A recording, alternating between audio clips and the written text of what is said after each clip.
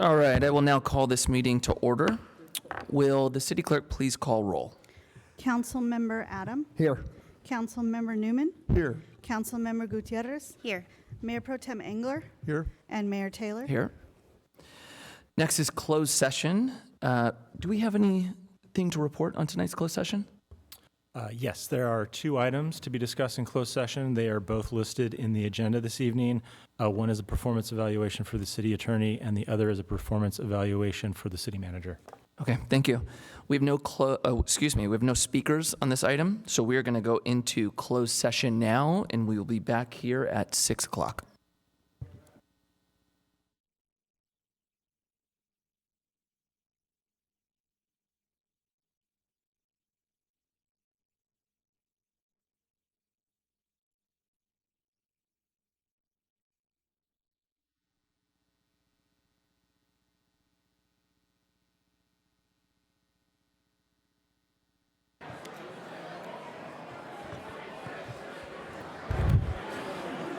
All right, welcome everyone. Excuse me, can we please have your attention? We are going to get started.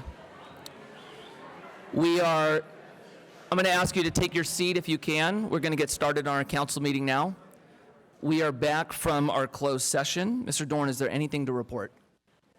There were two items discussed in closed session, and there's no reportable action at this time. That concludes my report. Thank you, sir. All right, we're going to do this a little bit different than our normal meetings. If this is your first time here, this is a little bit busier than our normal meetings. Believe it or not, there's usually only 20 people or so on a big night. So just to let you guys know what this is going to look like to set the expectations, we are going to have public comments. Public comments are not for the downtown project. That's going to come after. So that's just a reminder. We are then going to have a staff report. After staff report, there's going to be the applicant, in this case is the city, that's going to bring this project forward. There will be public comments after that, and us as council will be asking questions. There'll be a moment for us to talk amongst one another, and then we'll ultimately make a vote. Here's what I'm going to ask for everyone. This is not the World Cup. This is a council meeting, and I know that a lot of us have opinions on this project, and so what I'm going to ask is, please refrain from clapping or applauding. The only reason I'm going to ask that is two reasons. Number one, we have a lot of speakers tonight, and I want to be mindful that it's intimidating to speak in general, and when you're hearing an applaud or a boo, that can be kind of frightening. I want everybody to feel comfortable sharing their opinions. And number two, because there are so many speakers, it's going to take a little bit of time. And the last thing I want is somebody who's registered to speak and feels like it's going to take too long. I don't want them to leave. So what I'm going to ask, being the mayor, I want to run this meeting well. You're going to have a time slot to speak. I won't drill you as you get down to your allocated time. What I would ask is when you hear the beep, just start, wrapping it up. And I'll be loose there. What I would ask back is try to refrain from the applause or the boos. Please hold back on the boos. And then also, if you have signs, just be mindful that if you put the sign up, you might be blocking somebody's view. So just be mindful of the people around you. And the last reminder for, myself included in this, these are our neighbors. These are the people that we're doing life with. So I want to hear everyone's opinions. Everyone up here wants to hear it. That's going to help us make a better decision at the end. And with that, I am going to ask that everybody stand if they can so we can do the Pledge of Allegiance. Right hand over your heart. Ready? Begin. I pledge allegiance to the flag of the United States of America and to the republic for which it stands, one nation, under God, indivisible, with liberty and justice for all.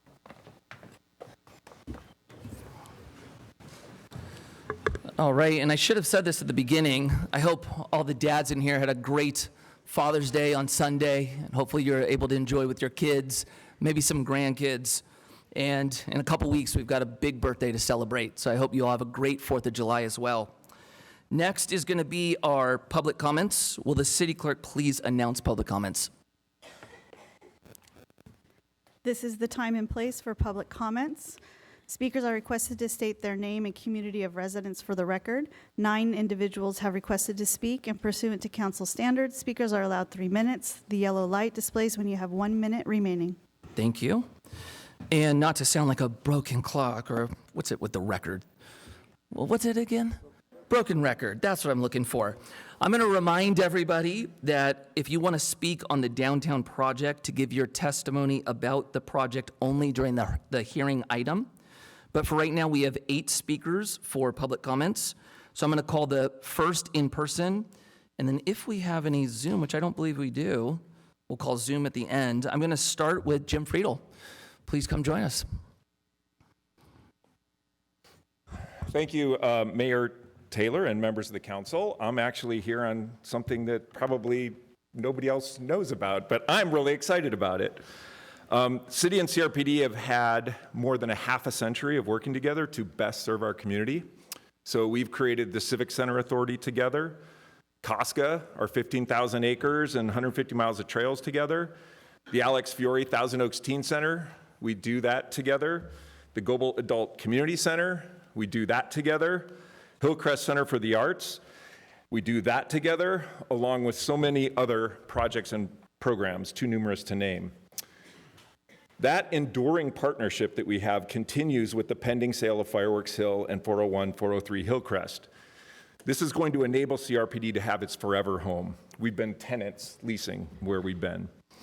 We're going to be able to expand our public recreational programming in reservable space in an amazing location with great views while conserving our shared history in the property.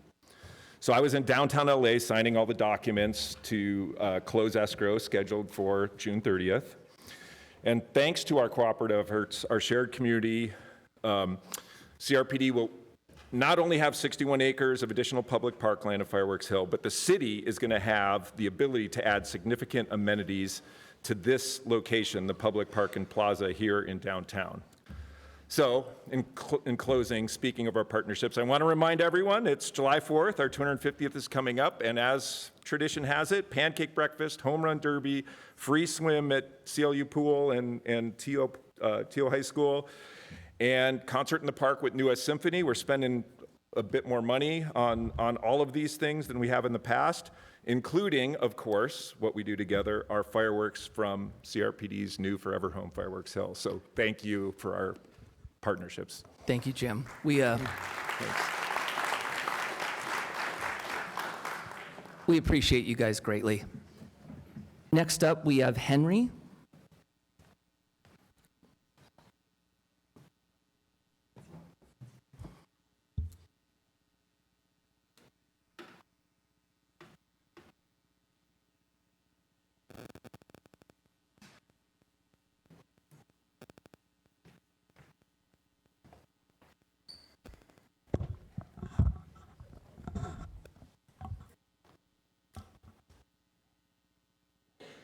Greetings, Council. Did you know that this year America will set yet another world record? Every year, America sets a world record for having the longest standing constitution of any other nation on the planet. The average lifespan for a constitution is 17 years. America's constitution has lasted 14 times longer than all other nations. The French Revolution was based on freedom without God, compared to the American Revolutionary War, which was based on freedom with God. And in France, freedom without God led to chaos and the guillotine. In the past 2 centuries, France has had 14 constitutions, while America has maintained just 1. The reason our Constitution has outlasted all others are the biblical principles set forth in the Declaration of Independence. Since we are celebrating our 250th year, I request that we place our national motto, "In God We Trust," in our public square. Thank you. All right, next up we have... It's okay. Next up we have, Ziren Chuen. I hope I said that right. No, oh my gosh, yeah. What's that? That's Ren, and he's on Zoom, huh? Jeez Louise. All right, here we are. I'm off to a great start tonight. We are gonna go with Jack. Come on down, Jack.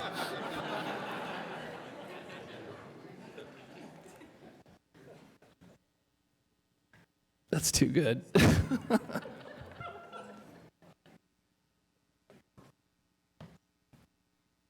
Z-Ren, hang in there, buddy. We'll get to you.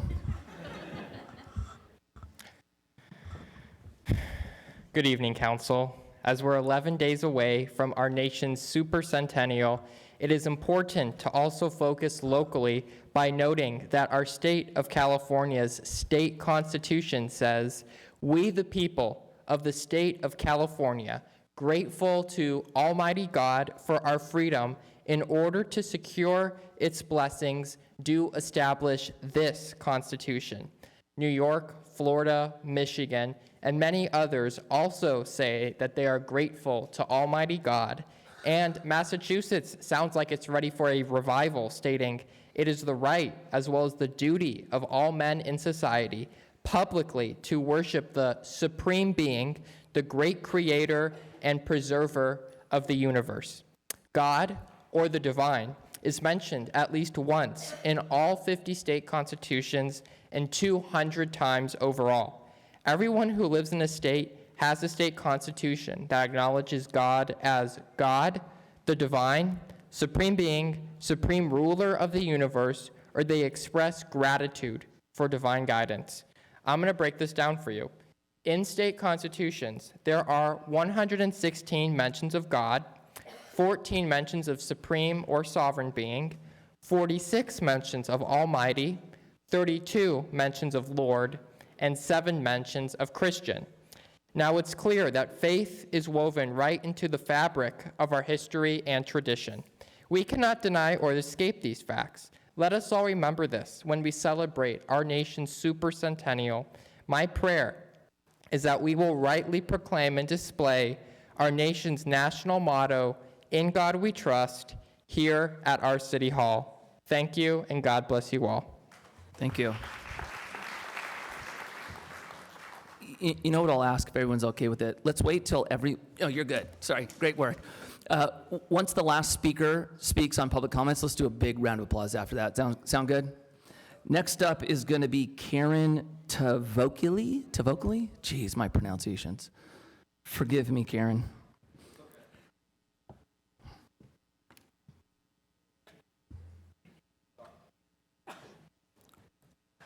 No, you're fine. Take your time.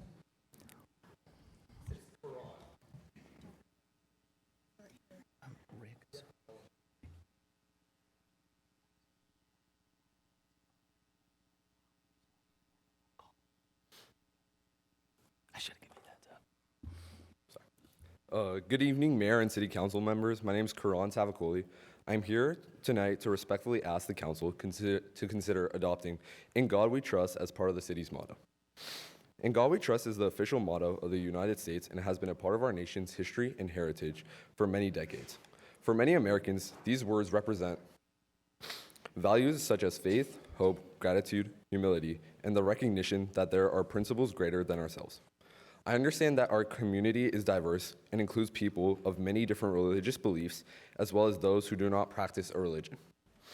My request is not intended to favor one faith over another, but rather to recognize a phrase that has long been associated with our nation's history and civic tradition. In adding "God We Trust" to the city's motto, would acknowledge an important part of American heritage, while encouraging reflection on the values that help strengthen families, communities, and public service. Whether people interpret these words through a religious lens or as a reminder of the importance of humility and moral responsibility, I believe that they can serve as a positive message to our community. I respectfully ask the Council to consider this proposal and be open to the discussion whether "In God We Trust" should be incorporated into the city's motto. Thank you for your service and for your time. Thank you, sir. Next up will be Patricia.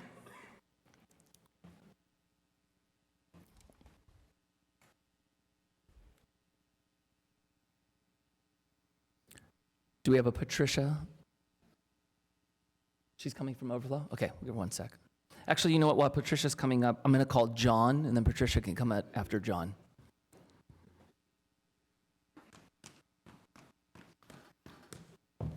Happy birthday, USA! How you guys doing? It's coming. It's a week and a half away. Are you guys excited? Yeah, right on. All right, those guys are teaching us so much about our Constitution and the Declaration of Independence. It's so inspiring. Thank you, guys. I have spoken to you guys about this a couple times, about putting In God We Trust in our public square and in our chambers here. Most countries, as they turn away from God, they go down a path and they push away from God. And this is new for me. I haven't believed in God for all my life. It's kind of new. It's only like 5 or 10 years old. But my life has changed so much as I've gotten to know God. And I highly encourage you all to just try reading the Bible and try and prove it wrong. I have a couple friends who tried to do that, and they couldn't, and they actually became believers. It's mind-blowing. Anyway, it's our national motto. Our founding fathers, they were smart about this. They put it all over the place. Well, actually, it was later, Eisenhower timeframe and all that, when it became official.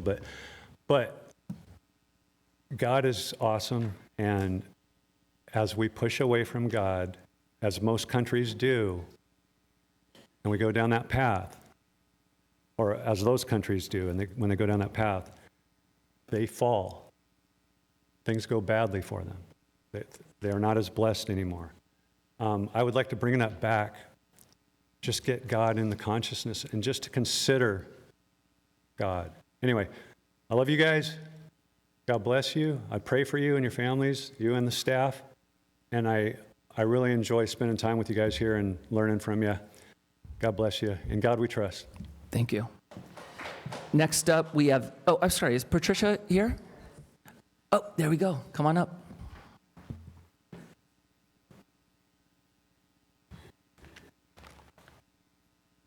Hello, Council.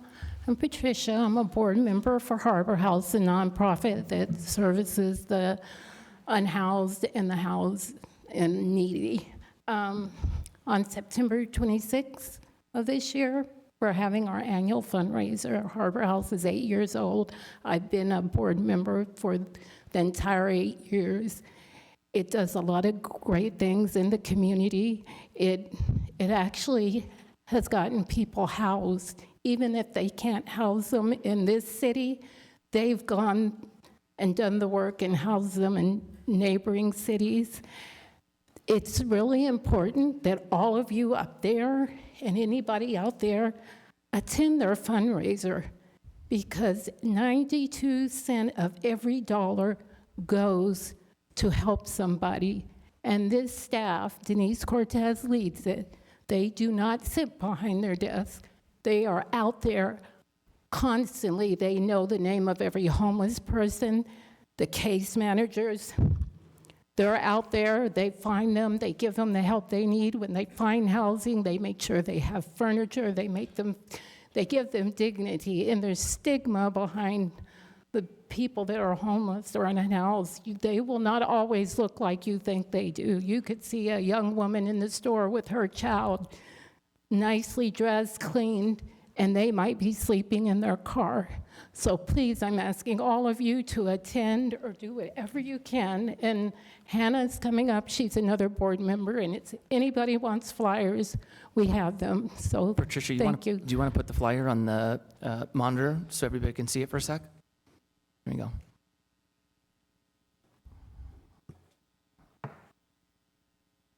Did it come up? Okay. Awesome. Anything else you want to share? Thank you. No, just please come out, because these two, David Newman, Bob Engler, and my adopted daughter, Ty Gutierrez, they always come out. So please, everybody, I'm inviting everybody to come out. You won't be disappointed. Thank you. Thank you.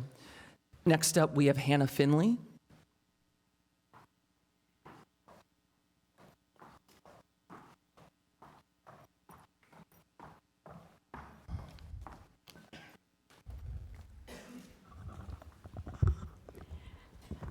As I've been called, my name's Hannah Finley, and I'm just a 5-year resident of Thousand Oaks. Moved here because my son and his family are here, and we're delighted to be here. As soon as we moved here, we looked into organizations that help people who are homeless or food insecure or housing insecure, and one of the first names that came up was Harbor House. Since then, I've become very active as a volunteer, but also as a board member.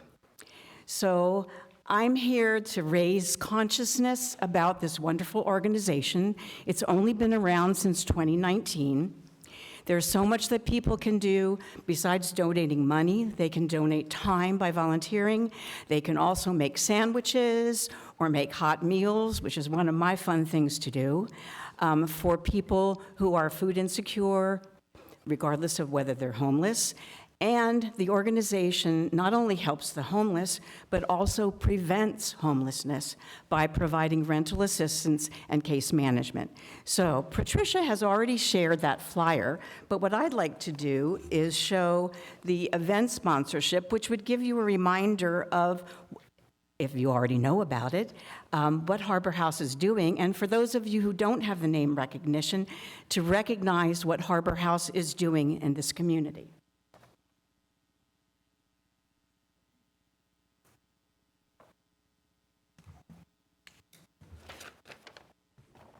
Is that coming up?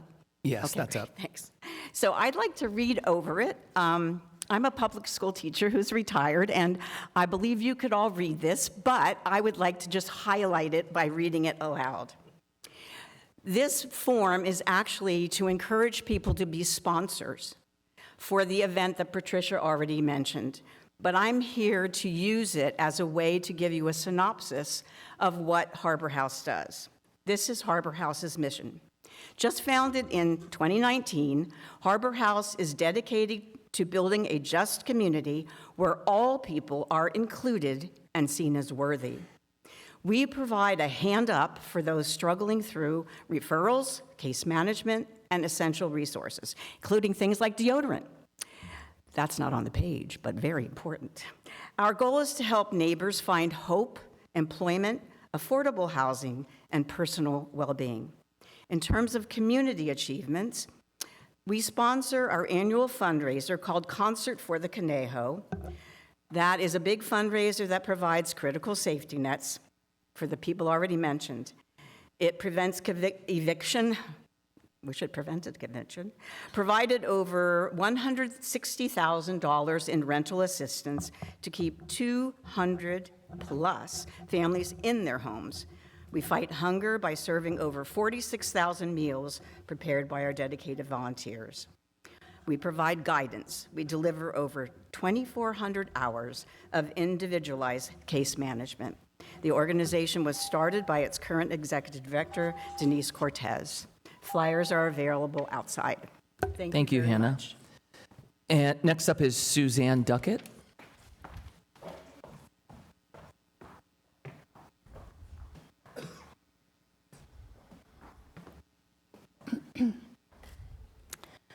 Good evening, Suzanne Duckett, Thousand Oaks. Tonight we're talking about the Declaration of Independence, our Constitution, and in my opinion, if the item on tonight's agenda is not put on the ballot so that all of us can vote, then, in my opinion, there's a stench in this room of corruption.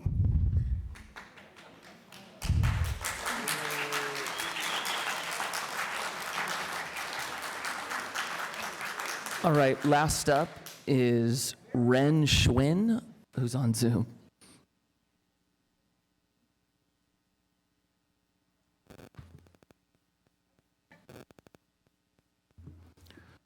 Ren, if you're still there. Is he showing on the Zoom? I don't see her on Zoom. Okay. Should I give it a second?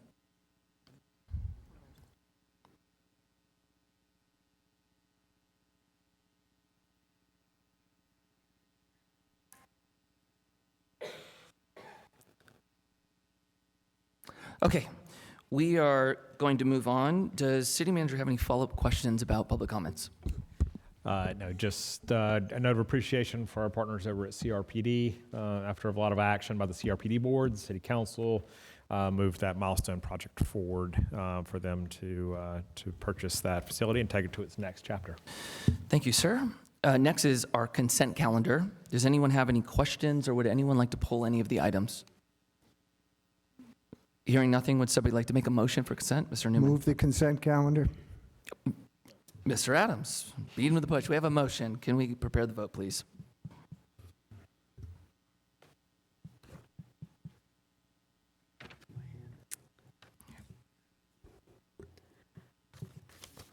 Mr. Newman, can I have your voice vote, please? Aye. And Councilmember Adam? Yes. And that motion passes 5-0. All right, next up is our public hearing. Will the city clerk please open the hearing? Hearing advertised as required by law is open to consider agenda item number 10A, Downtown Thousand Oaks Project, CI 5540, located at 2100 East Thousand Oaks Boulevard and some or all portions of 1868, 1934, 1938, and 1948 East Thousand Oaks Boulevard. Speakers are requested to state their name and community of residence. 115 people have presented speaker cards.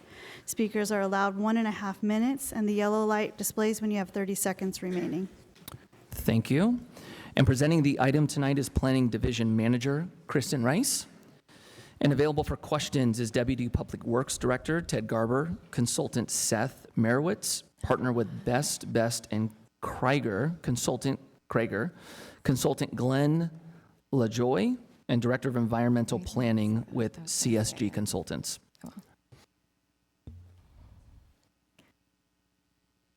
Good evening, Council and members of the public. The Downtown Thousand Oaks project is before you this evening.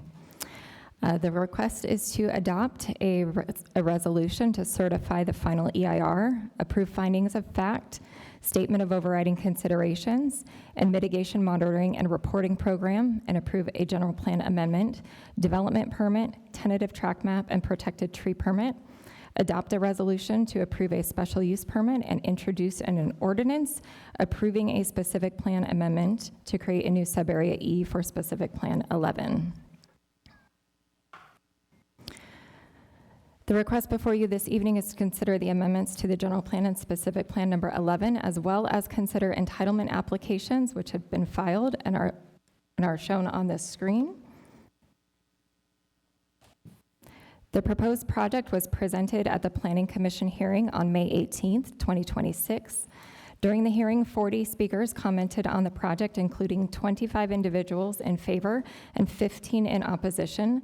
Comments were made on a number of topics in addition to the ones listed on this slide. These issues were addressed in the staff report and will be discussed in this presentation. The project site is located in Specific Plan 11, which was adopted in September of 1989. Most of the site was acquired by the Thousand Oaks Redevelopment Agency in 1990 with the intent of redeveloping the site consistent with the specific plan. In 1992, the council approved a development permit to allow the construction of a civic arts plaza to include a municipal civic center, a civic auditorium, a council forum theater, a park, and a parking structure. The primary goal of SB 11 has been to develop a distinctive high-quality downtown that serves as a centerpiece for Thousand Oaks and the Conejo Valley. In 2017, City Council set a priority to begin development of downtown Thousand Oaks.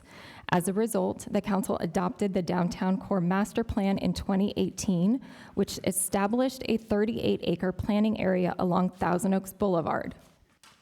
It included key actions focused on creating an active downtown environment, enhancing the Civic Arts Plaza frontage, expanding arts and cultural programming, promoting a pedestrian-friendly Park Once environment, and supporting a retail and entertainment destination.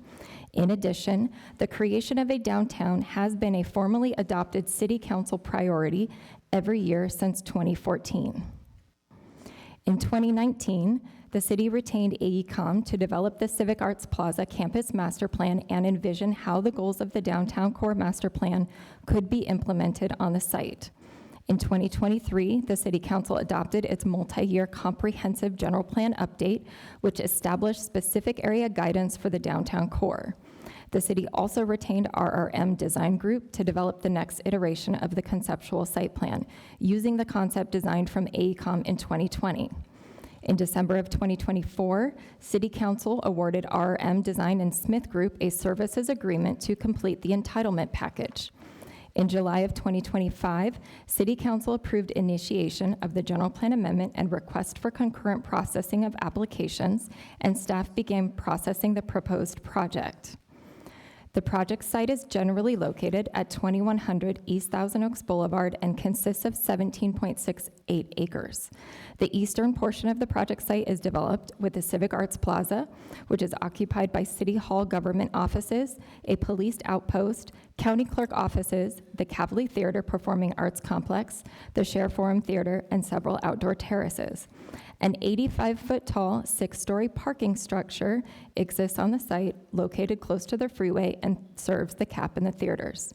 The western portion of the site is largely undeveloped, and there is secondary access to the area from Zuniga Ridge Place and Oakwood Drive, which currently terminates at a cul-de-sac. The site slopes northwest across the site with elevations ranging from 814 feet at the northwest corner of the project site up to 890 feet along the southern boundary adjacent to the one-on-one. The project is located entirely within SP 11, except for a portion of the project at 1868 East Thousand Oaks Boulevard, which is within SP 20. Only a portion of a roadway goes through this property and does not require any amendment to SP 20. Project objectives are a required component of the review of an environmental impact report because they establish the fundamental purpose of the project and provide the framework for the environmental analysis. 7 project objectives were identified, which are paraphrased on this slide. The project site currently has a general plan land use designation of institutional, which is shown in the image on the left in blue. It allows for public facilities, utilities, schools, hospitals, and other public and quasi-public institutions. There are no requirements for floor area ratio, density requirements, or a height limit for this designation in the general plan. The proposed project requests changing the land use designation of a 5.33 acre portion of the downtown from institutional to mixed use, shown here, where on the left, sub-area C1 becomes sub-area E in the figure on the right. The mixed use designation allows for residential, hotels, restaurants, entertainment, and service uses. The only reason the general plan amendment is being requested is for the use. If, for say, a library or a civic-related use was proposed at this site, which meets the institutional land use designation, it could be proposed in the same location, and there's no height limit in the general plan. It would only need to meet the requirements of the existing specific plan. Additionally, text at the bottom of the slide reflects the proposed revision to page 55 of the land use element for the mixed-use designation, with the additional language shown in underlined text. The additional height as allowed by SP 11 would be for sub-area E only.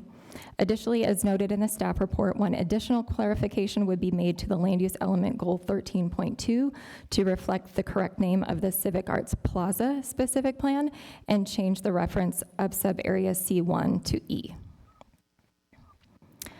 These maps reflect the community's voice during the general plan update process. Through extensive public outreach, community workshops, and interactive mapping exercises, residents identified where change should occur and what that change should look like. The message from the community was to focus new residential homes, shown in the gold circles on the left image, and mixed-use development along the Highway 101 corridor. This project site is located within that community identified area of change. Only about 8% of the city was identified for change, preserving the character of the remaining 92% of the city. This slide summarizes the affordable housing obligations that apply to the project. The city's inclusionary housing ordinance would require the project to provide affordable units equal to 10% of the base density, which is 16 units. However, because this site is subject to the Surplus Land Act, at least 15% of the total units must be affordable, which then brings the number of affordable units up to 36. This project proposes 240 units, including 39 deed-restricted affordable units at the low-income level for 55 years. This is more than twice the city's inclusionary housing ordinance requirements and more than the Surplus Land Act requires. By providing 39 low-income units, equivalent to 24% of the base density, the project qualifies for the maximum 50% density bonus permitted by state law. The project represents an important opportunity to help the city make progress towards meeting its regional housing needs allocation obligations, particularly in the lower income housing categories where the need remains significant. As reported to Council on March 10th, 2026, building permits have been issued for 687 housing units that count towards the city's RHNA. However, there still is a need of 468 units in the low-income category for which the project is purporting affordable units. While the city has identified and allocated housing across various sites through its housing element, the actual development of those sites is ultimately dependent on individual property owners and market conditions. And designating a site for housing does not guarantee that housing will be built. But by incorporating affordable housing into a mixed-use development, the project advances the city's housing goals, contributes to a more balanced jobs-housing relationship, and provides affordable units in one of the most challenging income categories for cities to achieve. The draft EIR and supporting wildfire analysis evaluated the project's potential effects on emergency access and evacuation and concluded that the impacts would be less than significant. Even under conservative worst-case assumptions, the project would increase the city's population by less than 1% at full build-out. As a result, the project's contribution to evacuation demand was determined to be negligible and would not substantially affect the city's evacuation capacity. The analysis also concluded that the project would not interfere with emergency response operations, would not impair implementation of any adopted evacuation plan, and would not require evacuation through wildfire-prone areas. The project has been thoroughly evaluated and determined to have no significant emergency access or evacuation impacts. This slide highlights how the project improves access to and through the site compared to existing conditions. The project introduces multiple new points of ingress and egress, creating greater connectivity and providing several options for vehicles and pedestrians to enter or leave the site. These additional access points connect directly to the city's multi-lane roadway network and provide convenient access to both Highway 101 and State Route 23. The site has also been designed to meet all applicable fire access requirements, and the Ventura County Fire Protection District concluded that adequate emergency vehicle access would be maintained throughout the development. The result is a site that is more connected, more accessible, and better served by the surrounding transportation network than it is today. Under SB 743, transportation impacts are evaluated using vehicle miles traveled, otherwise known as VMT, rather than traffic congestion. Using the city's VMT methodology, the residential and commercial components were analyzed separately. The residential portion performs very well, generating VMT that is 54% below the citywide average, resulting in no significant impact.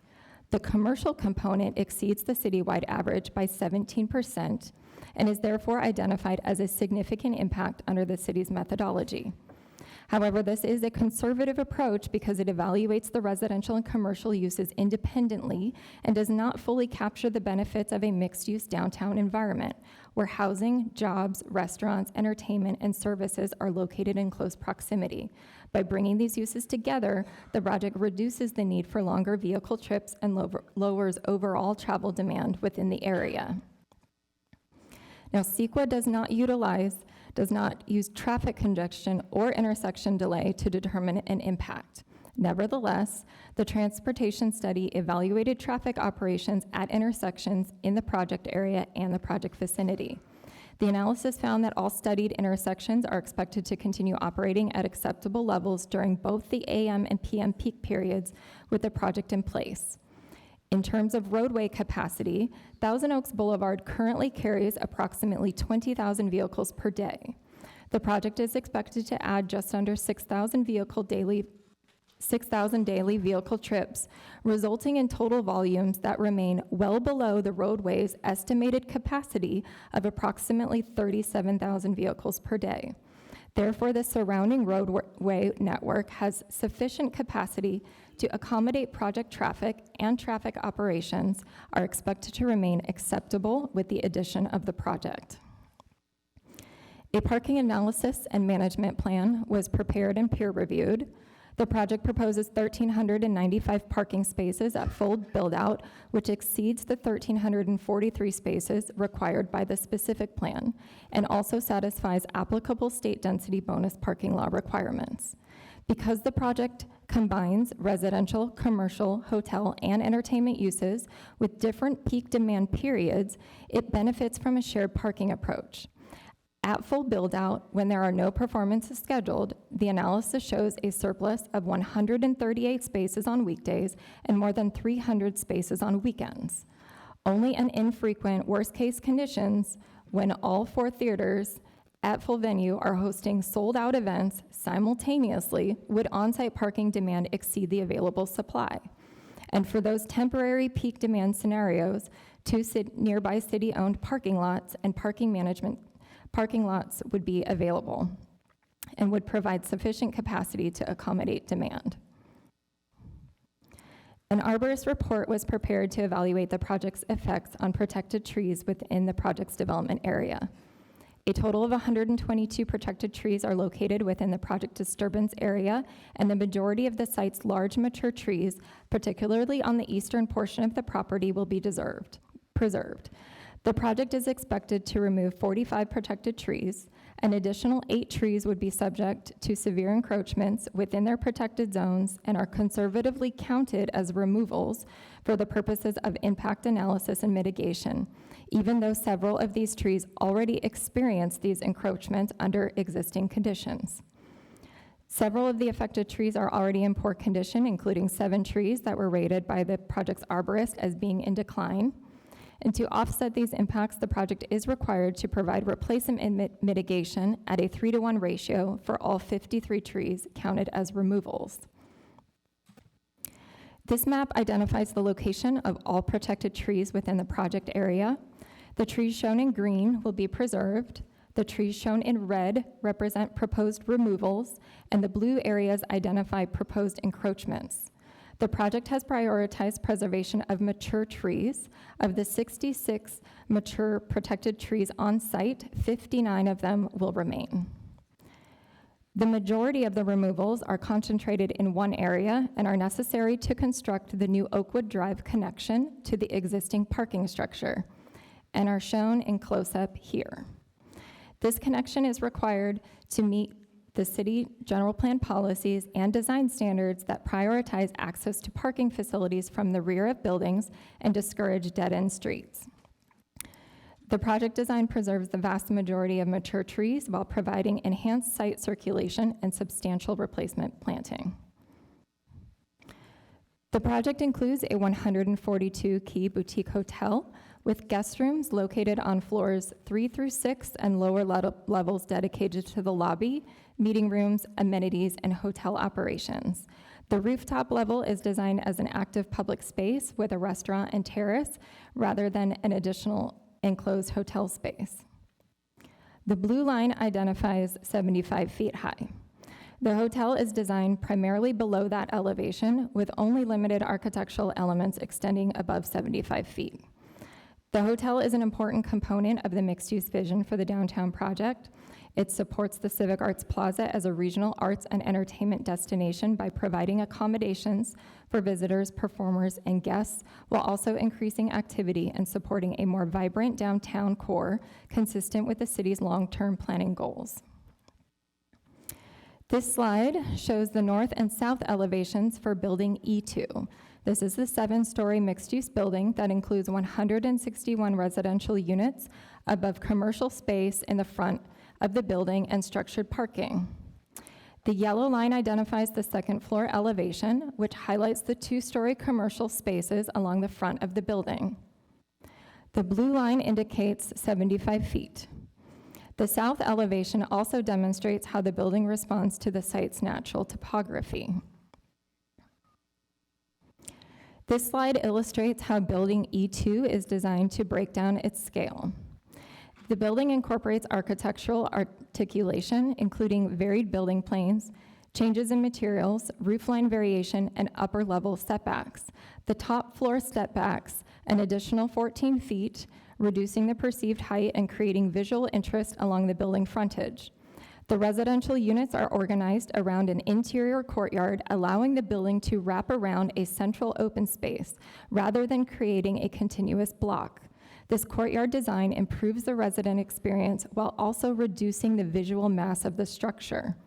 Building E2 is thoughtfully designed with setbacks, articulation, and varied architectural elements that create a more human-scale mixed-use building.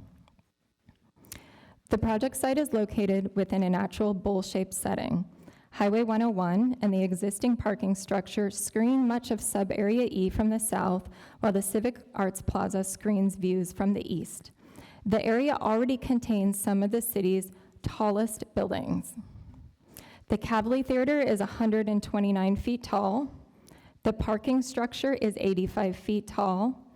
And the Share Forum is 76 feet tall, establishing a long-standing precedent for larger scale development within specific Plan 11. And the proposed heights are consistent with that framework. The 2045 general plan establishes no height limit for institutional land uses, and SB 11 has historically accommodated taller structures in this location and limits building height based on its relationship to Highway 101 rather than a fixed numerical cap. All proposed buildings comply with that standard. The tallest proposed buildings are located behind the existing parking structure and set back from Highway 101. Their visibility from the freeway is screened, while the project's building heights step back down toward Thousand Oaks Boulevard, reducing perceived mass and creating a transition to surrounding development. At the Planning Commission hearing, questions were raised regarding whether the project would adversely affect utilities, water service, schools, medical, public service capacity. The EIR analyzed impacts related to utilities and service systems and public services and recreation and concluded that impacts would be less than significant. The review included technical studies, agency outreach, and consultation with relevant providers. The project site is served by existing utility and public service providers, and infrastructures will be maintained and are relocated to support continued operations, and public service agencies have indicated sufficient capacity to serve the project population. At Planning Commission, questions were also raised regarding whether the proposed general plan amendment is subject to Measure E. Measure E, which was adopted by voters in 1996, requires voter approval for certain general plan amendments that increase residential density or commercial land area. Also, Measure E does not regulate building height. The ordinance includes several exemptions, and this project qualifies for one of those exemptions. The City Council declared the subject properties surplus on June 18, 2024, and July 8, 2025, consistent with the Surplus Land Act. The project is exempt from Measure E's voter approval requirements, and a public vote is not required for the proposed general plan amendment. From a policy perspective, the project is located within one of the city's general plan land use element specific areas, which has its own area-specific guidance. This guidance includes Goal LU-13 to create a downtown core that is vibrant and a welcoming place that serves the heart of the city, with policies including implementing the downtown core master plan, redeveloping portions of SP 11, transforming the area into a hub for cultural, arts, and events, the development of a hotel, improving the pedestrian experience, and providing places for retail and commercial to thrive. Additional policies are listed on this slide. In accordance with CEQA, a comprehensive environmental analysis was prepared for this project and included a project-level analysis for improvements within phases 1 through 2B and a programmatic level analysis for improvements associated with phases 2C and 3. The EIR was released for public review for 45 days beginning on March 5th, 2026 and ending on April 21st, 2026. During this review period, comments were received from 20 members of the public, 2 organizations, and 5 public agencies. In reviewing the comments, it was determined that none offered any new evidence or evidence that any fact analysis or determination in the draft EIR is incorrect or unsupported. This evaluation determined that the project could have a significant effect on the environment without appropriate mitigation measures in place. The EIR identifies significant and unavoidable impacts associated with the project in the categories of air quality, cumulative impact related to air quality and transportation only, and transportation as it relates to employee vehicle miles traveled. For air quality, while the project is consistent with the land use, population, and growth assumptions from the 2022 study, the project's operational emissions would exceed VCAPCD thresholds and impacts related to temporary construction in phases 1 and 2A. Implementation of mitigation measures will reduce emissions, but not to a level less than significant. The last unavoidable impact is transportation related to VMT. In order for the council to approve the project, they must adopt a findings of fact and statement of overriding considerations that finds the benefits of the project outweigh its significant and unavoidable environmental impacts. Those include 1, contributing toward the city's housing goals and regional housing needs allocation, 2, contributing to economic development, and 3, providing open space and recreational amenities in an underserved area. Staff supports the general plan amendment and specific amendment along with the other requested entitlement applications as it is consistent with city regulations, consistent with the general plan 2045 goals and policies, not detrimental to public health, safety, or general welfare, and has been reviewed in conformance with CEQA. Additionally, the project is consistent with the council's top priorities to advance development of the downtown project. Staff's recommendation is to adopt the resolution to certify the final EIR, approve the findings of fact, statement of overriding considerations, and mitigation monitoring and reporting program in accordance with CEQA, and approve the entitlements listed on the screen. Also to adopt a resolution to approve a special use permit and introduce the ordinance to approve the specific plan amendment. With that, that concludes my presentation. I do want to mention, though, I think the mayor also mentioned this earlier, but on the dais with me is Glenn LaJoy, Director of Environmental Planning with CSG, Seth Merowitz, partner with BBK, and Ted Gerber, who is our Deputy Public Works Director. I also have additional city staff here in the audience and consultants who will be able to help answer some questions, as I may defer some of those questions to them where it is more appropriate for them to answer. So that concludes my presentation. Thank you.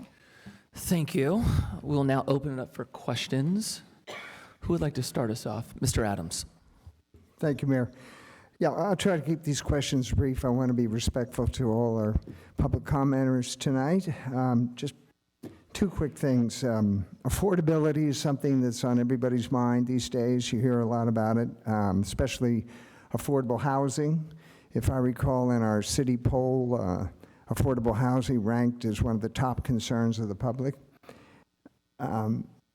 Is it not correct that for one of our typical projects, we would require a 10% affordable representation of housing, correct? That's correct. That's correct. All right. And if I did my math right, this particular project, based on the base units, is 25% affordable. It's 24. It's what? 24. 24, okay. Missed it by 1%. Do you recall, I've been around for a while, do you recall any other project in the city that had that high of a percentage of affordable housing? Not ones that were not heavily subsidized by the city, such as the city's 100% affordable housing project, but not from a developer, no. All right.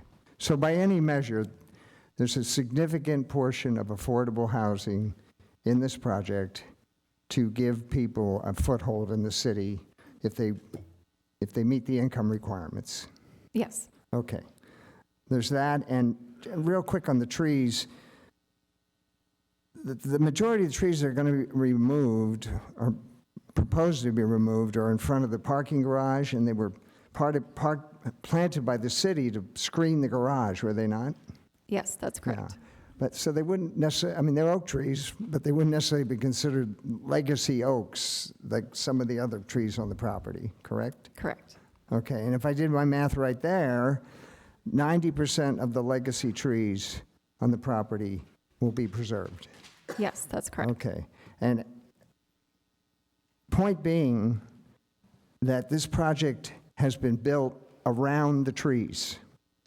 In fact, if you would agree, part of the project's charm is that the trees will be able to be experienced along with the rest of the project. Would you say? Yes. Yeah, they're an integral part of the project, and they were strongly considered when all this was being proposed. Thank you very much. Mr. Newman. Thank you, Mayor. Ms. Rice, thank you very much for your report. I have a few questions to start on the density bonus part of this. The affordable units that are here, the reason that the state gives a density bonus to a developer, does it not, is that the community benefit that falls out of that is more affordable units, correct? Yes, that's part of it. And what is so this is a 50% density bonus, the highest the state allows. And what is the minimum number of affordable units that a project could have in this configuration to qualify for that 50%? It's what's being proposed. It's 39 units. Correct. Right. And that 39 units is not, in fact, 24% of the whole project. It's of the total project, it is less than that. It is 16%, which is still very substantially above what some other projects in the city do. It is substantially below the 100% that the city has at another smaller project, but it is, but that 39 represents the minimum number of affordable units to get that, to qualify for that extra height. Correct. You do need to have 39 units in order to get the 50% density bonus. Okay. And it is, of the total number of units, not the base number, the total number, it is 16.25%. 39 into 240, I mean, math. We calculate, the way that the state calculates it. I'm aware of the way so- the state calculates. I'm aware of the state's funny math. But if I see a project that has 240 units and only 39 of them are affordable, that's not 24% of the total, that's 16% of the total. I have to report it the way that the state, I'm aware. in Yeah, accordance yeah, with yeah. state law. Okay. So it is 24%, and it is Using still the above. state's counting Yes. methodology. Yes, using the state's And not methodology. looking at the total number of units. Yep. All right.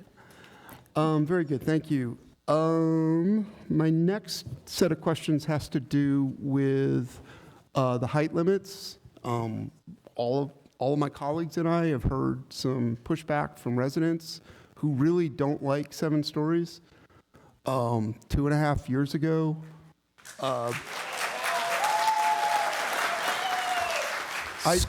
please refrain from approving or not approving what anyone says up here. Everyone should be free to speak without feeling like if they don't agree with something that there's an atmosphere of intimidation. Thank you. Part of the, I don't want to say sales pitch because that's too crass a characterization, but part of the appeal of the general plan update when it was adopted 2.5 years ago was that it would provide certainty, that it would give developers and it would give residents a sense of here are the rules. Here is the roadmap for the next 20 years from now to 2045. Here are the rules. And I'll read just one sentence from the very first paragraph. This is the general plan we adopted 2.5 years ago. And the very first paragraph has this sentence: the updated general plan serves as the blueprint, quote unquote, for the city and directs all decisions related to land use and the city's physical form through the year 2045. Now, I'm not asking if this council has the ability to change that. We do. If we wanted to, we could enact a new rule saying there could be a 1,000-foot tall building in Newbury Park tomorrow. We have that power. I'm asking rather a different question, which is how do we square the implicit promise we made to residents not 2.5 years ago of a 75-foot limit within some areas with the 92 and 95-foot heights that we are contemplating tonight?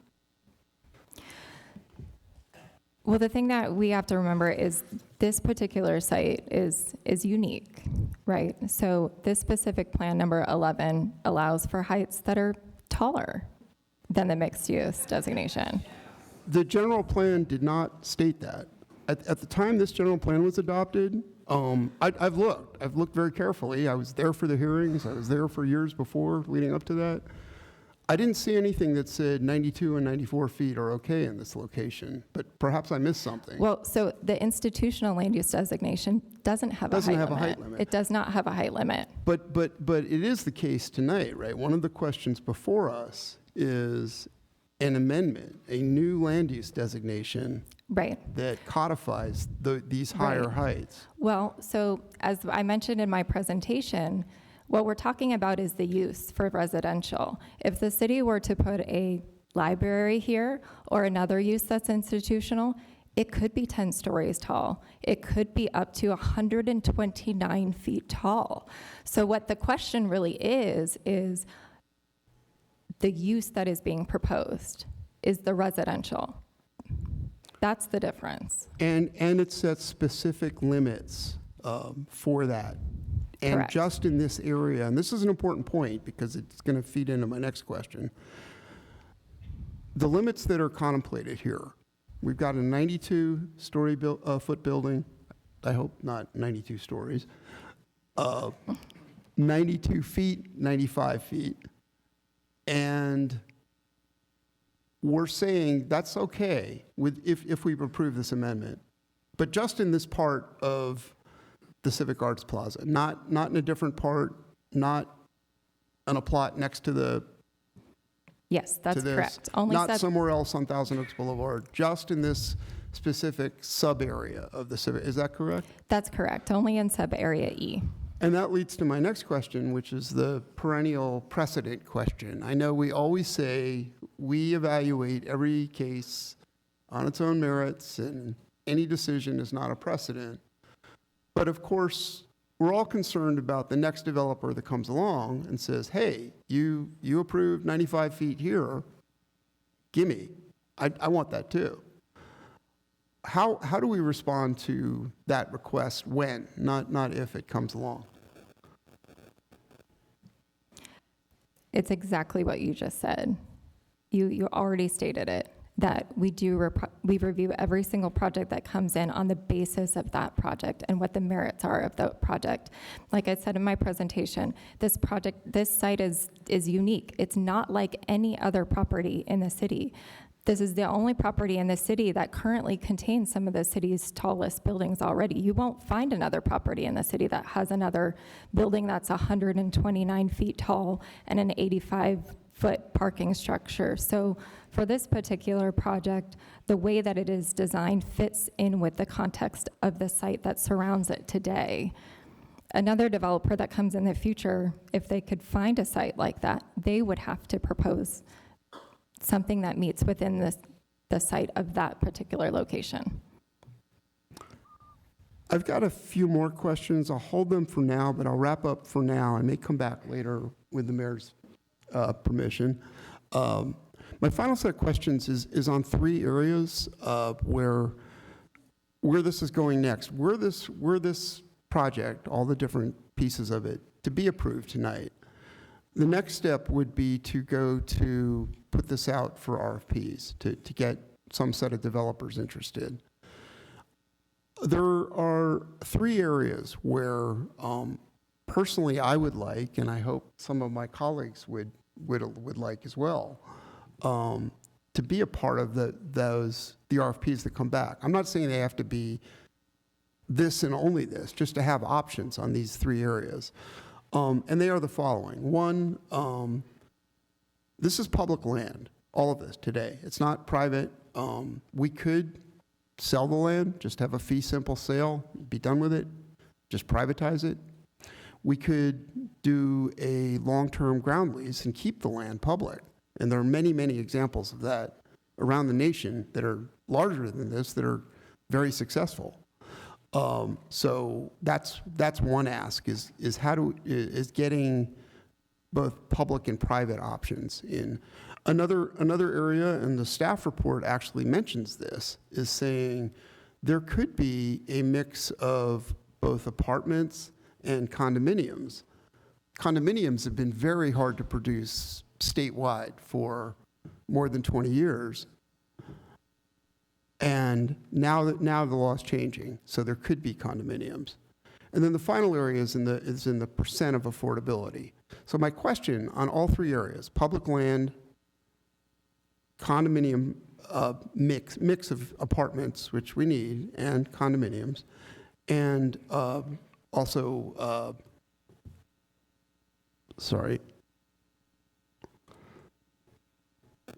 the percentage of affordable units. For all of those, where is the appropriate point in this discussion tonight to guide staff in having that be part of the RFP process? Sure.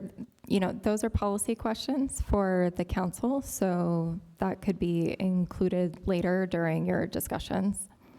Okay, very good. I do have a couple of other questions, but I'll hold off for now. Thank you very much. Mayor? All right. Mr. Ankler, you want to go next? Thank you, Mr. Mayor. Yeah. And thank you for the presentation, Ms. Rice. It's very good to have the information in black and white and color in front of us, so to speak. I'd like to investigate a little more. The way I am kind of approaching this is our ordinances that are guiding us, how are we complying with that? So I'd like to go over a little bit more with your comments on the general plan. How does this comport with the general plan, this proposal? There are several goals and policies within the general plan, including the area-specific guidance for the downtown. I believe it's 13.2, I could be wrong, that do guide the specific development of this site. Okay. And then specific Plan 11, which is the Performing Arts Center location. How are we in compliance with that with this particular plan? Specific Plan 11 includes institutional uses for the Civic Arts Plaza, and but we're changing. We're going to be amending Pacific Plan to include mixed use, correct? That's correct. Okay. And then in terms of the parking needs that we mentioned, that's one of the things that the EIR pointed out that we may be a little bit shy on. You mentioned that there's a plan that we would be doing. Can you put some flesh on those bones? What type of things would we do to utilize these remote lots?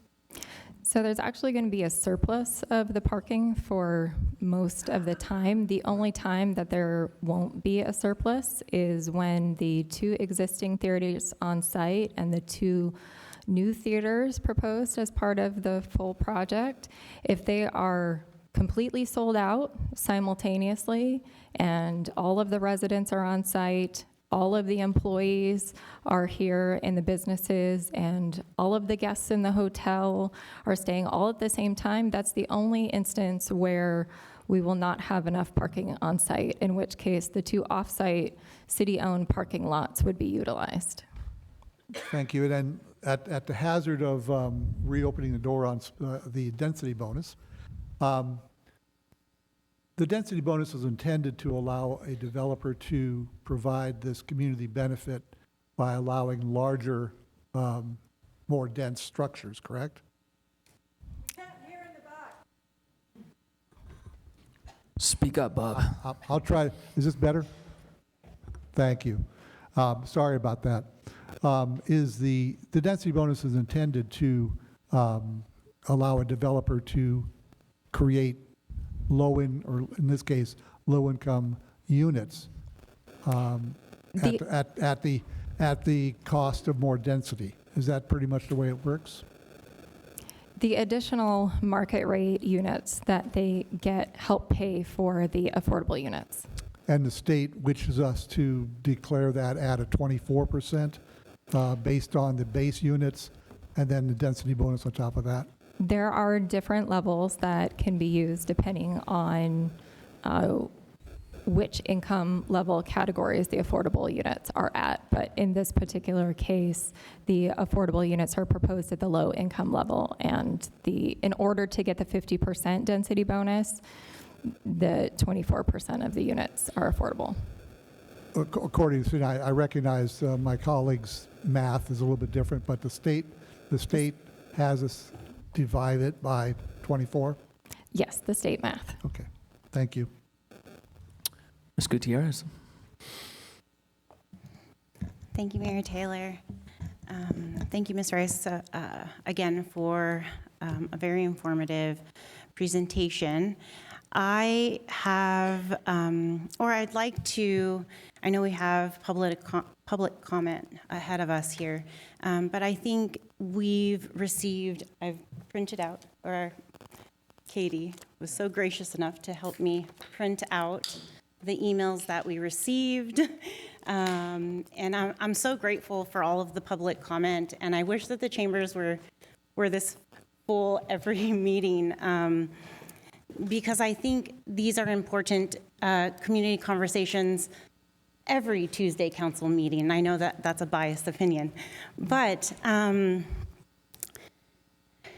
I do thank you all for being here. And ahead of those comments, I think we have a really clear lens in which our community is concerned.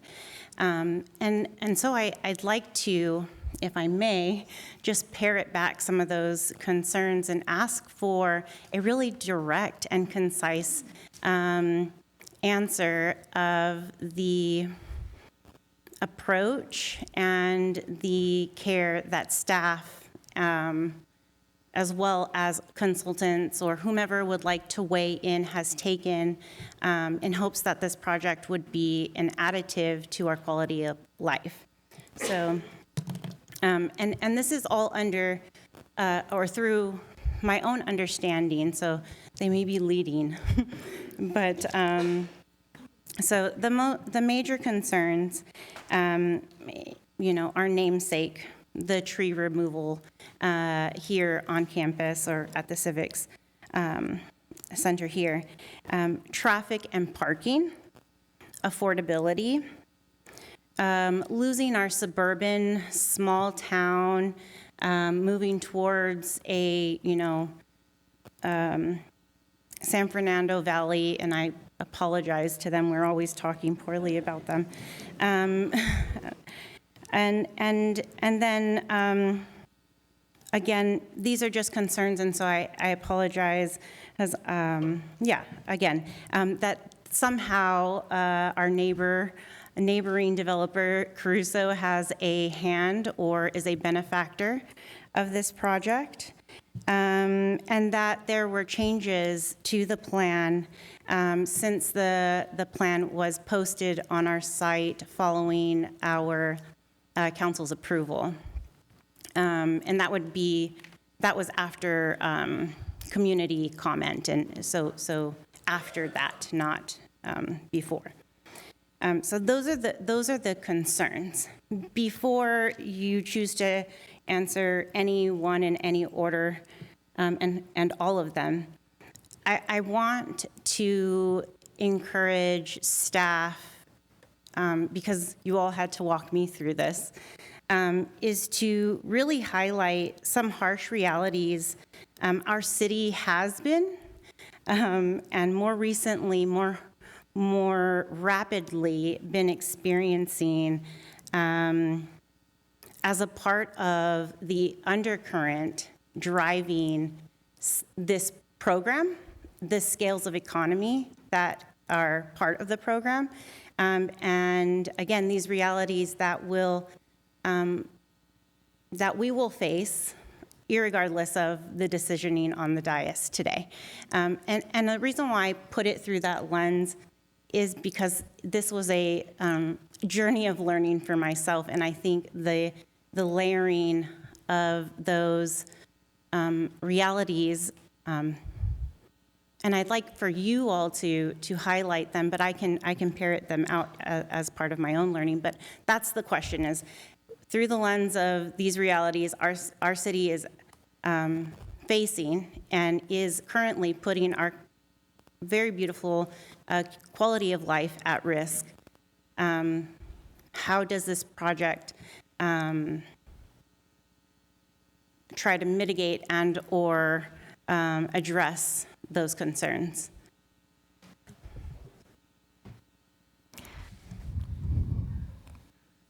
Thank you for your comments, first off, and also thank you to the public for your comments, because I also read every single email that came in and answered a lot of phone calls as well. And all the comments and all the questions are valid.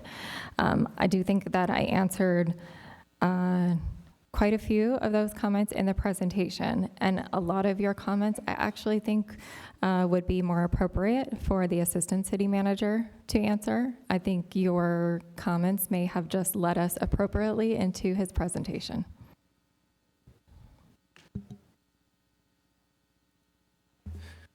So we'll wait on your questions for the applicant. Does that sound good for you? Sure. Okay. Mr. Newman, I know you had additional questions. Do you want to go through those?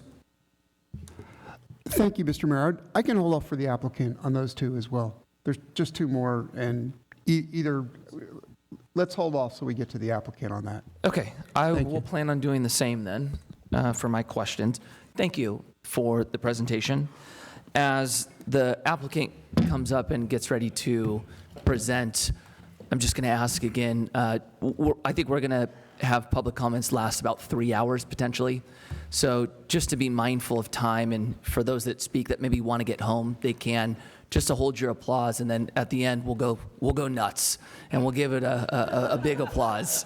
So thank you guys all. Next we have the applicant team that is going to have a 15-minute presentation and later a 5-minute rebuttal. And Assistant City Manager Akbar Ali Khan can present now.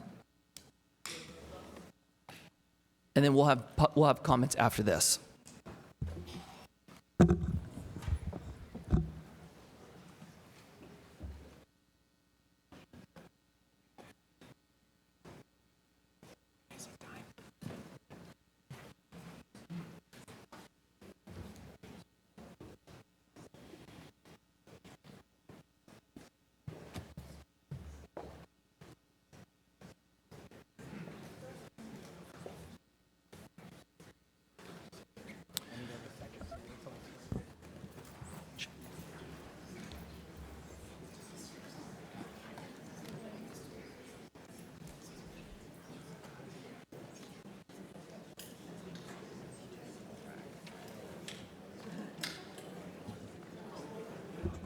You ready to start?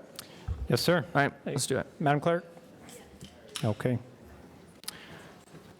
You ready? All right. Thank you, Mr. Mayor, members of the City Council. My name is Akbar Ali Khan. I'll do my best to summarize many years of work in the next 15 minutes. This has been a journey. Bear with me. I have 75 slides in 15 minutes, but if there are any questions afterwards, I will answer them then. I'm going to start with the why. I'm going to start with also how we got here, some of the themes I've heard and conversations I've had with members of the community. Then I'll end it with a theme around we can have both.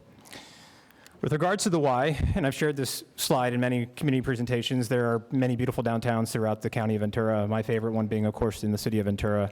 And what's noticeably absent here is, of course, a downtown Thousand Oaks. And in the absence of that downtown, we've had areas of commerce acting as de facto community gathering spaces, of course, the annual Christmas tree lighting at the promenade and the Oaks Mall off there to the right. This project, which seeks to create not a downtown in and of itself in the 17 acres that the city controls in orange there, but really the nucleus of a downtown that would become the beginnings of something that could spread east and west along Teal Boulevard. And I think it's important to start at the history, start at the beginning. Take special attention to the date in the top left corner. We are here 39 years to the day when this original development plan was proposed. That's pretty cool. A downtown materializing in Thousand Oaks is not a new concept. Interestingly, at the heart of this very program was a 300-room hotel that we'll talk a bit about later. Furthermore, the City Council has repeatedly made the creation of a downtown part of its top 10 priorities for a dozen years running. This is from 2014-15, 2015-16, 2016-17. Every year, the council has adopted a priority setting up the next milestone to push this a little bit further, a bit at a time. 2017, 18, 18, 19, year after year, 19, 20, 21, 22, 22, 23, you get the idea. Each one advancing us towards tonight, little by little, 25, 26, to this evening, 26, 27. And not only just the council priorities that have directed policy, there have been several policy documents that spell out the formation of a downtown with specifics like housing, mixed-use developments, hotels, arts and entertainment. And just to show one of these, while we've adopted policy documents and set out plans to evolve the boulevard, we have not materially moved the needle on effectuating many of those changes. In fact, this is a slide from the 2011 TOB specific plan. 15 years ago, many of us probably thought that we'd be sitting here 15 years later with the top photos looking more like the bottom photos. But despite this inactivity, community members didn't get discouraged. They kept asking for it. We held a variety of workshops as we turned 50 years old in 2014, trying to envision what the next 50 years might look like for our community. There were dozens of guiding principles on that list, but what we see consistently had made its way onto the list is the formation of a downtown here. And we followed that up with the 2018 Downtown Core Master Plan, an effort to concentrate our focus on something smaller than the entire boulevard with this 2018 plan. It laid out exactly the things we hope to see in our future downtown, and we completed this policy framework with the adoption of the general plan in 2023, 53 years after 1970. The downtown project addresses every single one of those land use goals shown on the slide there. And yet all of these milestone policies have been fortified by several smaller yet meaningful decisions by this council and previous councils, 16 of them to be exact, take inventory of all the city council decisions that have gotten here, spanning a decade over several councils and several council members. Most importantly, every decision listed on here has been unanimous, not a single no vote. I want to touch on number 13 in particular, June 24th, 2025, because it highlights an important detail. Myself and the design team, the entire council, members of the community were in this room on June 24th last year in these very chambers with this exact project. The building envelopes, the placement of all the buildings, the unit count, the affordable unit count, the landscape palette, pedestrian pathing, all exactly the same that's before you tonight. Again, City Council unanimously provided direction to produce an EIR and prepare the project for hearings, which is why we are here. And you can see how this project has evolved year after year through the design team, input from the community, input from staff, included the council. And we have seen this project get prettier, I'll say, before our very eyes. But that's not to say that we still have more work to do. Each of these milestones have been well documented. Since 2019, the Acorn has covered the project on nearly 20 occasions in addition to the articles in the Ventura County Star. An editorial that I'm particularly proud of is from July of 2025 after we showed the renderings last June. Again, after we showed the renderings in June. It lauded the city for its willingness to listen to suggestions and incorporate them during the conceptual phase of this project, and that's evidenced by no better than taking a look at all the different site plans we have seen and the evolution that this project has undergone over a number of years as a result of community feedback. That editorial I just mentioned was in reference to the community conversations we held in early 2025, where we held sessions on arts and entertainment, landscape architecture, visitor experience, sustainability, accessibility, disabled access. But that is just one stanza of this overall effort. In fact, our outreach dates back to previous iterations of this project. These are all renderings from 2020. And all the outreach campaigns that followed suit. We eventually created a virtual reality fly-through experience. We showed up at trailheads, farmers markets. We included this in the community attitude surveys in both 2023 and 2026. So with that was a mouthful. I apologize. I'm going to transition now to some of the themes that I have heard over the past several months in speaking with community members. As you might imagine, I've had many conversations.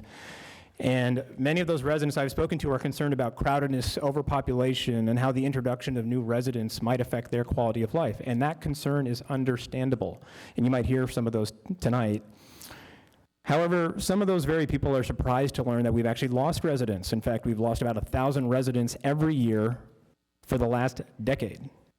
We are back to the population we had 25 years ago. More alarming, not only are we losing people, we're losing them faster than the rest of the county. Thousand Oaks leads the county in population loss. And that's likely because of our affordability issues here in Thousand Oaks that are acutely worse than that of our neighboring cities. And a question I often get, because I've had, again, a lot of these conversations, if population is decreasing, why do I still see traffic on the freeway? Well, the census data shows us exactly what's happening. Thousand Oaks relies heavily on workers from outside the city, and that dependence has grown over time. In fact, in the last 25 years, see the numbers on the screen here, the net number of people the city imports to support our local economy has nearly quadrupled from 3,300 people to 12,500 people a day. In other words, we need 12,500 people net coming into our city to sustain our local economy, to fill our jobs. That's 25,000 car trips on our freeways every day. More alarming, and again, whether you have kids in our school system or not, this should concern you. This should concern anyone. Many of us moved here, my parents included, because of the stellar reputation our school district has had. It's what supports our home values. It's what makes us a desirable community for employers to relocate to stay in. Those employers support our local economy, and in turn, that supports all of our quality of life. Much of our school district's funding is tied to enrollment, which is down 1/3 from its peak of 20 years ago. Maintaining a strong school district is our competitive advantage, and we should safeguard it. Aside from all the data and all the charts, I want to share this headline from just last week's Simi Valley Acorn, highlighting the State of the County annual report. And this headline says it all. County aging as housing costs push younger residents out. I'm going to move on to emergency evacuation. I'm going to touch on this in just a second. The city partners with our peer agencies to actively manage emergencies. The key takeaway here is our agency partners are among the best in the business, and I'm not saying that just to flatter them. They have shown this time and time again. Evacuations are handled as part of a multi-jurisdictional citywide operation, not limited to a single project. This project in particular, as Ms. Rice showed, we're actually increasing the ingress-egress access points throughout the site. The materials on the facade of the buildings, the location of the fire department connections, the location of every tree relative to the building, the species of those trees, the maturity of those trees, and how the canopy affects where it lies relative to the building were all studied. And I'll thank Mr. Resendez from the Ventura County Fire District for giving us a very thorough review of our Zone 0 requirements throughout the process here. Regarding water availability, the graphic speaks for itself. Every single family home, the average, this is data unique to Thousand Oaks, uses about 2.5 times the typical multifamily unit. We have done a great job conserving as a community. On the public side, we have removed roughly a million square feet of turf. This is a building typology that is incredibly efficient in terms of housing people and water use. I'm now going to go to building scale, which is, again, I think kind of a key theme of tonight's conversation. In addition to the broad community goals, one of the design goals that we had to the design team was to screen the parking garage, the 85-foot concrete parking garage from the boulevard. And context is everything, right? Our predecessors put a 129-foot theater in an 85-foot parking garage, and probably the only place in the Conejo Valley that it made sense to do so, up against an 85-foot freeway berm. Similarly, there are very few places that make sense to put a 92-foot building or a 95-foot building. And again, this is one of the few places it makes sense to do so. As Ms. Rice pointed out, the use, not the height, the use is what is requiring the general plan amendment and specific plan amendment we are seeking tonight. Let's take a look at what impacts these proposed buildings would have on our viewshed. Here's the view from the 101 freeway, existing condition. Here it is after condition. I'm going to go back, before, after. And again, I'm not making light of the fact that there's a 90-foot building proposed on the other side of that K-rail. It's not meant to be funny. What I'm saying is there's context here that matters, and a 90-foot building in this context is actually fitting within what the site has given us. Let's go to the boulevard. This is the before condition, and this is the after condition. You'll notice it stepped down towards the boulevard, responding to the sidewalk and the human scale. Let's now go to the Lakes Drive. Similar idea there, responding to the human scale before condition and after condition. Ms. Rice already covered a lot about oak trees, and I'll just touch on them briefly. We have 122 protected trees on the site, most of which that are oaks. The trees that we are proposing to remove are generally the juvenile oaks up against the parking garage that were planted in the 1990s. The one data point that I will hang my hat on, because I'm very proud of it, and the design team is too, is that 90% of the mature oaks will be retained and celebrated by the project design. And when I say celebrated, this is what I mean by that. Celebrated, actually putting people to celebrate and be amongst them. There's comments about the hotel viability. We've had two different economists on this project, both at the conceptual and the design stage, and one of them is here tonight. No part of the program is more emblematic of striking a balance than the inclusion of the hotel. We do lack 3- and 4-star hotels here in Thousand Oaks. Our tourism district has an occupancy rate of 68% for those hotel rooms. It's what's going to drive business Monday through Thursday, while our theaters are driving those businesses Friday through Sunday. But hotels are more than just hotel rooms, of course. In many communities, it's where conferencing takes place. It's where your son or daughter has their wedding reception. It's where you might have your signature restaurant in town. It's the place you take visitors from out of town. Even if they're staying in your home, you still might take them there. If we look at then and now, this was the original Jungle Land concept back in 1989. The idea of a hotel anchoring the site is nothing new. It has always been central to this effort. The current design is actually a downscaling from what it was originally proposed 39 years ago. In fact, we have less than half the rooms and about 33% less square footage. I want to share how we arrived at the architectural style you see woven throughout the program. This design team had nearly impossible task of marrying the original brutalism with something else, something more forward-looking. They were tasked with introducing a new theme without feeling like a theme park, and I think they've done a good job of that. We gave them 4 adjectives, and these came from our community conversations, and those were sustainable, adaptable, accessible, transparent. And that we got some more specific feedback beyond those 4 words, things like strong and seamless connections between the indoors and outdoors, durable materials, generous use of glass, timeless architecture, and if it had a connection to Thousand Oaks, all the better. And the design team asked themselves, what style embodies all of those characteristics? And that's how they ended up at this aesthetic of Southern California mid-century design. And again, it's a theme that is woven throughout the program without being overly thematic.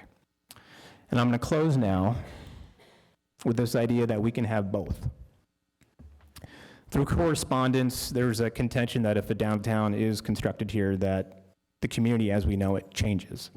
The general plan we just completed was built around this core concept that the vast majority of our community was going to be left unchanged. In fact, the areas of change that Ms. Rice showed, it showed that are concentrated. We put our areas of change around the main corridors because those areas were most prime for reinvestment and redevelopment.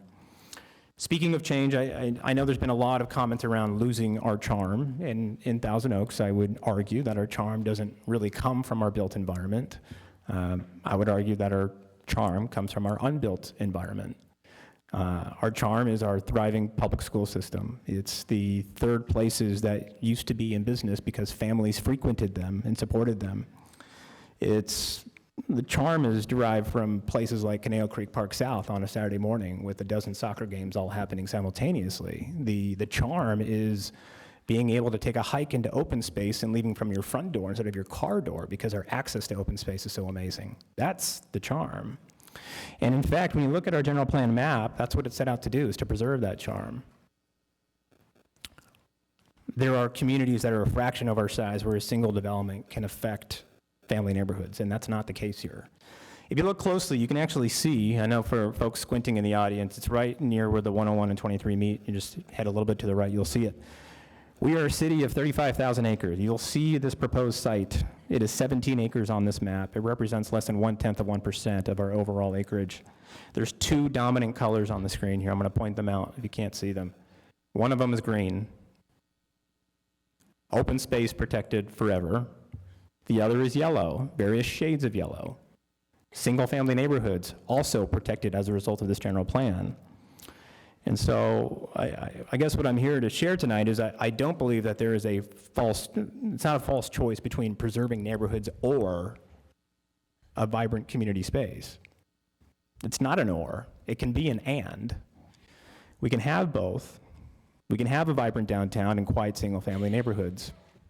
Proponents of this project, many of whom are here tonight, will share their vision of a community that can offer both, where single-family neighborhoods and vibrant, walkable communities can not only coexist, but are both made better because of the other. With that, I'm happy to address any questions from the council. Thank you. Thank you. And I'm going to remind everyone, I know he went through that fast and there were a lot of slides, but I'm going to ask again just so we can be mindful of time we'll wait till the end. We'll go big at the end. All right. Mr. Newman, I know you have some questions. I do. Thank you, Mayor, and thank you, Mr. Alarcon, very much. And congratulations on speaking faster than a hockey announcer. One of the concerns I've heard from some residents is on the general condition of retail here. Retail's hurting.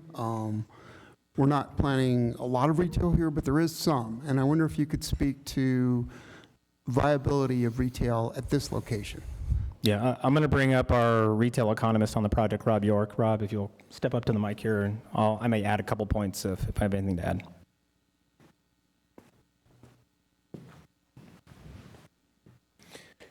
Thank you, council members. So yeah, this is a relatively small amount of retail. It's really supposed to be specialty boutique, a mix of locals, and then some, signature pieces, like a signature restaurant up on the boulevard. And really, if you look at the development patterns, this hopefully points towards the future. I know there's a lot of struggling, freestanding buildings and small strip centers. That's really not the wave of the future. This is going to be more of a park once, really vibrant social environment as well as a commercial environment. So it's a very different animal than what primarily exists today. So I don't want to direct from the dais. I don't think we should be what specific types of retail or what mix of things there are. But I do want to ask, as a steward of the city's well-being, is there an economic analysis that shows that whatever's being contemplated would be viable at this site? I think it comes down to the mix and the environment, right? This is a phased project, so there are going to be issues through the development cycle. Sure. But once it's all in place, and I think the other piece is, now that after struggling for many years, the Lakes is looking to re-merchandise and eventually have some additional housing behind that. This starts to create a very vibrant spine along Thousand Oaks Boulevard, and it really gives back and activates some space that's totally underutilized right now. So the retail benefits greatly by the programmed public park, the access to the performance space, and obviously the hospitality use. I take that's a yes, that it would be that the retail, at least the uses envisioned here, are a viable Yes. thing going forward. Okay, thank you. Coming back to the evacuation routes, which Mr. Alarcon touched on, we had here an evacuation not that long ago in the Woolsey fire.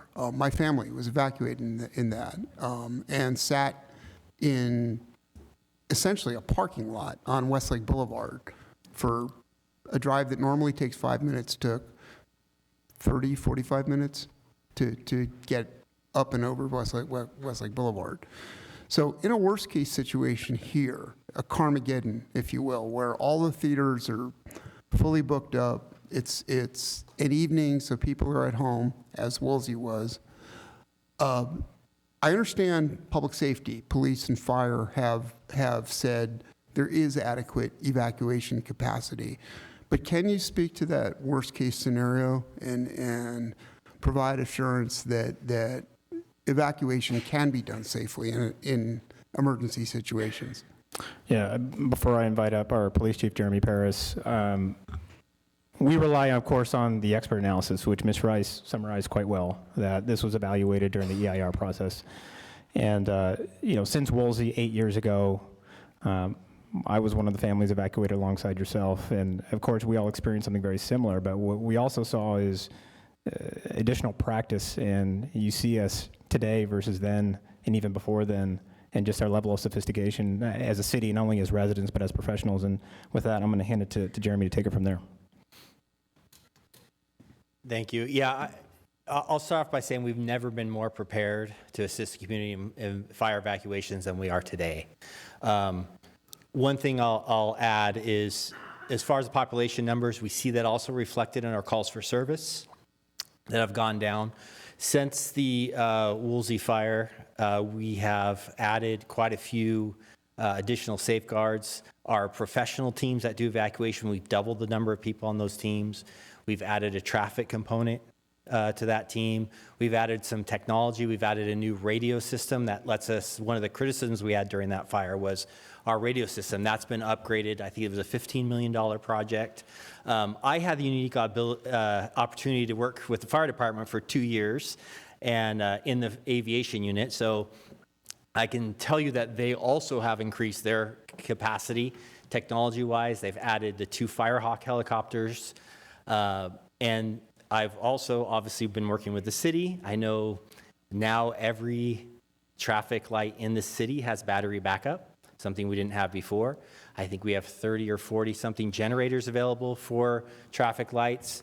We are one of the only agencies I know of that are now pre-deploying evacuation teams into areas. Oak Park, not part of the city, but an area of concern for us because of just what you said, how long it can take to get to the freeway. We will be sending teams out there before evacuations are even contemplated so that we have people in place. Traffic teams will be going out with them. So just I'll reiterate again, we've never been so prepared as we are now. So again, I'll take this, thank you, Chief, for that answer. And again, I'll take this as a yes, that even in worst case situations, it sounds like you're saying there is adequate evacuation capacity, personnel capability to handle a rapid and safe evacuation, even when this area is full and when surrounding areas also need to evacuate. Yeah, I can't promise you there won't be traffic. There's always going to be traffic and evacuations. That's what's going to happen. But yeah, I'm confident that we can safely evacuate people. Yes. Very good. Thank you. My final set of questions has to do with the historical significance of this site on several dimensions. We're sitting right now, right here on what was a Chumash village for thousands of years. The Chumash have been here for at least 13,000 years.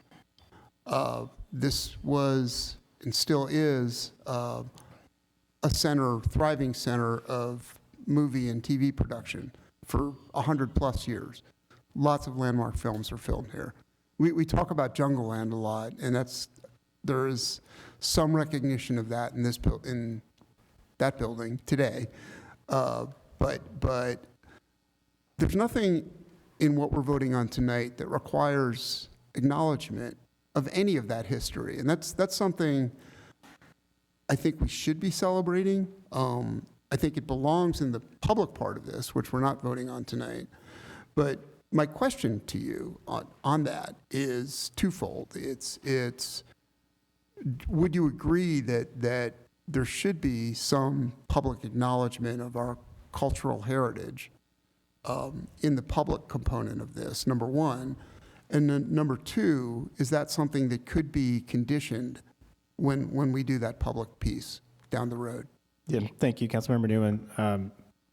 Whether something should be celebrated is, of course, a policy decision on the part of the council. I won't speak for the council members, but in terms of can we, the answer is absolutely yes. And if I may just clarify for the listening audience and the council that while you are considering a program EIR for the entire site, the only parts of the program that you are being asked to consider tonight for entitlement are just the west side parcel and the park area. You saw a lot of visuals about a public market and a new terrace overlooking the Kavli or at the base of the Kavli and the new eastern wing of City Hall. That would be a future entitlement, so we refer to that, of course, as the public elements of the project. At that time, of course, that would be the appropriate and opportune moment to hardwire those into some of the conditions for approval. Very good. Thank you.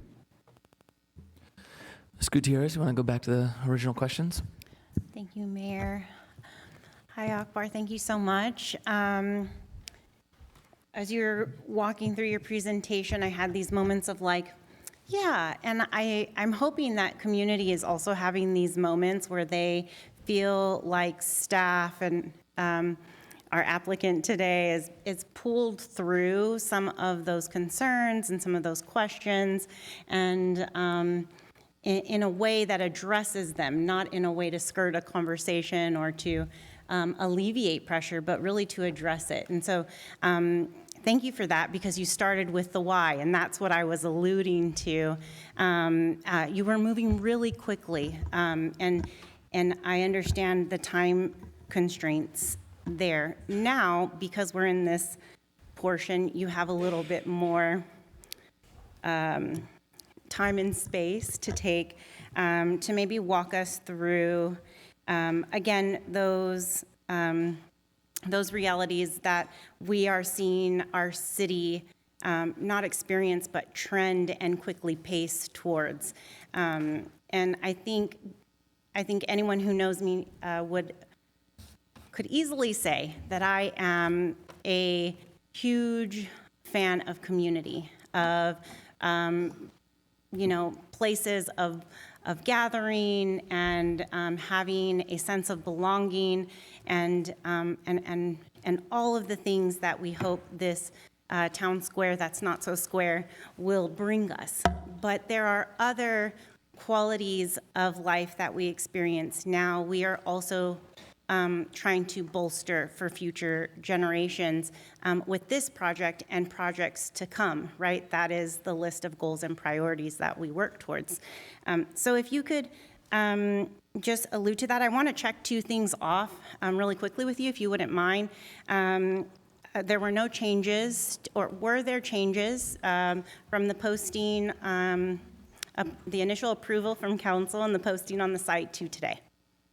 No, the project that we shared with the council on June 24th of last year to today is identical. Thank you. Is our neighbor and or local developer Caruso in any way tied to this project currently? No. Thank you. And then I just want to, one of the things I didn't mention, but I think is important to address is topography. So just wanting to, I think context is something we talked a lot about and really helped me in my journey of understanding and capacity for this project. Sorry, I didn't hear the question, Councilmember. Just any of the driving factors related to our city's trends that are prompting outside of the community aspect and the gathering aspect, the heights of things, the mixed use of things, the different elements of the program that are hopeful to address in, affordability, traffic, so we're not having so many people bring, kind of drive in, affordability of housing, just how that, those, again, realities that face us throughout the county and throughout the state, but that we are actively trying to address through this program. Yeah, well, I appreciate the invitation. So I think the data that was shared, and I went through it fast, I apologize, but if you want to see it again, I can pull it up. But I think the data tells a compelling story, right? It tells a story that I'm sure many of us in this room probably lived. Mom and dad moved to Thousand Oaks because it was a desirable place. It was, at the time, affordable. They sent their kids to quality public schools, and that house that they lived in had probably 4.5 occupants. And then as time went on, kids got older, they moved out, and now that house has mom and dad, or in some cases just mom or just dad, unfortunately. And so that is an all too common story, which when multiplied over thousands of households, of course, can have an impact on our population and our school district. And then on top of that, as more and more of our population, heads into retirement, of course, we then need to rely more on that import of workers that I referenced earlier. Are there any county dependencies that this data also influences as it relates to our quality of life? So when we're talking about county services, our fire, our police, how does that play a role in affecting the quality of life we experience through those services? Well, while the City of Thousand Oaks does provide a lot of core services to our residents, they also enjoy many of the services provided by the county itself. And so one slide I often show at our public presentations is the dollar bill of our property tax, right? And how that's divided up. And most people are surprised to find out that just 4 cents of every dollar of your property tax bill ends up with the City of Thousand Oaks. about a third of it ends up with the Conejo Valley Unified School District. The other third ends up with the county for all your county services, including public health and our county court system and the jails and whatnot. And then the other tranche is for our Ventura County Fire Department. That's 15%. And so not only the downtown, but really any redevelopment you see within the city is helping to bolster the revenue stream for those agencies that provide services to our residents. I appreciate that. Context is really important to me, and so I thought I'd, again, just invite you to elaborate, and hopefully it's been helpful for the community to have additional context. The last context piece I'd love to talk about, or two rather, are around our namesake, around the oak trees, and how our safety, fire safety, zone 0 requirements has impacted those that portion of the program, and then again the topography and how it informs how the buildings sit, and we all drive up the hill into the parking lot, right? And if you stand on Teal Boulevard and you look to your left, you're looking down a grade. It's a small grade, but it's there, and upgrade if you look towards Westlake. So I think that also was a little bit. It was great for me to orient myself in that way when trying to wrap my head around the size of the program. Yeah, if Ms. Rice, if you can queue up slide 51 for me on the presentation, and if TOTV can grant that fee, that'd be great.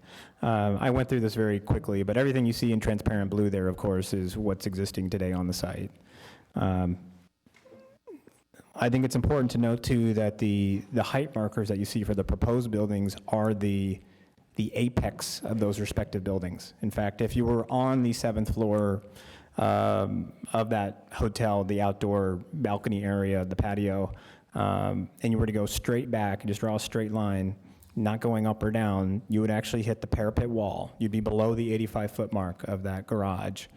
The 92 feet, of course, is referring to just the tip as you look back towards the north. And so a lot of applicants, in fact, we get some in the door, they'll use a term like average height for a lot of these buildings. It is maybe a better representation of showing height. We went out of our way to be maybe overly transparent to our detriment, to show these that, hey, this is the maximum height that's shown. But again, they're scaled, and again, the 85-foot mark is without a car parked up there. When you actually park a car up there, the building does read a little bit taller. So I thought that was important to point out.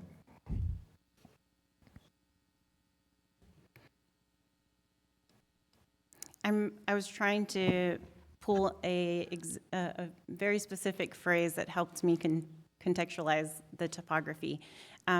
What is from Teal Boulevard up to the parking lot, what is that grade? Like what? It's roughly 30 feet to the mouth of the garage, okay. Yeah. So yeah, that helped me. So these buildings are sitting atop 30 feet of topography we have no control of and experience and enjoy currently without a second thought. So thank you so much, Akbar, for just joining me on that journey. Thank you, Mayor. Yeah. Okay, I've got two really quick questions just to update council and everybody. We are up to about 123 speakers, so I'm going to make this really quick. We'll probably take a quick break just because I don't want to interrupt public comments, and then we'll get after it.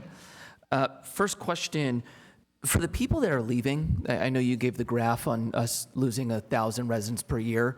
Is there any data on who's leaving? Is there a demographic? Yeah, so the Center for Economic Research out of CLU, Matt Fina, provides this data every year. He has county-wide data. Unfortunately, we have a hard time drilling down to the city itself, but the trends are pretty much aligned with other cities throughout the county. Predominantly, it's people between the ages of 25 and 55 making under $150,000 per year. Under 100K? Under 150,000. 150. And that should tell us something in terms of the affordability and what it takes to stay here. Okay. And then I'm going to ask this question. This one's going to be specific to my district because this is a question that I've been getting asked a lot. For the height requirement, and we saw in the beginning that we had a 4-1 vote from Planning Commission, 1 dissenting. And in that, Commissioner Ferris mentioned that he would be comfortable with it, but the 75 feet and requiring a different general plan policy was his main hangup. My question is, and then I'm getting, why do we need a different general plan policy? And I think you answered that. It's just based on the mixed use. But the secondary question that I'm getting is, does this mean that this is going to move into, let's say, my district, Newbury Park? Are we going to now start seeing 7-story buildings pop up around us? What's our security in there? Like, how should we be looking at that part? Yeah, I think Ms. Rice answered it quite well. The specific plan that we have for the site, SP11, which governs the Civic Arts Plaza, it calls out for additional height only in this area. And so, for example, we've had a 129-foot tall building here for almost 35 years. We've managed to hold the line on that elsewhere in the city. And that's because we have governing documents that govern where these things can go. Ms. Rice, I think, covered it quite well in her comments, and if there's anything to add, I would look to staff. I don't have anything to add. Okay, so is it fair for me to take this as we don't have to be concerned that this is the beginning of something that spreads throughout the entire city and potentially transforms everything? Is that the fair takeaway?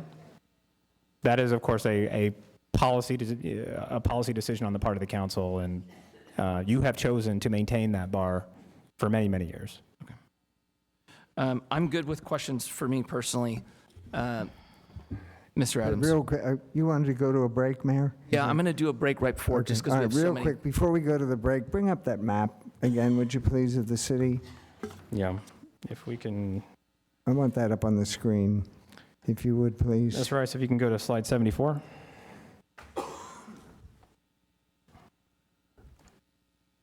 Okay, now point out on that map where we are right now, where the 17 acres that we're talking about today.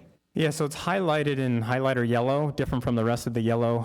If you go to where the 101 and 23 meet at the center of the screen, and then just follow the 101 east about, well, I'm looking on that TV, about 4 inches. Okay, so it's the little tiny yellow box, yeah, kind of right center there. right along the boulevard, correct? Yeah, correct. Okay, all right. And that's 17 acres of a 35,000 acre city, correct? Correct. All right, and the general plan that we worked on for 4 years with tremendous community input that we finally voted on and passed told us the community wanted to see development along this 101 corridor, correct? And the intention was to preserve single-family neighborhoods. That's right. Not in neighborhoods, not in the open space. Correct. All right. I just thought for perspective-wise, we might want to take a look at that versus the entire city. Thank you. All right, we're going to do a quick 5-minute break. Restrooms, let's make it fast, and then we'll get back and we'll open public comments.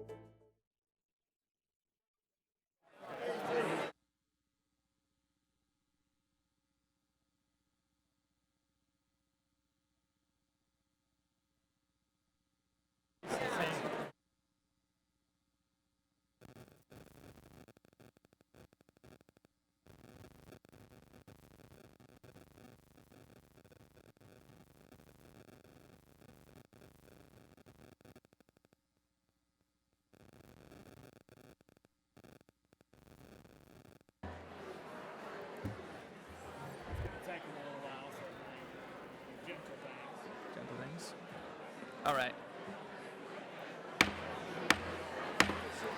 All right, everybody. We're gonna start getting this show on the road, everyone. Let's start taking our seats, please.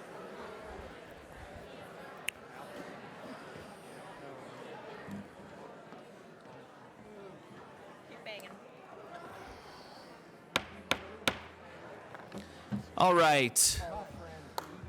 I got razzed a little bit that I said 5-minute break. But here we are. All right, everyone, we are going to start now with our public speakers. I'm just going to say one more time, I got a recommendation that I might have to bring out my dad voice. I'm trying to avoid that at all costs. But we are going to start, I'm going to call down the first 5 speakers. Do we still have the 5 seats available? Awesome. I'm going to call down the next 5 speakers if everybody wants to come down and sit down. And then after the 5, I'll call down the additional 5. I'm just going to try to be mindful that I want everybody to hurt. I don't want anybody to bail out early. So we are going to start. The first 5 speakers are going to be Rick Lemo, Andrew Secco, Gabe Hungerford, Justin Doring, and Benedict Chu.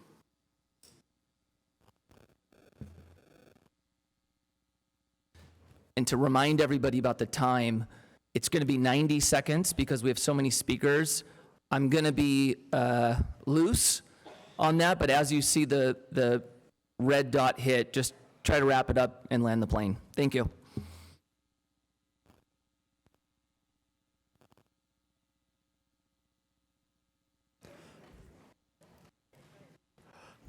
And before my time starts, I just want everybody to know that the Dodgers are 1 out away from winning 12-3. Rick Lemo, Newbury Park. Good evening, Mayor, Council, and staff. Tonight, I simply want to say thank you. Thank you to staff for nearly 25 years of community outreach, recent community outreach, that provided opportunities for community members with a wide variety of residents to give their opinions. And thank you to the 3M Company especially for the Post-it notes that staff provided us at many of these get-togethers to say which areas were most important to us to focus on. It was really a grand way of involving the community as much as the community wanted to be involved. Thank you to the Planning Commission for recognizing that now is the time. Thank you to our Chamber of Commerce and their Board of Directors who questioned and then decided to offer their support. Most importantly, thank you to Amgen Los Robles and dozens of Los Robles Hospital and dozens of Thousand Oaks businesses who value their employees enough to implore our city to provide housing, entertainment, and a way to allow their colleagues to spend more time with their family and less time on the freeway. But most importantly, thank you to Mr. Ray Olson, the man responsible for giving us a place to celebrate the arts, to suggesting that this could be the center of our town. He coined the phrase, "We need a place." Well, now is the time. We need a place. But the good news is the place is right here in this roughly half block of a development, our city's soon-to-be center of town. Thank you. I should have done this first. Thank you for being the test on it. Just because we have so many people in attendance and there's people in the back, when you're speaking, pull that mic right up to your mouth, speak into it, just so everybody can hear. Next up, we have Andrew Secco. Sorry, Rick, for not letting you know that first. I'm Andrew Secco, 30 years old, lifelong resident of Newbury Park, daily volunteer here for our libraries, theaters, and events, an outspoken advocate for the downtown plan. As far as I see it, this is the city's last chance to codify into law my generation's interest and ability to live here, and the next generation's ability to be here at all. So, keep me in mind. Me as in my generation, me as in the people who frequent our beautiful open spaces, our great shops and restaurants, our farmers markets and Shakespeare in the Park. Me as in the people that this quarter-mile radius project is for. There's still 55 square miles for everything else, for everyone with a different opinion, everyone who wants to keep things exactly the same, but for this quarter-mile project, keep me in mind. I love the outdoor amphitheater, the black box theater, the walkable spaces, the mixed-use buildings, the library outpost, the patios beneath the oak trees. I could go on about the things that I love about the downtown project. We're going to hear a lot of things tonight that people don't love. That's okay. This project isn't for them. It's for the people who grew up here, who desperately want to stay, who desperately want to be close to family but can't afford it, and for people who want to visit home and can't afford it. And it's for us, and it's for me. You cannot choose whether or not things will change. They will. You cannot choose if you leave a legacy behind. You just get to choose if the next generation, your children, your grandchildren, stay or leave. So, as this very long night begins, keep me in mind. Thank you so much. I'd like to give you little drawings I made you all as a little thank you. Can I do that? Can I come up? Yep. Thanks. Yeah. Thank you, Andrew. Next up is Gabe Hungerford. Good evening, and thank you so much, Honorable Council, for the opportunity to speak tonight. It's a pleasure to be here. My name, again, is Gabe Hungerford, and I'm a principal with the Trammell Crow Company, and I'm here to express our strong support for the downtown project. TCC and its residential subsidiary, High Street Residential, is an active multifamily developer in Thousand Oaks with 2 significant projects here right in the city. We're excited to commit our time, our resources, and our capital to developing in Thousand Oaks for the same reason that the people in this room are here this evening. Candidly, Thousand Oaks rocks. It's a great place. It has a community of people who care, with access to vibrant local business, a high quality of life, and breathtaking scenery. However, Thousand Oaks does not have a true downtown. Luckily, it does have a plan to create a downtown that brings together public amenities, retail, and housing. This plan really represents smart growth. It responds to the needs of the city today, while elevating adjacent public assets and providing a canvas and a catalyst for investment and cultural enrichment. It's well designed, it's well thought out, and it's well studied. The only problem is that it's not built yet. The next step in that journey is getting to that finished state is this decision before you this evening. We commend the city and the council for their thoughtful preparation and consideration of this project, and we wholeheartedly request your support. Thank you. Thank you, Gabe. Next up is Justin Doring.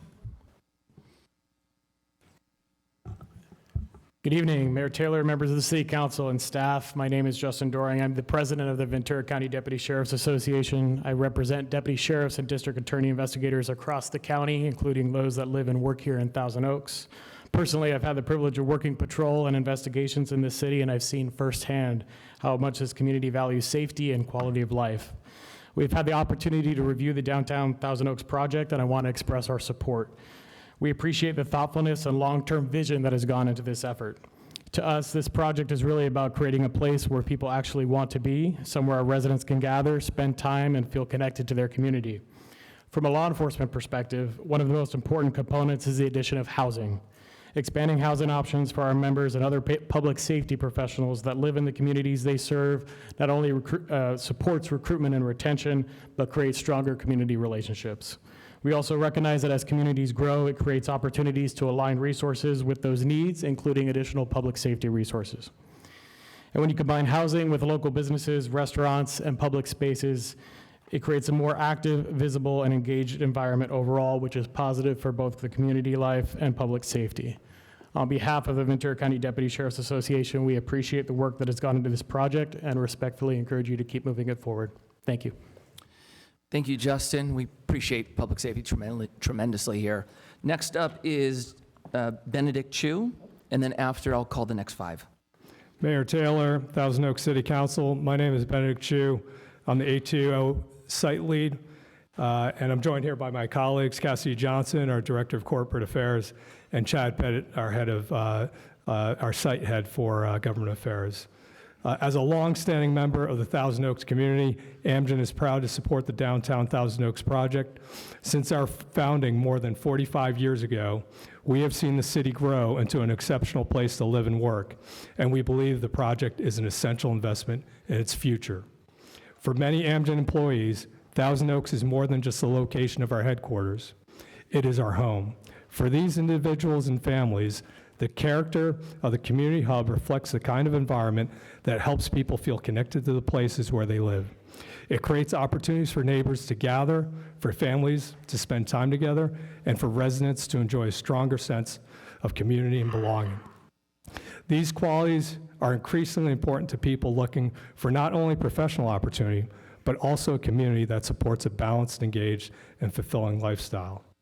A thriving downtown also contributes to the long-term vitality of the broader community. By developing the TO Boulevard corridor into a dynamic destination, this project would strengthen Thousand Oaks as a place where the best and the brightest want to remain, invest, and put roots down.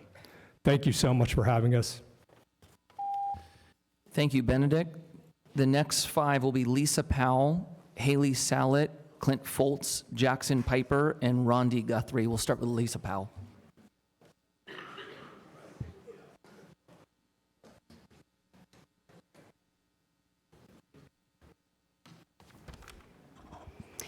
Good evening, Mayor Taylor, esteemed council members, and city staff. My name is Lisa Powell. I've been a Thousand Oaks resident since 2004. Raised my children here, and I currently serve our community as a CVUSD school board trustee. I'm here tonight as an individual to voice my support for the downtown plan. In January, I had the good fortune to be invited here for a leaders' lunch by VCLA at the Civic Arts Plaza, where we received a presentation on the plan. The presentation was impressive. I was impressed by the vision, the thoughtful design, and the focus on community and a safe, inclusive public space. I've worked in hospice and older adult services in the county, and those of us working in these spheres have been hyper aware for a very long time of the demographic shifts taking place in Ventura County, namely the aging of our population. Thousand Oaks even more so than the county as a whole, and the implication of these changes. As a school board trustee, I examine demographic data regularly to understand student enrollment trends, which, as most of us know, is declining across California. What's needed is innovative, future-facing local planning to ensure Thousand Oaks is vibrant and livable for the long term. I'm sure most of us speaking here tonight are here because we love this community, but how we show our care for our community, in my opinion, needs to include vision and planning for the future. Let's make sure Thousand Oaks continues to be a place that people not only want to live in, but visit. I appreciate the community discussions, staff work, and expertise that have gone into this plan. This has the potential to be a space where folks of all types can gather together. It holds great promise of being a very good thing for our local economy, as well for the future of Thousand Oaks. Thank you so much. Thank you, Lisa. Next up is Haley Sallet. Good evening. My name is Haley. I was born and raised in Westlake Village, and I graduated from Westlake High School. As a local resident, I love the idea of affordable housing for people around my age because in this area, we do not have newly built properties with affordable units. I'm not asking for Thousand Oaks to become Los Angeles, but I am asking Thousand Oaks to make room for people who grew up here, who want to stay, but cannot afford it without living at home. Or their other choice is to leave the community entirely for more affordable housing. We need more options rather than just large single-family homes that are out of reach for most people starting out. As for the downtown part of this project, I spend a lot of my time and money outside of Thousand Oaks in places like Los Angeles or Santa Barbara or other places that have more restaurants, music, art, nightlife, and interesting places to walk around. That is money and energy that could be staying here if there were more fun things to do in Thousand Oaks. I think what people forget is the one thing in life that is guaranteed is change. And I think this community needs a good and positive change. Thank you. Thank you, Haley. Next up is Clint Foltz. Hello, my name is Clint Foltz. I'm a resident of Thousand Oaks and a member of the Conejo Climate Coalition. Our organization has submitted a letter for the record with additional comments. I'd like to thank Akbar Ali Khan and the city for listening to our concerns and implementing climate and environmentally minded design features into this project. As a grassroots community group, we have been in conversation with Akbar and city staff concerning this project since March of 2024. As sustainable housing advocates, we are pleased to know that homes with walkability in mind will be built in our downtown area and that 39 of those homes will be affordable housing units. We would like to see a higher percentage of affordable units, but acknowledge that this is the highest percentage of affordable units proposed in our city to date for this type of project. The housing will be 100% electric, eliminating dangerous gas lines, and use up to 65% less water than single-family homes. Features such as on-site public e-bike charging, low water use native plants, passive solar strategies, and an emphasis on multimodal transportation is exactly what our community needs to help future-proof our city and keep us safer in a changing climate. Let's preserve our much-loved open space and build infill projects like this one. The downtown project will help create a forward-thinking, walkable downtown city center with a focus on environmental sustainability that will serve the people of our city. I hope to see this project move forward, and I thank city staff for helping to make this project one that our community can be proud of. Thank you. Thank you, Clint. Next up, we have Jackson Piper in person. Jackson usually joins us on Zoom. It's nice to see you in person. Yes, I'm in person this time. I actually considered this important enough to take time off work for this particular meeting, so thank you. My name is Jackson Piper. I live in unincorporated Newbury Park. Thousand Oaks is my home city, and I am thrilled to be able to speak on this item as both an urban planner and a person who's interested in seeing more housing and more civic vitality brought to Thousand Oaks. You heard from Akbar's presentation and Kristen's presentation before that about how housing as one component of our city is really a critical issue for, especially from what Akbar highlighted, 25 to 50-year-olds making under $150,000 a year leaving our city because they can't afford to continue to be here. And that's really because the type of housing on offer for most of Thousand Oaks, if you can get it, is single-family housing that is just out of reach of that demographic. And I want to see more balance of different types of housing in the city. This is a great way of setting a precedent for the rest of the city, especially within that area that we designated as area of change, to provide more apartments, more condos once the state fixes the problems with that type of development. This is a great vision. I want to see it brought forward into reality. Please support staff's recommendation, bring this housing and this civic vitality into our community. Give us this downtown. Thank you. Thank you, Jackson. And then last up in this 5 is Rondi Guthrie.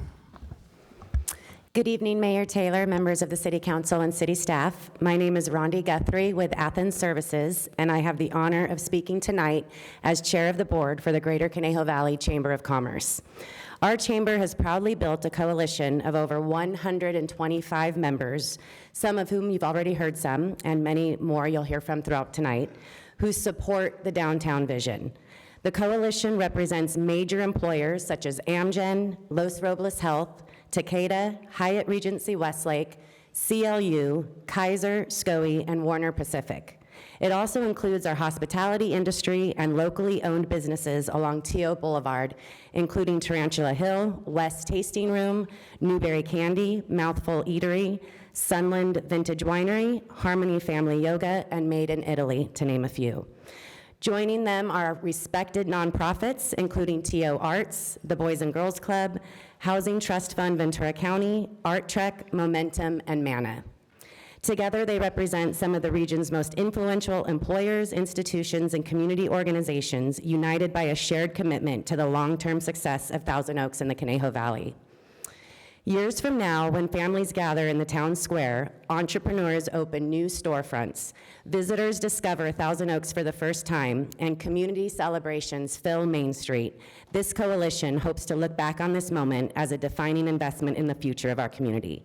Tonight, we are asking the council for a future where we can say, meet me downtown. Thank you, Rondi. Next up is going to be the 5. Fleur DeVries, Kyle Rohrbach, Madeline Friedman, Carrie Howard, and Brian Friedman.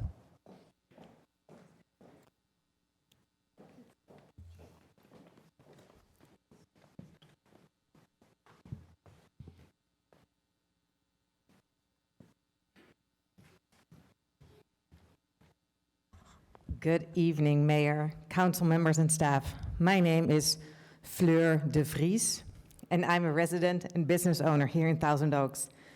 A few years ago, when my husband and I were considering a move from Chicago to the Thousand Oaks area, we came to explore this area with our entire family.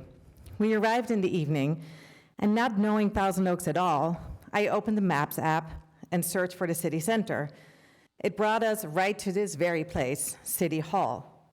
I remember we were so confused, but after a few days in Thousand Oaks, I realized why it had brought us here. Thousand Oaks doesn't really have a city center. In my work, I help organizations build community because connection is what helps people thrive. The same is true for cities. In a time when many people feel increasingly disconnected, we need places that bring people together, places where people can gather, kids can play, people can meet to connect, and local businesses can flourish. A city center is more than a location on a map. It is the heart of a community. I fully support the project as it helps create a place where connection and community can grow for generations to come. Thank you. Thank you, and what a beautiful name. I'm glad you said it, because I did not do it justice. Kyle. Good evening, Mayor, council members, staff. My name is Kyle Rohrbach. I grew up in Thousand Oaks. 4 generations of my family currently call our beautiful city home. Admittedly, this is a different take for Thousand Oaks. And different, I think, is exactly the point. For too long, we have treated the arts and culture as a nice to have and not a necessity. The National Endowment for the Arts in 2024 found that the people who live in cultural hubs and regularly attend live events and cultural events are significantly less likely to experience loneliness. At a moment when the U.S. Surgeon General has declared loneliness a public health crisis, that is not a small thing. The arts don't just make a city more interesting, they actively make it healthier. I'm the vice chair of TO Arts, and our work is rooted in a simple belief that this is a city where the arts should thrive for all. A public market, a black box theater, an arts incubator, a town square where people actually gather. That is how you build community that people actually want to live in. Now, I understand there are people who love this city exactly the way it is, and I respect that because I do too. But the Thousand Oaks I grew up in is not the same one that my parents knew, and that's a good thing. Cities change, and those that do it with intention are the ones worth sticking around for. And I want the people who come after us to get to love this place in the same way that I do. I urge this council to move forward. Thank you. Thank you, Kyle. Next up is Madeline. Good evening. My name is Madeline Friedman, and I'm about to be 15. I was born in Thousand Oaks, and I am very involved at TOHS as a journalist for student media. I'm also an executive member of Youth Arts Leadership Academy under TO Arts, and I've served in the Thousand Oaks Youth Leadership Summit. I know many people here are concerned about change. I understand that. We all love TO and want to protect what makes it special. Despite what some groups of people say online, details of this downtown absolutely do consider our city's natural beauty and will be created by experts who are personally familiar with our area. Please do not believe propaganda that says otherwise. I also hope that we can think about the future and the next generation.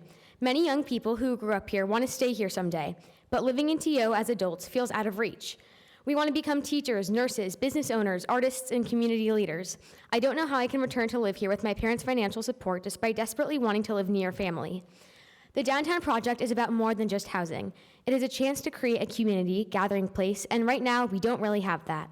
As a singer, dancer, and professional actor, the arts are extremely important to me. Within the details of this downtown plan, art is at its core. Art is something that brings people together. Are the people who are against this downtown also against art? A vibrant downtown is a place where families gather, local artists perform and display their work, small businesses thrive, and people from all backgrounds can connect.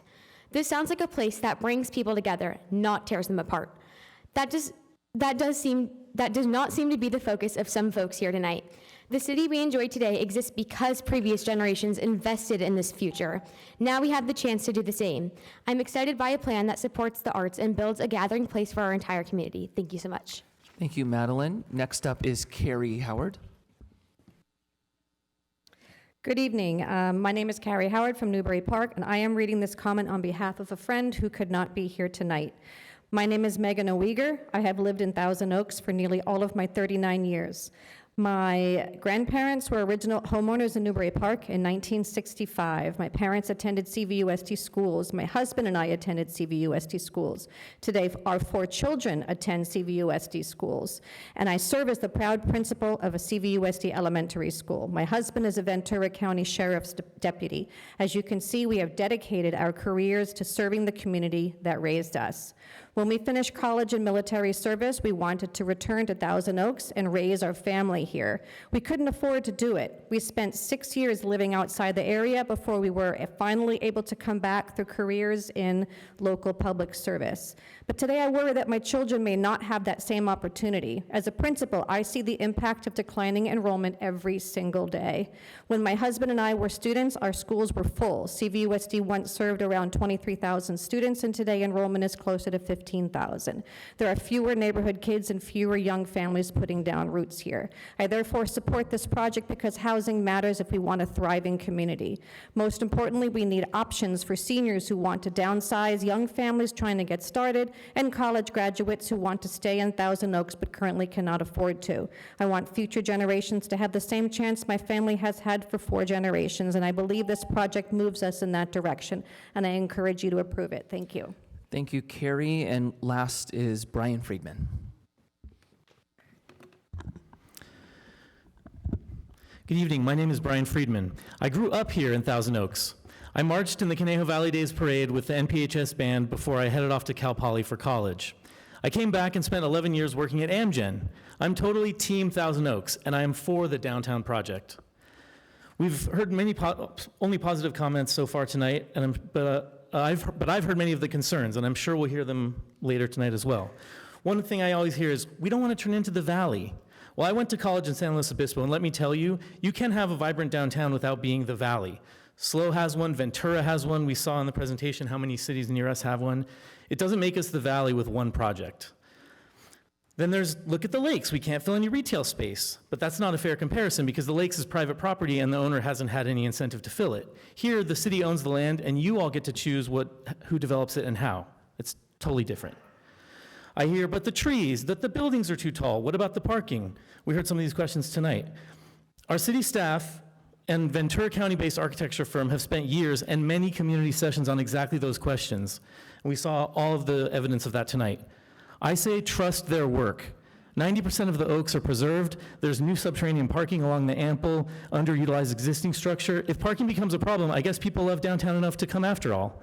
No plan would satisfy many of the people opposing this. They'll always find something to complain about because they are opposed to the idea of change itself. I believe we need to consider the future, not the past. If we want our kids to be able to come here after college, this project is part of how that happens. Please vote yes. Thank you.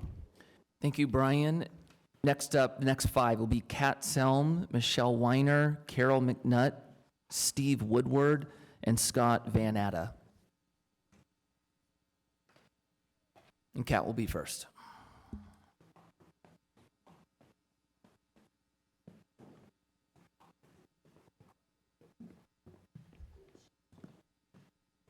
Am I good to go?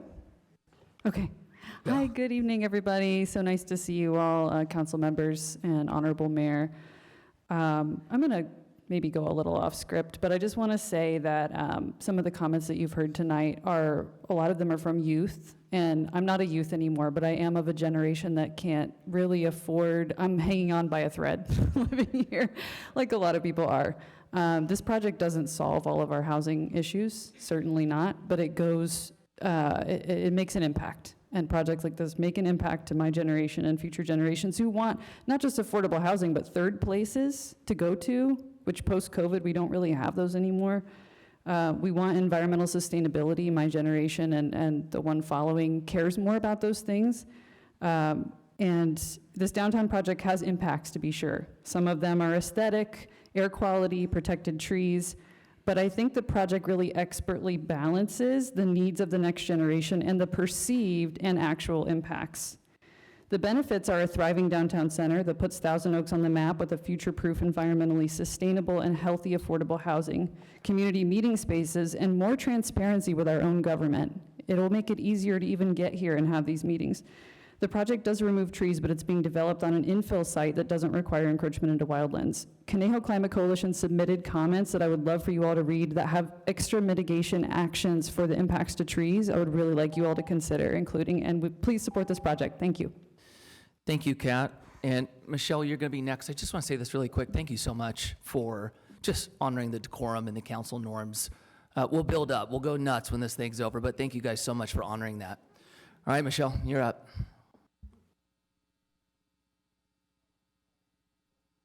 Maybe we don't have Michelle. Are you Carol? I'm not Michelle, I'm Carol. Okay, Carol. If Michelle comes back, we'll have her go, but you're up. I just wanted to say, you made the comment about the time because of so many speakers. So this will be very short. I just wanted to say that I appreciated the council member bringing up the thing about our history. I think it's so important that as we're looking at building this center for Thousand Oaks, for people that are coming and looking for the future, I think it's important for them to know what came before them, what the past is. Anyway, I think that's really important. And I just wanted to say that I know looking for the future, we want people who have grown up here to be able to stay. The thing that I'm concerned about with is the height of the buildings. I don't agree with the height of the buildings. So there it is, short and sweet. I'm opposed. Thanks, well, Carol. opposed as is. I appreciate. Yeah, too tall. Thank you. All right. I'm going to ask again, please, we'll keep the applause for the end. We don't want that one to be weak when we finish. We want it to be strong. Next up, we have Steve. Good evening, council members and staff. I'm Steve Woodward. We moved to Thousand Oaks 22 years ago for both the small town feel with a large equestrian park, cycling roads amongst mountains, peaceful neighborhoods, performing arts, the beach not too far away, as well as a vibrant and beautiful town near Los Angeles. After we moved in, settled in, remodeled, relocated our successful business here, we took a beat and started looking for a fun local nightlife. Everything involved driving around. Very difficult to walk from one venue to another. If we wanted to visit multiple places on foot, we had to go to Ventura. If we tried that here, it'd be $100 or more in a night for Uber fees, or simply be stuck in one place. We looked at each other and exclaimed, real talk here, where the F is the downtown? Why does Ventura have a walkable downtown and we don't? This is the nicest city in Ventura County. Every year since then, I've asked myself that question, and when I mention it to friends here, they seem to agree. As residents age and housing prices go up, it's more and more difficult for children of residents and those who work here to live in the same city without new supplies of housing. If the city can't accommodate more housing for younger people, and especially for folks who work and live in our city, like any living body, without strategic growth and replenishment, a living body dies. Increased supply helps control housing costs. And for those concerned about density and overdevelopment, we're talking about a couple blocks, 17 acres. We are not intruding on residential neighborhoods. It's a 1% increase in the population. And don't forget that due to CRPD land and Costco land, Thousand Oaks can never approach the population density of the San Fernando Valley. Those concerns are as overblown now as they were in 1992 over the very building we're in right now. To have fun together is to be human. On behalf of all fun-loving Thousand Oaks residents, I urge all 5 of you to vote yes on this downtown project. Scott, thank you. Next, is it Steve or Steve? Wow, Scott, here we go. Sorry about that. Hi, I'm Scott, and I've lived in Thousand Oaks for 20 years. I've worked here for 21. I moved here both for work and for family. I chose to raise my 2 kids here for all the usual reasons: schools, safety, open space. And I use the open space probably more than most people, but I also know that it's protected and I don't have to worry about it being developed. But I think my kids also deserve, and I think we all deserve, a vibrant city center. We can have the best of both worlds in this beautiful city without sacrificing any quality of life. I'm in favor of this project. Thank you, Scott. The next 5 are going to be Mike Arcari, Nelson Buss, Sean McCarthy, Leanne Nielsen, and John Gussner. And Mike, whenever you're ready, you can start.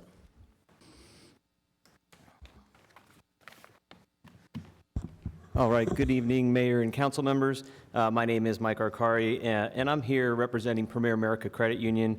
As we know, the credit unions are deeply committed to the communities that we serve, but more importantly, I'm also here as someone who's called Thousand Oaks home for over 40 years.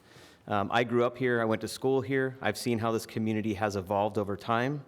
Over these years, I've seen what makes Thousand Oaks special. It's that strong local, business-engaged resident, and a real sense of pride in where we live and work.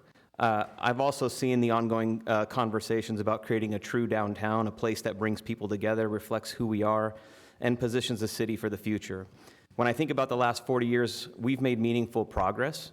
We've built a stronger local community, expanded healthcare and education, created more opportunities for small businesses, and invested in the quality of life that keeps people here. This project doesn't change what Thousand Oaks is. It builds on what it has already become, and it reflects years of thoughtful planning and community input. What we haven't done yet is bring all of that together into one place, and I believe that's what this project represents. From a business standpoint, a vibrant, walkable downtown isn't just an amenity, it's an economic driver. It attracts investments, supports local businesses, creates jobs, and helps retain and attract talent. Those are the foundations of long-term economic strength. But just as importantly, on a personal level, this is about community. It's about creating a place where people spend time, not just pass through, a place that feels shared and connected while still preserving the character that makes Thousand Oaks amazing. I believe this project is the next step for Thousand Oaks. Thank you, Mike. Next up is Nelson.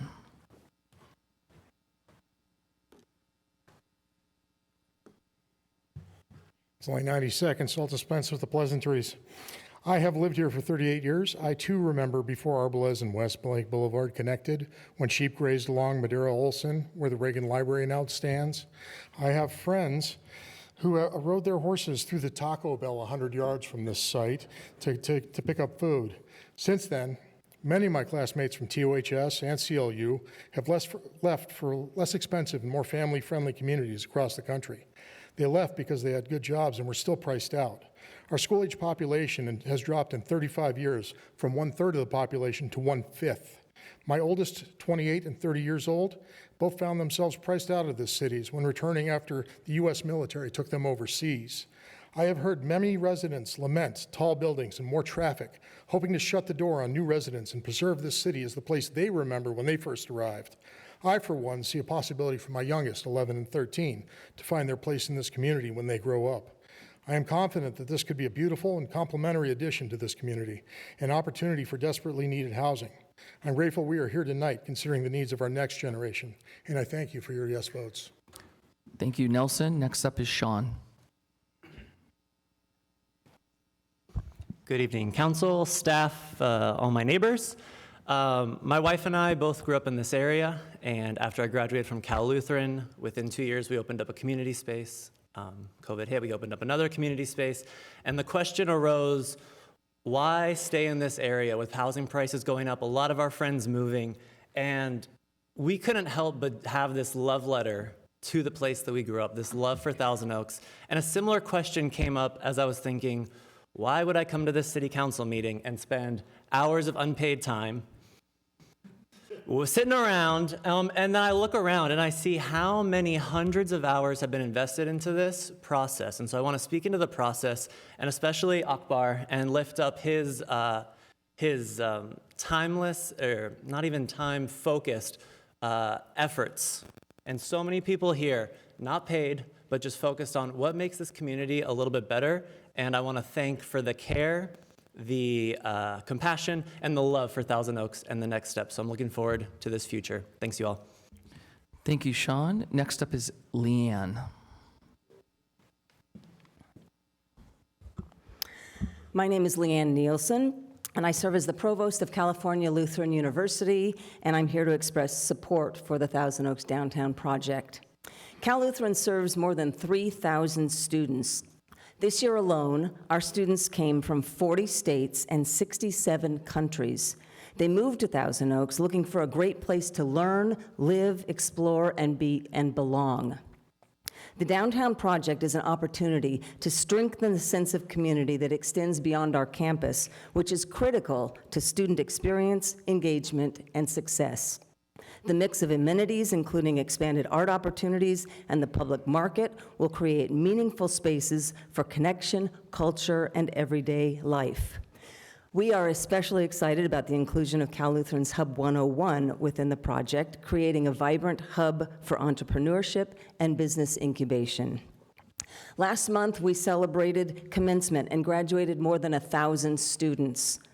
We want these graduates to stay in our community, raise their families here, and contribute their talents and energy to our local economy. Expanding housing opportunities and creating a vibrant downtown will help encourage our graduates to make Thousand Oaks their long-term home.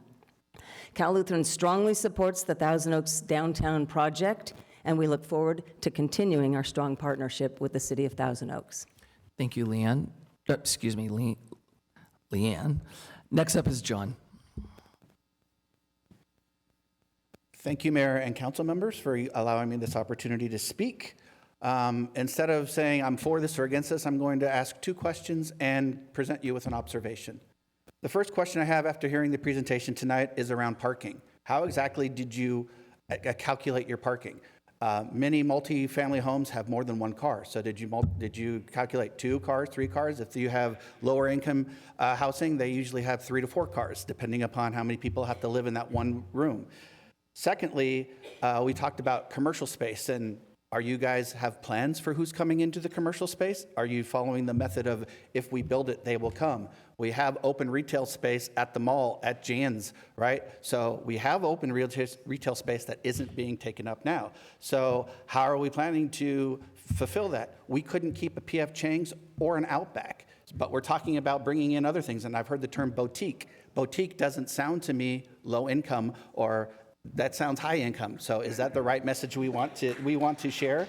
And then my final observation is the assistant city manager said he loved the Ventura downtown. I love the Ventura downtown. Everybody loves the Ventura downtown, but that's because it's historic. It was organically built. It has that human scale feeling developed over decades. Inserting large new multi-story modern buildings into a suburban context doesn't create that charm. I'm for the project if we vamp downtown, not the way you guys are planning to do it. We need to think about it and make sure we do it in a way that's charming and fulfills everybody's needs. Thank you, John. And just so you know, we'll have, excuse me, guys, we're going to keep the applauses down, please. Staff will answer questions at the end, just so you know, if you can stick around. Thank you. Next 5 are going to be Albert Lowe, Chuck Leach, Ellen Garrett, Mary Dempsey, and Nikki Richardson.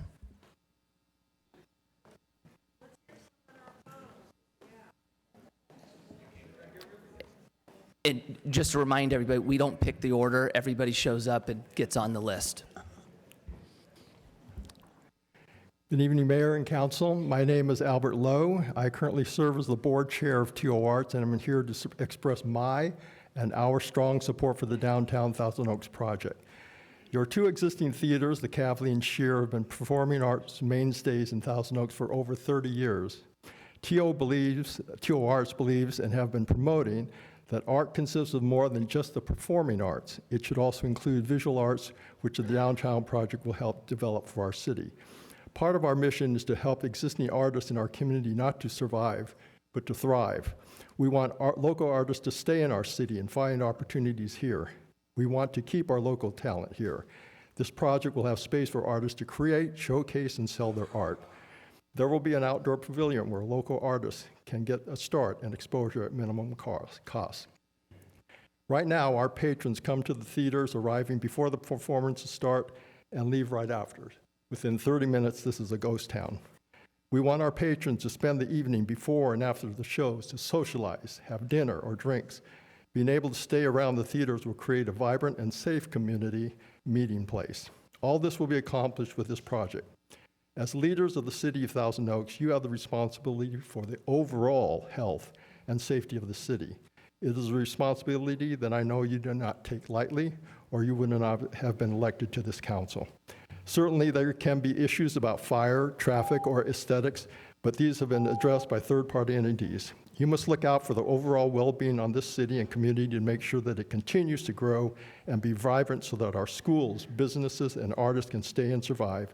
A city that does not grow and attract families, business, or talent will ultimately die a slow death. I hope you will approve the project. Thank you, Albert. Next up is Chuck Leck. Good evening, Mayor Taylor and City Council. My name is Chuck Leck, and I'm speaking tonight as the Government Affairs Director for the Caneo-Simiumur Park Association of Realtors. Chuck, get that mic. Yeah, there you go. I won't go over that. But I have been a resident of Thousand Oaks since 1977. Over the past 5 decades, I have watched this city become the community we value today because past leaders were willing to consider thoughtful change. Many of the places we now take pride in were once vacant land or the subject of controversial proposals. The Oaks Mall, this City Hall, the Civic Arts Plaza, the lakes, the promenade, the Grant Brimhall Library, the Global Adult Community Center, the Alex Fiore Teen Center, all of these. I could throw in the Gardens of the World. That didn't replace a vacant art, that actually replaced a tavern and a lumber yard, but I think we came out ahead on that one. Those improvements came about through planning, public discussion, hard questions, and debate. But because people were willing to look beyond the immediate objections, those projects became lasting public assets. That same kind of judgment is needed tonight. Progress means asking whether a project serves the community's long-term interest. I believe this project does. It provides the housing our city generally needs, and it puts it in an area removed from other existing areas and open space. Thank you. Thank you, Chuck. Next up is Ellen Garrett.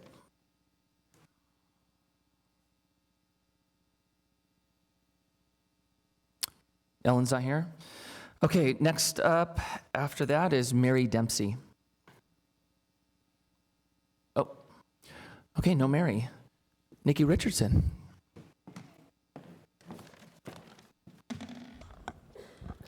Good evening, Mayor Taylor, City Council, and staff. My name is Nikki Chopra Richardson, and I'm the Executive Director of TO Arts, the nonprofit partner of the Bank of America Performing Arts Center, and I also serve on the board of the Greater Conejo Valley Chamber of Commerce. Thousand Oaks is a city that understands research and development. We have built an entire economic identity around the idea that breakthrough results require investing in the space between early research and final product. That middle stage, the lab, the incubator, the place where ideas become real, is where everything actually happens, and the arts are no different. We live in a fractured time, and I don't think anyone in this room would argue with that. But I have watched over and over again what happens when people walk into a theater together.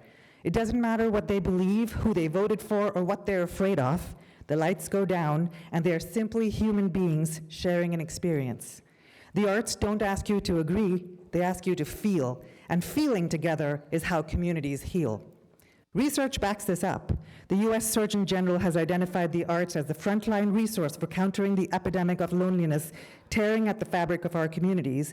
And here in Ventura County, the creative economy generates $4.5 billion in economic output, nearly twice the gross value of our entire agricultural sector. This is not a soft sector. This is an economic engine. The Downtown Thousand Oaks project builds the middle, the incubator, the intermediate stage where artists grow, neighbors gather, and a community remembers what it has in common. That is an investment worth making. Thank you. Thank you, Nikki. The next five will be Ryan Selvin, Kinsey Flame, Kimmy Tharp, Mike Silasi, sheesh, and Tom Fitzgibbon.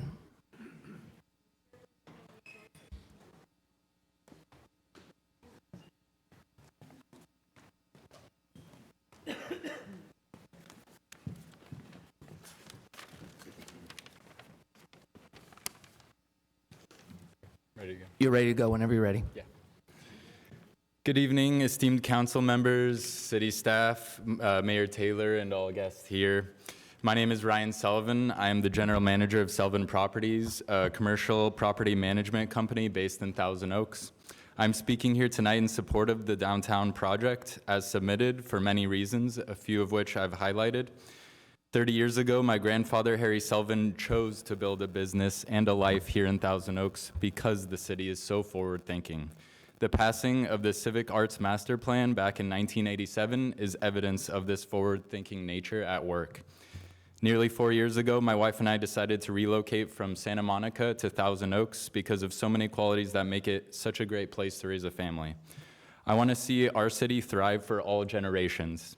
Unfortunately, a portion of our current citizens aren't taking a thoughtful approach towards the future of our city, and where we might be lacking in order to continue to attract young, hardworking professionals that are looking for a place outside of LA to raise a family, to start a business, and still have activities available past 9 p.m. Yes, past some of your bedtimes. We shouldn't leave Thousand Oaks to find activities, dining, or entertainment. This project ensures that my child grows up in a city that is active and inclusive, walkable and safe, with a downtown that has local purveyors set in a vibrant downtown market surrounded by green spaces. This project not only creates a true central gathering place that the city's lacking, but also serves to revitalize the entire downtown corridor, creating momentum that hasn't previously existed. This project will transform the downtown area and our city for the better with a central gathering place that gives everyone a far greater opportunity. Thank you. I got to cut you off just because we have so many speakers. Look, just so everybody knows, we're coming up on my bedtime, so, you know, it is what it is. Next up is Kinsey Flame. Good evening, City Council members. My name is Kinsey Flame. I live in Newbury Park. My family has lived in Ventura County for 5 generations. We've worked in the oil fields, we've worked in the packing houses, we've sat on a multitude of different boards. But that doesn't mean that my opinion here has any more weight than anybody else's that's lived here for 5 months a year. You don't have to live here for 50 years to make a public comment or to have an opinion about our city. One thing I hope is that we can all remember that all of our voices matter, whether you've lived here for 50 years or 5 months. I'm here tonight because I'm excited about the downtown project. The project gives us the opportunity to transform existing public space into a place where community happens. It creates a gathering place for families, communities, events, local celebration, and the kind of memories that become core memories for our children. It also strengthens our local economy.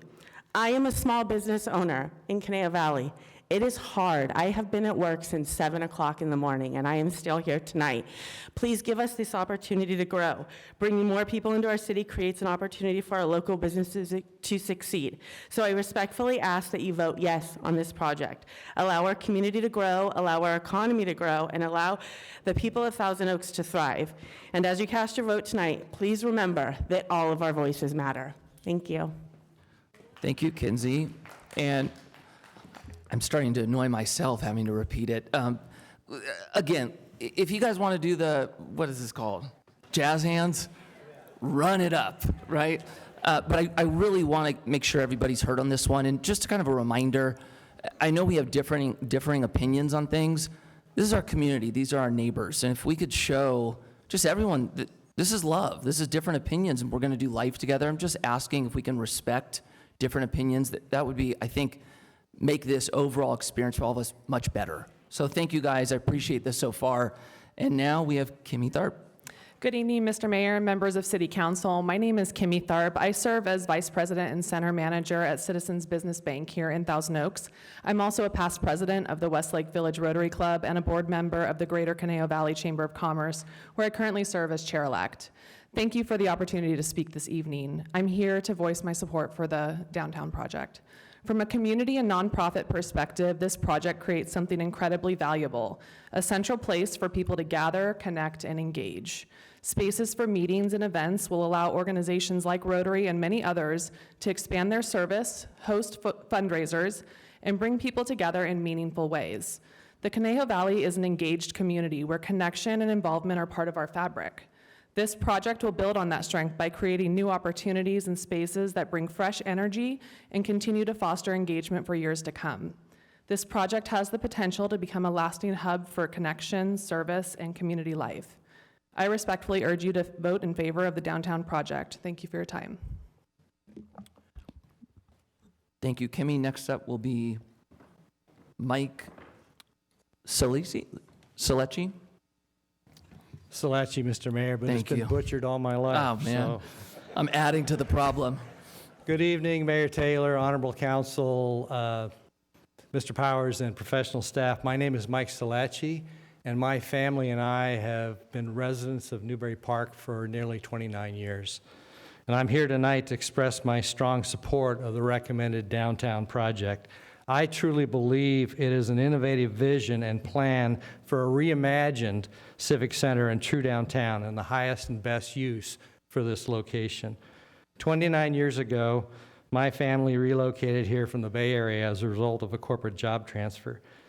We looked at a number of communities in Ventura County, but we chose to live in Thousand Oaks for its special and unique community character and the great public schools.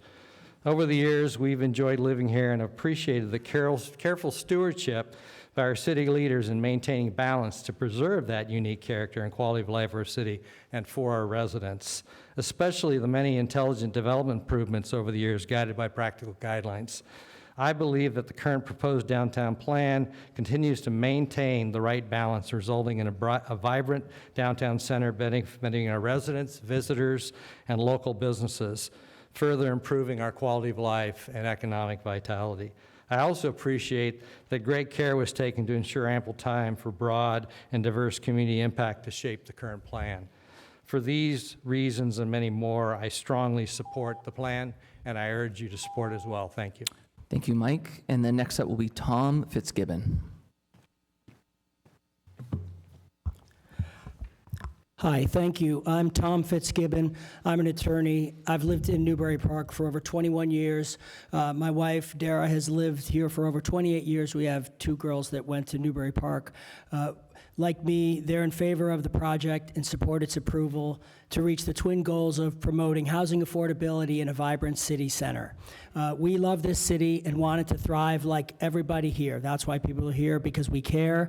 But to do so, the city cannot be static or look to a mythical past. This project is positive and reflects a forward-looking vision, and we ask that you approve it.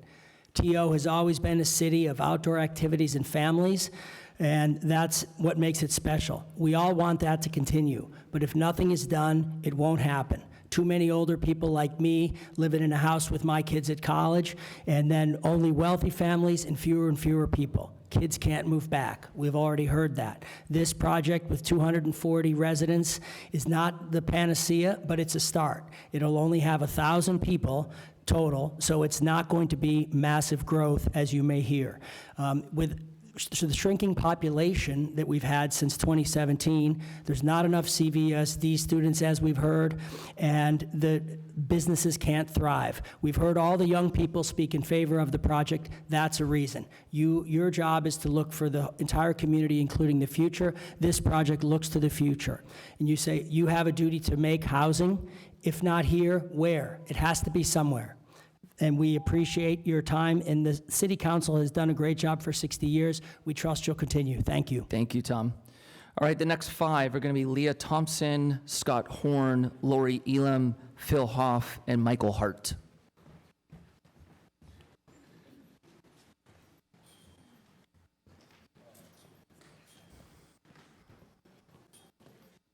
Was I first?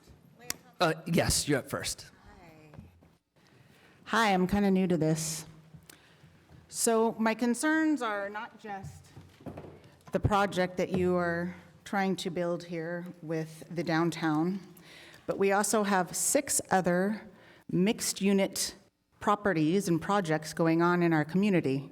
So my concerns are that if there is an evacuation, and there will be, I'm sure at some point in time again, that we have not just this project to be concerned about. And the numbers that this lovely lady has given us about those concerns and meeting all the qualifications for leaving the community, right? We have the one that's being built in Agora. We have 2 being built in Newbury Park. And now we have the Kmart that's also being done. And then we already have the 2 that are on Teal Boulevard. So I'm not opposed to having a downtown. I think it's a lovely idea. I just don't really appreciate 7-story buildings. And I think that it should be a little bit different in regards to safety and our concerns about water scarcity and our electric grids. And I think we're imposing a lot of more new people to live in our community than just this project. So as far as the project goes, I think it's a lovely idea. I love the idea of a downtown. Thank you. Thank you. Thank you, Leah. Next up is going to be Scott Horn.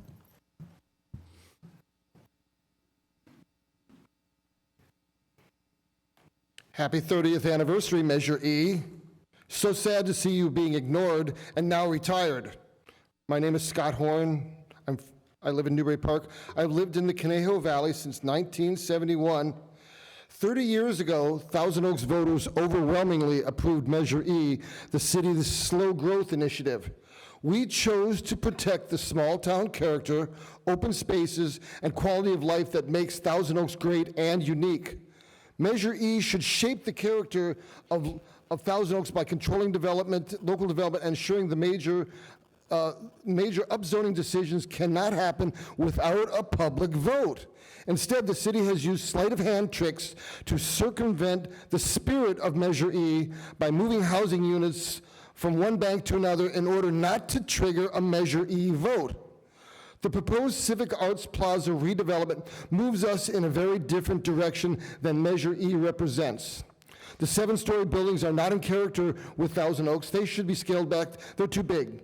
City Council had outreach meetings for the community about redevelopment. I attended one.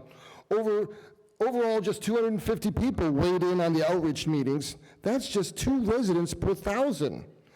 Before approving a project that fundamentally changes the character of the Civic Arts Plaza, I urge the council to honor the spirit of Measure E and ask whether this proposal truly reflects the wishes of the residents who call Thousand Oaks homes. Please scale back the buildings or vote no. Thank you, Scott. Just to remind everybody, we still have about 100 speakers left, so I really want to honor them. Thank you, Scott. Next up is Lori Elam.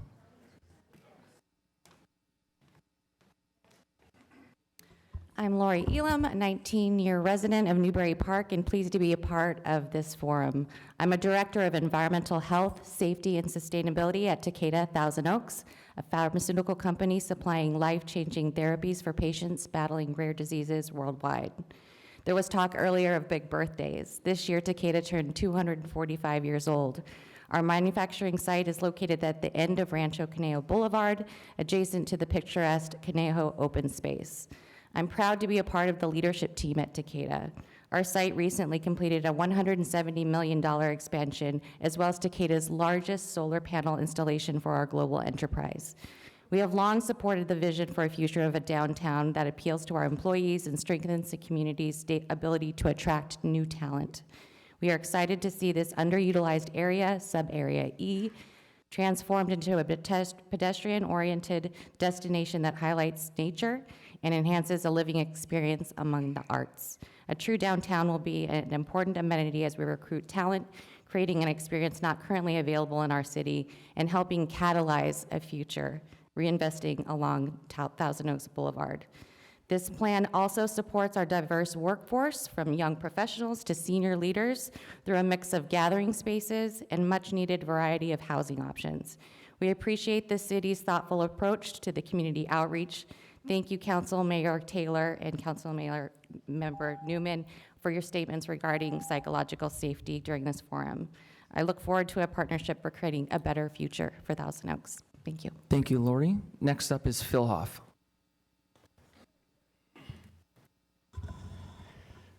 Good evening. My name is Phil Hoff. I've been a resident of the Conejo Valley for about 15 years, and my family's lived here since 1980. I've served as town councilman in Castaic in northern LA County, and before that on the land use committee there. We reviewed all development projects in the greater Castaic area.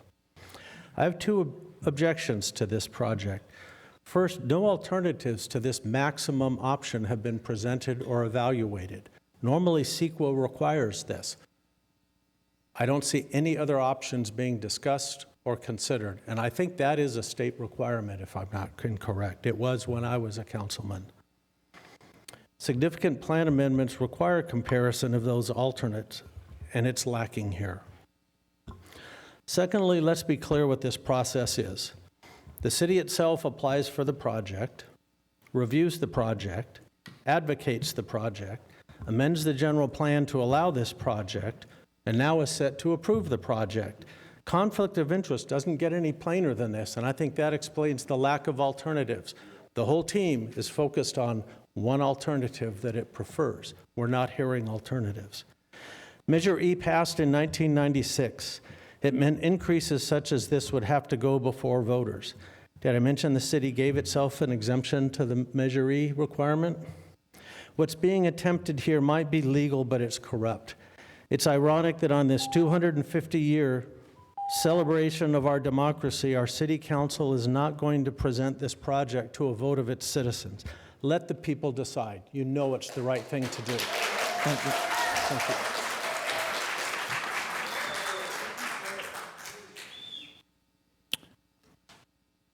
Next up is Michael Hart. Thank you, City Council. My name is Michael Hart. I'm a professor and associate dean at California Lutheran University and sit on the board of directors for TO Arts. As we heard earlier, the number of children and youth has declined substantially in our county and our city within the past 10 years. We need to develop a city where our youth want to and can stay after they graduate. This need is reflected in the comments I hear from my own students. Many speak about their love of this area, but realistically understand that it is largely unaffordable for them. If they are able to stay, they express a desire for a walkable public space with entertainment and shopping options. Further, many of our employers are recruiting promising and talented people. Unfortunately, though, most of these people are choosing to commute to Thousand Oaks and live elsewhere because, again, they cannot afford to live in the area, and we do not have the types of spaces this project proposes. While the number of proposed units does not solve all of our housing problems, it does make progress. Further, the downtown project will help create a welcoming and inclusive gathering space that will boost our local economy and artistic community. Having these walkable spaces right next to the Bank of America Performing Arts Center will generate and sustain a thriving community. For these reasons, I urge the City Council to support this project. Thank you. Thank you, Michael. Next 5 are going to be Len Smolberg, Joel Price, Trevin Hape, Crystal Evans, and Ashley Rusco.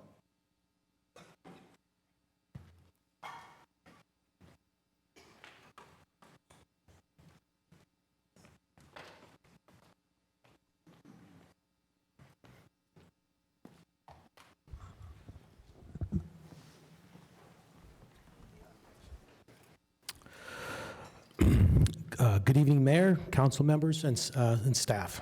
My name is Lance Smolberg, and I'm currently serving as the CEO of the Boys and Girls Clubs of Greater Conejo Valley. I'm here to express my support for the downtown Thousand Oaks project. I think we can all agree that Thousand Oaks is an incredible place to live, raise a family, and call home. At the same time, we must continue to evolve to meet the current and future needs of our community. This proposed downtown has been designed with everyone in mind. It represents an opportunity to create a vibrant, welcoming, and accessible gathering place that is currently missing from our city. A central space where residents can connect, support local businesses, and build community. Just as importantly, a thriving community depends on a healthy local economy. The revenue generated by a revitalized downtown helps fund the very things that make Thousand Oaks such a special place for families, creates quality schools, exceptional parks, public services, and the nonprofit organizations that provide a safety net, not just for those who are in most need, but for everyone who calls Thousand Oaks home. Revitalizing this underutilized area helps ensure a stable, long-term tax base that supports these priorities for generations to come. The project also expands housing opportunities, creating options that can help young people growing up in Thousand Oaks today afford to live and work in their hometown tomorrow. This is an opportunity to invest in Thousand Oaks' future while preserving the values that have made this such an extraordinary place to live. I respectfully encourage your support. Thank you for your time. Thank you, Len. We appreciate it. Joel Price.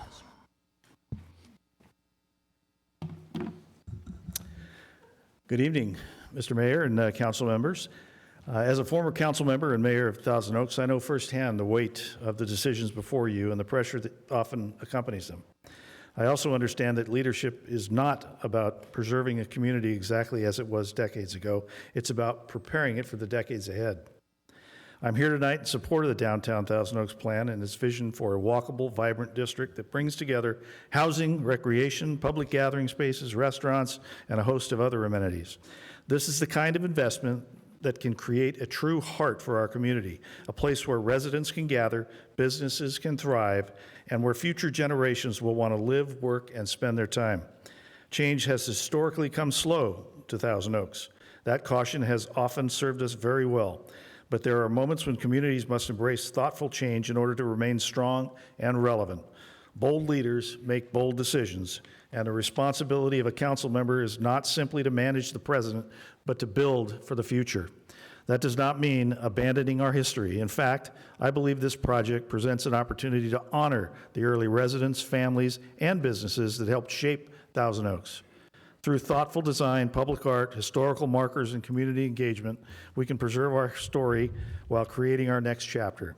I recognize that many longtime residents are uncomfortable with change and would prefer to turn back the hands of time. Their voices deserve respect and consideration. But the future of Thousand Oaks cannot be defined solely by what once was. It must also be shaped into what can be. Thank you, Joel. Next up is Trevin Hape. Good evening, Mayor Taylor and members of City Council. My name is Trevin. I'm a local business owner and resident here in Thousand Oaks. I'm here tonight to voice my strong support for the downtown project. As a small business owner, I see this project as an important investment in the long-term health of our local economy. Strong communities need foot traffic, energy, and a central place where people naturally come together. A walkable downtown gives residents and visitors places to gather, shop, dine, and support the independent business that helps make Thousand Oaks special. Small businesses are the heart of a city. We need local people. We hire local people, support schools and sports teams, donate to community events, and build relationships with the families we serve. When more people spend time downtown, more dollars stay here in Thousand Oaks, helping local businesses grow and helping fund the essential services our city relies on. But the project is more than just business to me. It is personal. My wife and I are raising 3 young kids in this community. And when I think about the future of Thousand Oaks, I think about the kind of city they will grow up in. I want them to have a downtown where families can walk safely, grab dinner, attend events, shop locally, and feel connected to the place they call home. This project is not just about development. It is more about creating a true heart of our city. It honors what makes Thousand Oaks a great place for our small businesses, our families, and the future of Thousand Oaks. I respectfully urge you to vote yes. Thank you. Thank you, Trevin. Next up is Crystal Evans.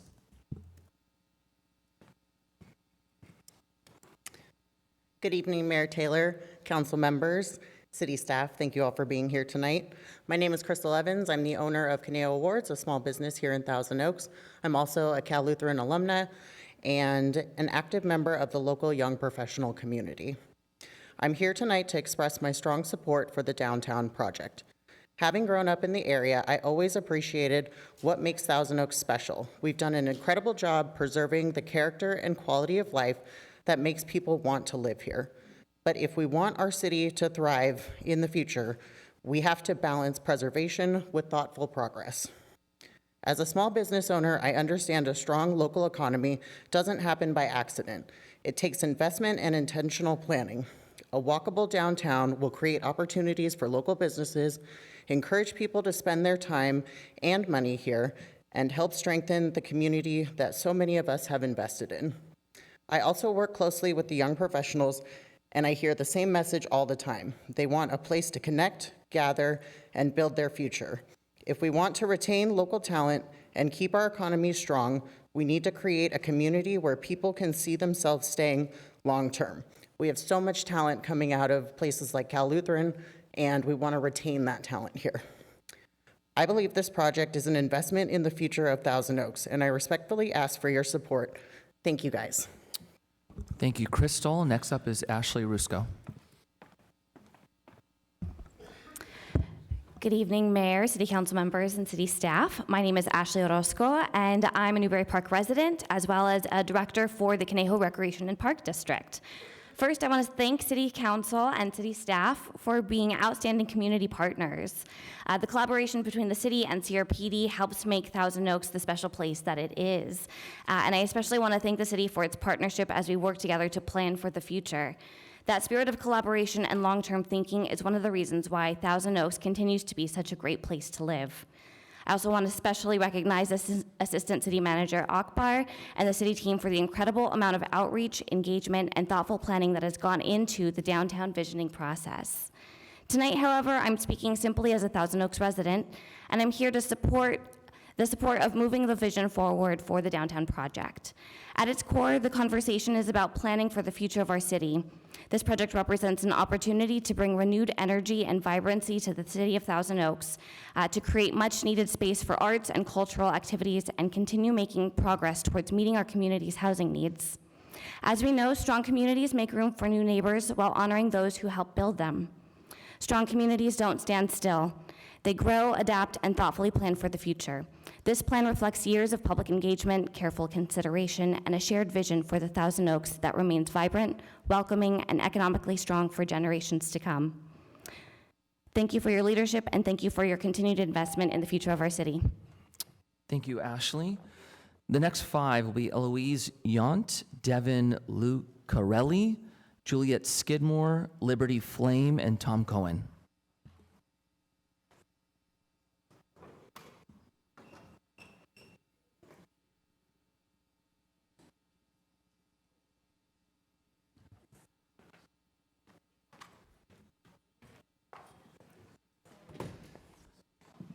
And Eloise is up first.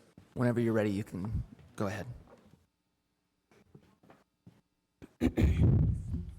Good evening, everyone. My name is Eloise Yount, and I'm here to voice my support for the development under review tonight. I moved from Atlanta, Georgia to Thousand Oaks nearly 5 years ago. I'm a chemical engineer, and I came here to work on the design and construction of a facility that manufactures a life-saving drug therapy for children born with a rare genetic disorder. The opportunity to contribute to something that saves lives is what brought me all the way across the country, and it is one of the reasons I fell in love with this community. Thousand Oaks is a remarkable and unique place. It is peaceful, abundant in natural beauty, has a welcoming small-town charm. It offers access to world-class biotech innovation and career opportunities while still providing a deep sense of connection to nature and to one another.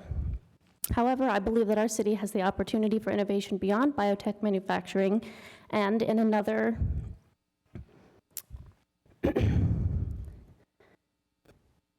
sorry, lost my spot.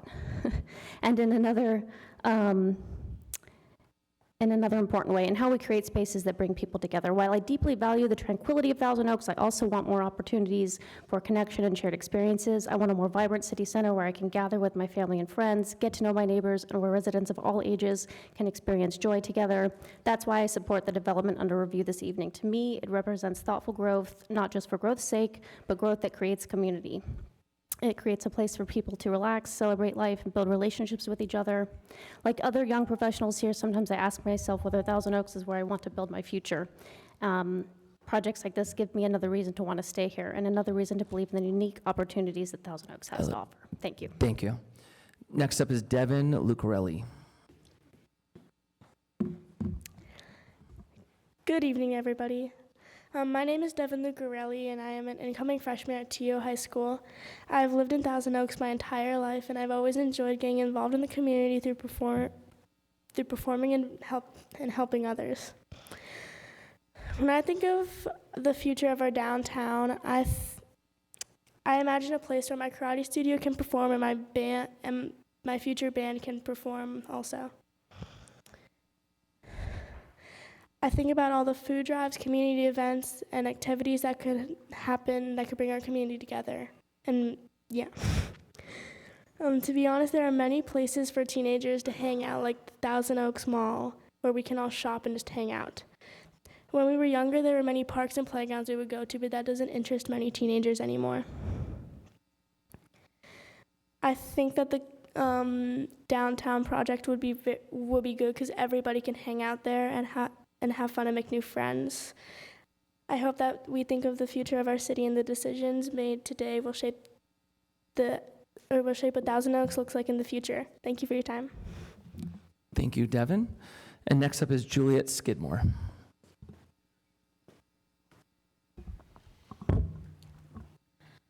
Blockbuster, Kodak, Toys R Us. At one point, these names dictated how we watched movies, captured memories, and shopped. They felt permanent. But in the world of innovation, standing still is how we move backwards. These companies refuse to change and were left behind. The same rule applies to communities. Tonight, we aren't talking about retail giants. We are talking about the future of Thousand Oaks. This renovation isn't about changing buildings, it's about creating a truly livable and walkable space for all of us. If we want Thousand Oaks to flourish for generations to come, we cannot afford to stand still. We must move forwards to grow. Right now, if you want to do something on the weekend, the options are limited. When my friends and I want to hang out, we are restricted by our town's current layout, which prioritizes parking lots and traffic over walkable, lively spaces where people can gather and connect. By building mixed-use housing in downtown, we aren't creating more congestion, we are fixing it. Right now, people have to drive in from outside the city for work, packing our roads. But studies from the EPA show that when you mix housing with local businesses, you can cut daily driving and vehicle trips by up to 50%. When people can live, work, and shop in the same neighborhood, they leave their cars behind. That means cutting localized carbon emissions by nearly a quarter. It creates a safer, more livable town and reduces pollution. Fewer cars means a massive step forward for our sustainability goals. It means cleaner air, a smaller carbon footprint, and a much safer environment for families and pedestrians to walk freely without constant traffic. But to make this vision a reality, we need to protect our community first. You don't need to have lived in Thousand Oaks for 50 years to have a say in the future of the city. I am 15 and I lived here my whole life, and I believe I should have a say in the future of where I live. Let's invest in a sustainable, safe, and dynamic Thousand Oaks. Let's move forward together. Thank you. Thank you, Juliet. And next up is Liberty Flame. Good evening, council members. My name is Liberty Flame. I'm a teenager who has lived in Thousand Oaks my whole entire life. My family has lived in Ventura County for 6 generations, and all of our voices matter. I support the downtown project because it would give teens and families more things to do right here in our community. A lot of people complain about teenagers hanging around the parking lots or riding e-bikes where they're not supposed to.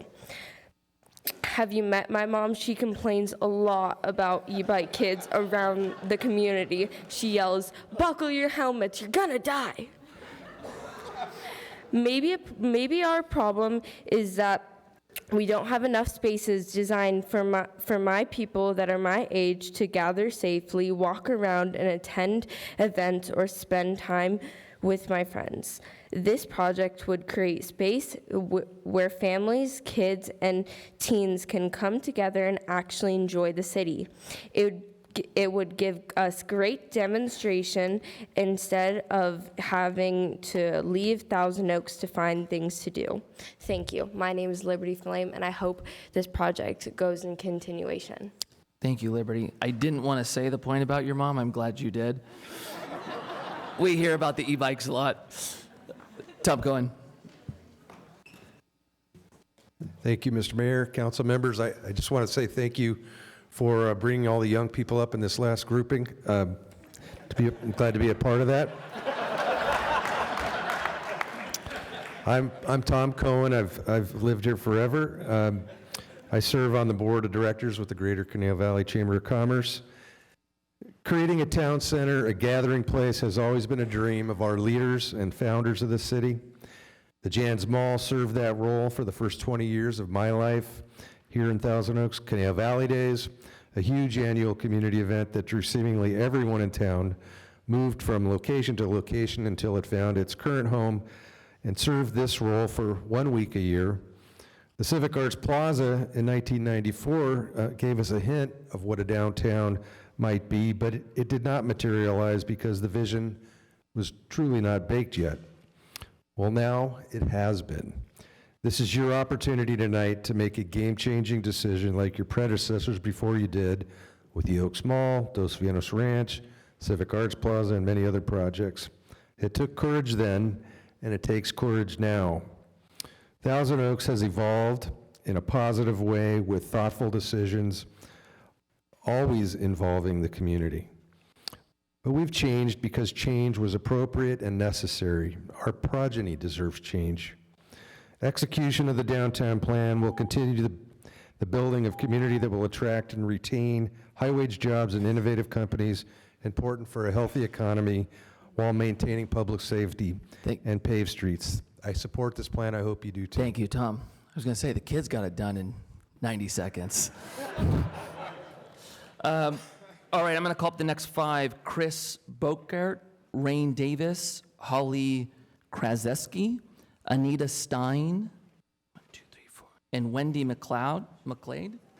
And I'm just going to mention one more time, you guys are doing great. Thank you so much for helping. We're about halfway through, so we're making great progress.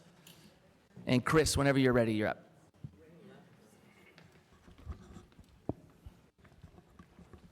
Thank you for giving us the opportunity to express our feelings. My name is Chris. I moved here in '88, and I've seen the traffic going up terribly, especially on the 101. It's now really, it takes time to drive there. And also, I would like to have an explanation. Well, we are seeing now that the retail industry is not doing very well because, well, they increased the minimum wage, but with that, the price of everything they sell in the store is going up too, and people don't buy anymore. So, well, we have a problem here. We have several stores closing. A restaurant is the same thing. A lot of restaurants are closing, and you want to have more restaurants coming into this project. So I would need to have an explanation there. And so, well, I would like also to say, apparently a lot of people are in favor of that. So if it passes, perhaps, well, it would be interesting to work a little bit on the aesthetic of the building. Thank you very much. Thank you, Chris. What a lovely accent you have. Yeah. Next up is Rain Davis. Rain might be gone. Holly?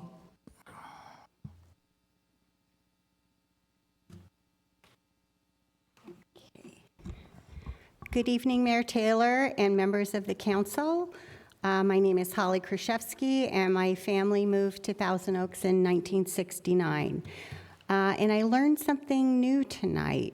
State funny math. I'd like to learn more about that. At the last meeting, I read a letter from former Mayor Mad Schaefer, and she expressed her concerns that the careful planning that was put into place all those years ago that created this beautiful city will be undone. And this is the concern of the citizens too. 7-story buildings do not belong in the Conejo Valley. This is not bougie Brentwood. And I hope you will consider reducing the height and scaling the project down. And myself and what I'm reading on social media, I don't think that the majority of people are against the plan. It's just the height restrictions or lack of, and just the size of the project.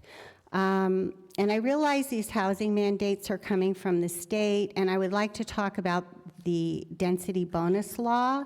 It really concerns me that if a developer designates a certain percentage of a project to affordable housing, he is granted the power to ignore local building ordinances and is granted the, and that are set in place by the city, such as height restrictions, parking requirements, and density. And basically, your authority is being handed over to the developers. And that's really a concern too. So I think the cities need to get together and fight the state on that. Thank you. Thank you so much, Holly. Next up is Anita Stein.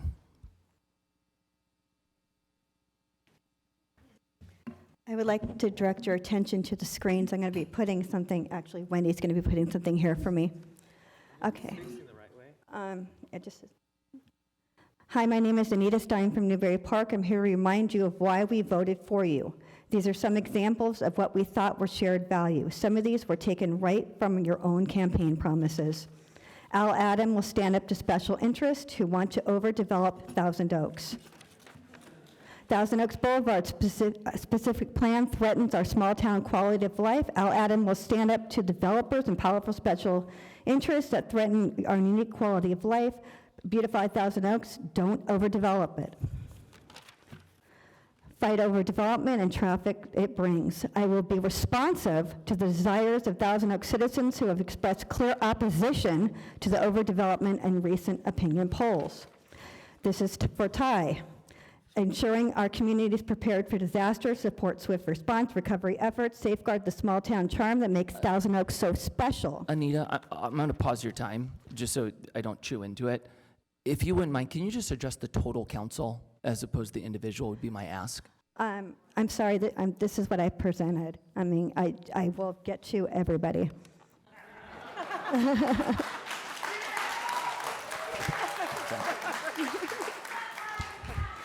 There's no evacuation plan on Thousand Oaks Boulevard. Ambulance and fire trucks will be stuck in horrible traffic and will not be able to help anyone.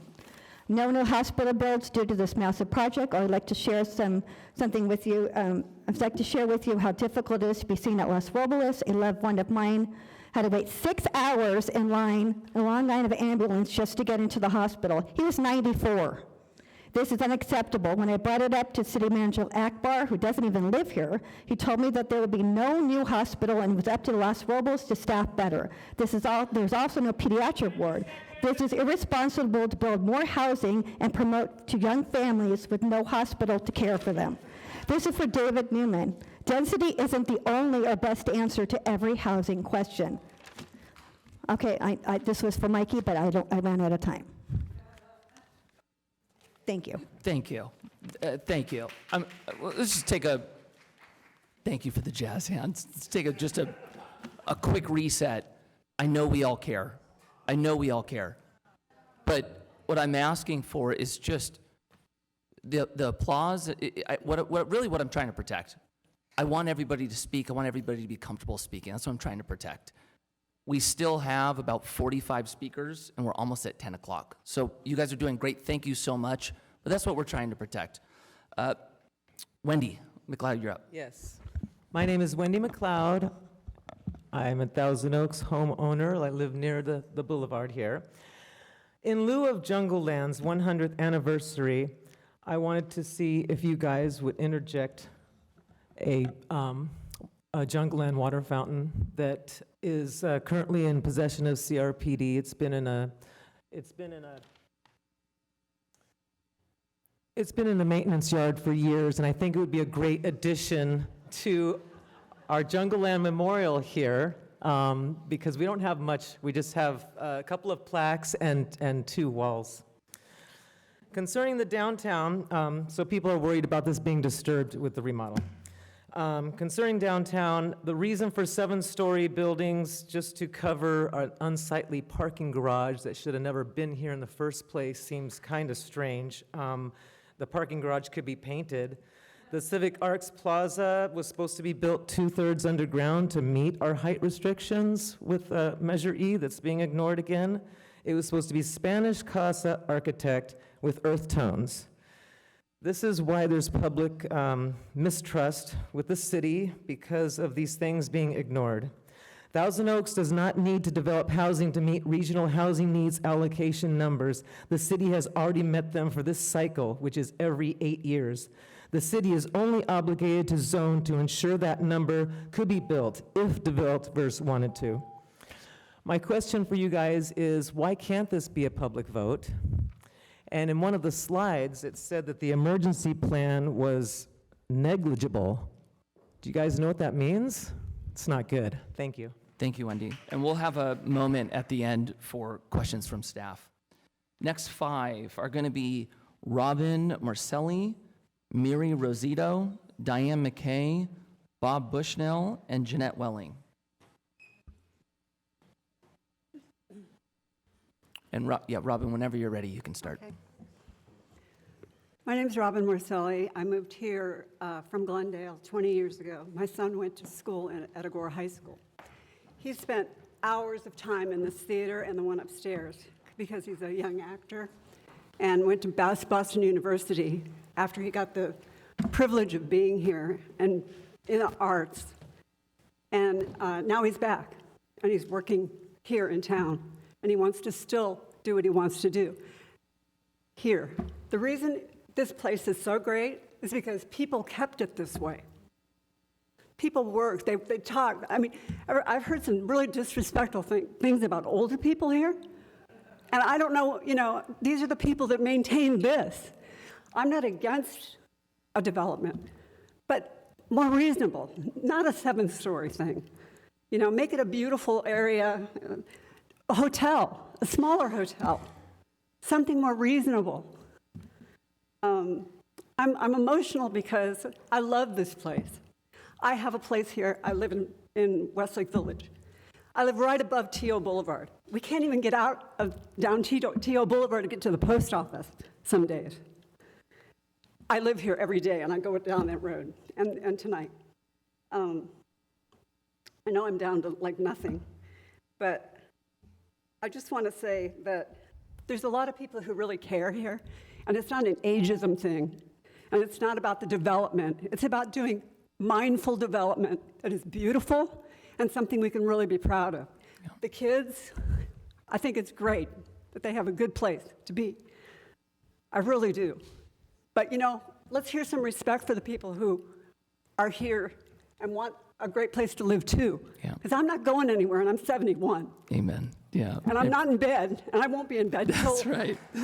Good job. So, Thank you. You're welcome. Appreciate your time. Thank you for being here. Marie Risotto? She's okay. Moving to Diane McKay. Good evening. I'll try and make this quick. Thank you, Mayor and City Council and staff. Really thank you for all that you've done for the many years, after many years of alternatives, and finally landing on this project with so much community input that I thought was refreshing, and I was really proud of it when I spoke at a planning thing in Santa Barbara recently.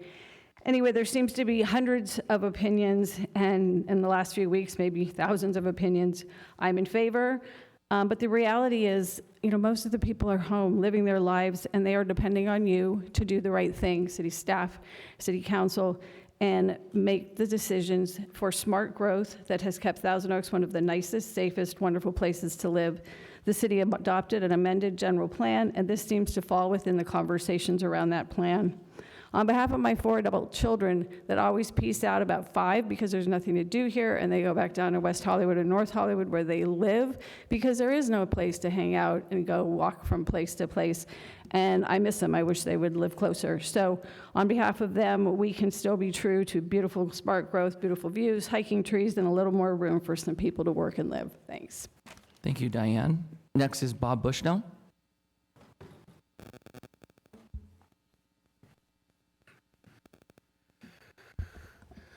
Good evening, Mayor, City Council members, and City staff. My name is Bob Bushnell. I'm a 40-year resident of Newbury Park, and I'd like to address really just one issue tonight, water.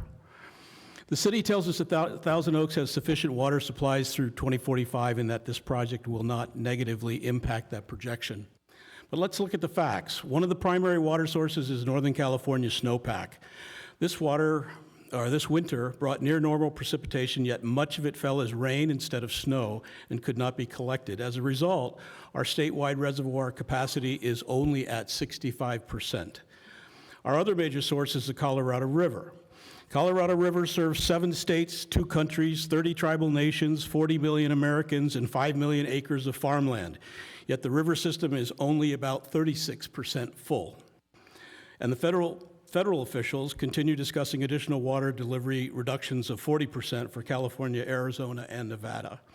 So I have a simple question. If one of our primary water sources is essentially gone for the year, and the other is barely 1/3 full and facing potential future cutbacks, how can anyone guarantee adequate water supplies through 2045? No one can predict future rainfall, snowpack, droughts, wildfires, or Colorado River allocations over the next 20 years. Who would have predicted the level 4 water restrictions placed on us by this council in May of 2022? No one. Yet we are being asked to accept a 7-story hotel, 7-story apartment building, and significant additional development based on those assumptions. So before approving this project, I would urge the council to ask whether whether that confidence is truly justified. I don't think it is. But even better, as everybody, as many have suggested tonight, let's put this whole project to a vote. Thank you, Bob.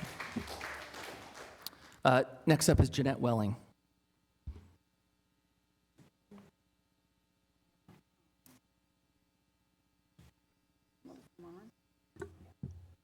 TOTV. Okay. Jeanette Welling, Thousand Oaks. We all expect change, progress, but we also value diligent oversight promised by our general plan. So let's discuss the EIR contradictions to this. This project intentionally creates significant and unavoidable damage to our biological and historical resources. The EIR is fundamentally deficient in a number.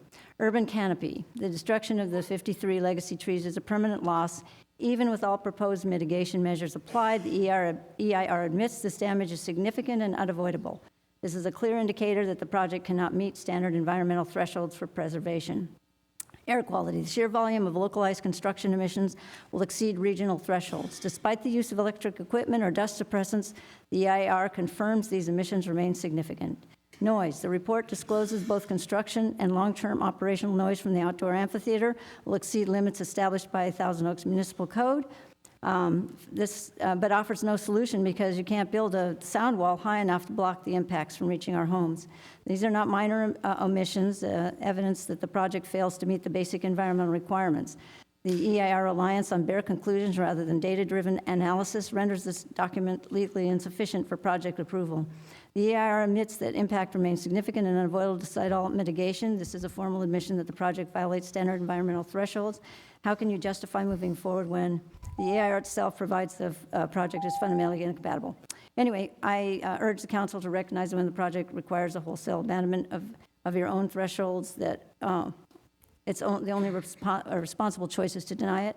And I also hope that you acknowledge the over 1,900 petition signatures that oppose this project that was hand-delivered today. Thank you, Jeanette. And then next 4 is going to be Rudy Elias, Michelle Riebling, Edgar Elias, Lisa Baca, and Janine Sullivan.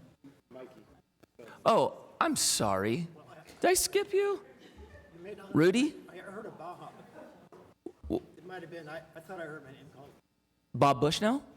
No, I heard Baja. Oh, I'm sorry. Forgive me, Bob. Let's get to you quickly. So now, Rudy, whenever you're ready, you can take the mic.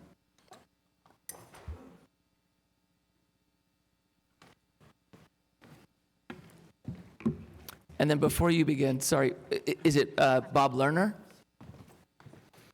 Bob Lerner or no?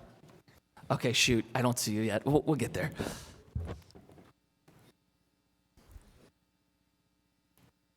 My name is Rudy Elias, and I am a resident of Thousand Oaks, and I strongly oppose the downtown project. During the June 5th City Council meeting, it was acknowledged that the impact of increased population and traffic on existing evacuation route has not been analyzed. Furthermore, the city currently lacks an updated mass evacuation annex that complies with federal and state guidelines. Previous disasters, such as 2018 Woolsey and Hillfire, demonstrated the vulnerability of our infrastructure. When the 23-118 and southbound 101 freeway were closed, the only available route for the 124,000 residents was the northbound 101. The factors that go into gridlocks includes the concentration of residents near the proposed site, relying on limited number of surface streets, regional competition for freeway access during a mass evacuation, existing bottlenecks at the Moore Park and Camarillo grades, where theoretically capacity is significantly reduced by merging disabled vehicles and emergency condition. The city has not yet developed an independent, standalone evacuation plan integrated with the 2025 Ventura County Operational Area Emergency Operation Plan that adequately accounts for Moore Park, Simi Valley, Westlake Village, Agora, and Newberry Park. In the light of the tragic lessons learned from the Paradise, Lahaina, and Palisade fire, it is imperative that we do not move forward with projects that place further strain on public safety resources and risk the loss of life and property. Minimum standard for evacuation plans are insufficient for the safety of Thousand Oaks residents. Rudy, thank you so much. Next up is Michelle Riebling. I'm a little taller. I'm Michelle Riebling. As a resident of Thousand Oaks, I'm opposed to the downtown project because of the degrading of public safety. City governments must maintain comprehensive emergency plans, including a mass evacuation annex in compliance with federal and state emergency management laws. These laws state local jurisdictions must evaluate the jurisdictional capability to protect all residents under various emergency scenarios. The current Ventura Operational Emergency Plan did not list any Thousand Oaks participation in that plan.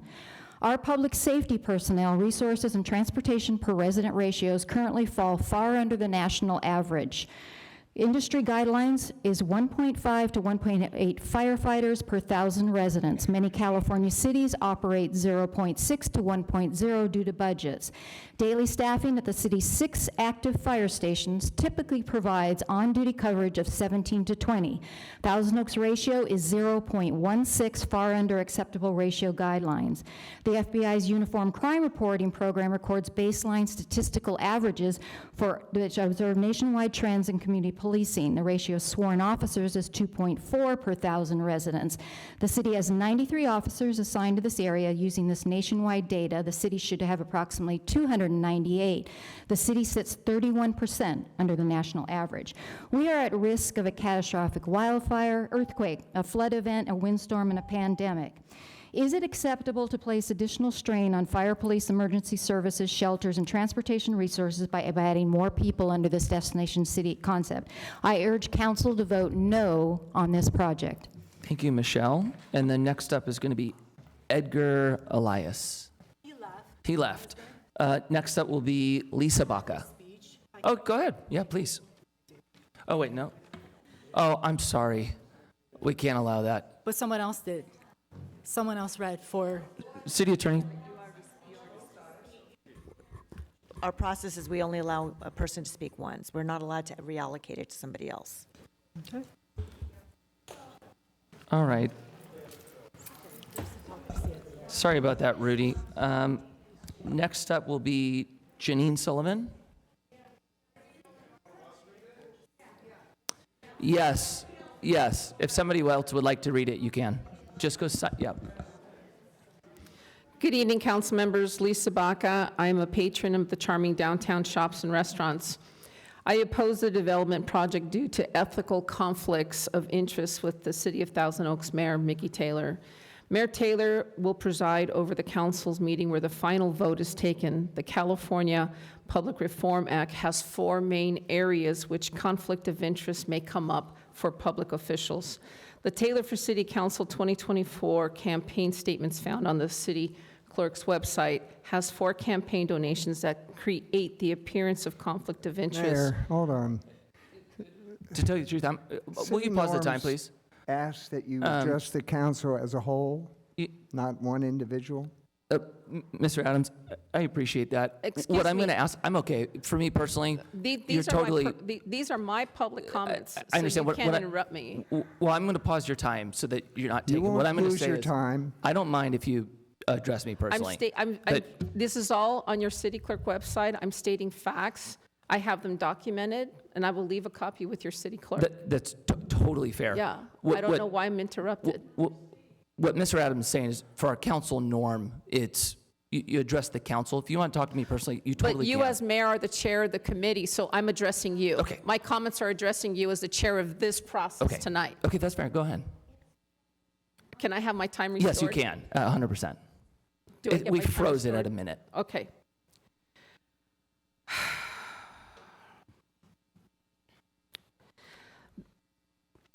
The Taylor for City Council 2024 campaign statements has 4 donations that create the appearance of the conflict of interest under the current master plan process going forward.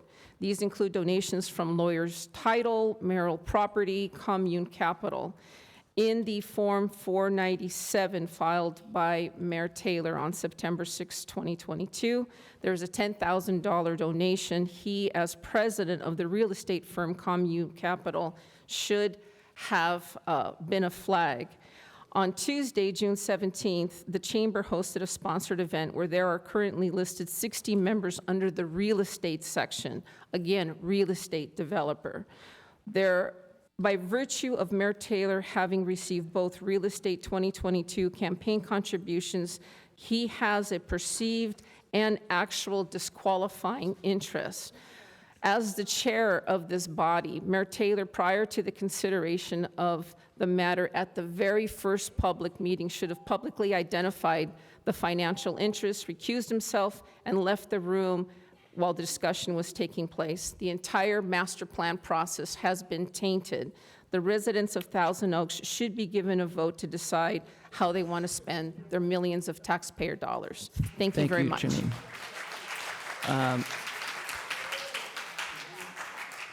Did we call Catherine Aaron yet? No. Okay, next 5 is going to be Next 5 will be Catherine Aaron, Ann Siosia, Lou Magas, Gary Hottung, and Rob Lerner. Can I begin? Yes, you may. Mayor Taylor and members of the council, thank you for holding this event this evening. I have strong concerns about this downtown project for 3 reasons. Namely, why not a vote? That would be my primary concern. I have heard tonight many concerns about congestion and emergencies. I also note that there are local concerns that seem to be set aside by state mandates that allow higher density than many residents feel safe or interested in having. This is not about art versus the needs of older people in our community. This has nothing to do with that. I also want to note that I appreciate Council Member David Newman's mention of home ownership in condominiums being part of a project. I would be very interested to see if a project of this kind could include the possibility of home ownership for young families wanting to begin a life in our area and not just apartments as described in this plan. Thank you. Did I call to up here and you didn't speak? I never got a chance. I'm so sorry. What was your name? Called my name, but someone else took I am so sorry. What was your name? Janine Sullivan. Janine Sullivan. I am sorry. That's okay. Okay, go ahead. Is there anybody else I did that to? Shoot. Okay, thank you. It's fine. A lot of names. Yeah. Thank you again for letting me speak tonight. My biggest problem is I really am strongly opposed to this development in the downtown project. I have been a resident here since 1980. It has been a great community for place for families and kids to hang out. We do have the Thousand Oaks Mall, which was a good spot to go. It no longer is because all the stores are closing. We also have the Jan's Marketplace. We also have the lakes, which has not really worked either. So I'm really wondering how this whole project is going to work. It says to bring in people to walk in the community. We have lots of places to walk. When you talk about transformation of indoor-outdoor areas, I don't quite see how a hotel is going to make that kind of a difference. I don't see how having extra low-income housing is going to help. It's not certainly not going to help any youngster to be able to afford a home in Thousand Oaks. And I'm just going to say, please vote no. Thank you. And could you take the stand? What was your name? Rob Lerner. Rob, oh, okay, so I yeah. think you're part of the five. Did I call anybody up and they didn't speak? So it was Lisa, Michelle, Edgar, Rudy, and Janine, and Catherine. Did all five of those speak? Edgar didn't, okay. Rob Lerner, is Gary as well? Okay. I reversed you, but go ahead, Rob. Okay. Just would like to seek your permission to yield my time to Jeanette. Is that possible? We're not allowed to yield time. Okay. I'm sorry. So, because she was not finished with what she had to say, but everybody's been quite serious here today, and I can't see it. I think after having gone to, everybody been to New York? Gone on a trip to New York? So I was there last September, and I loved it. I mean, I thought it was great. We went to the Trader Joe's, like we have a Trader Joe's here, and the people that were buying objects and, buying merchandise waited in a line that took probably 50 to 60 minutes. I took a nice video of it. It went entirely around 3 of the walls of the perimeter of the interior of the store at a Trader Joe's at 72nd and Broadway. I think we should do that here. I think it's an opportunity for us to get to know our neighbors. We can do it in traffic jams on the street on TO. We can do it while waiting in line at Sam's for gas, that's the line that comes out into the street already. Trader Joe's will be like that. We can get to know our neighbors. We can integrate with our neighbors. We can get to know them. We can also, I think it's wonderful that these kids, I think 92%, I took a note here, 92% of the individuals that supported this project said, use the word vibrant. And I think that's wonderful because kids today, they are so vibrant. They're on their phones all the time, interacting with other people. When they're not, they're teaching us, and any 15-year-olds here that drive an e-bike, to show us how to weave through traffic. Most of the time, I'll tell you, they don't hit anybody. Okay, there's that one guy down south in Long Beach that they killed, but other than that, it would be an opportunity for us to get to know each other. I'm done. Yeah, next time we're going to hire you to start this thing off as the comedic relief. I think I have some ideas. I think while we're sitting in traffic, we can also have like a water balloon fight. Rob, why not? I appreciate it so much. I want to be mindful of everybody's time, but thank you. Okay, I'm a little bit out of order, so forgive me. Has Ann spoken yet? Ann Sciosia? Is she still here? Okay. And then Lou Maggs, you want to speak next? And then Gary, you'll go after Lou. Yeah, my name is Lou Mages. You haven't addressed the 7 stories.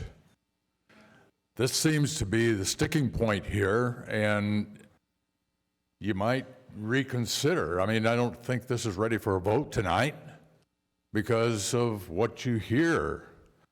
And also, I thought it was really relevant that the young man here was talking about the view from the freeway.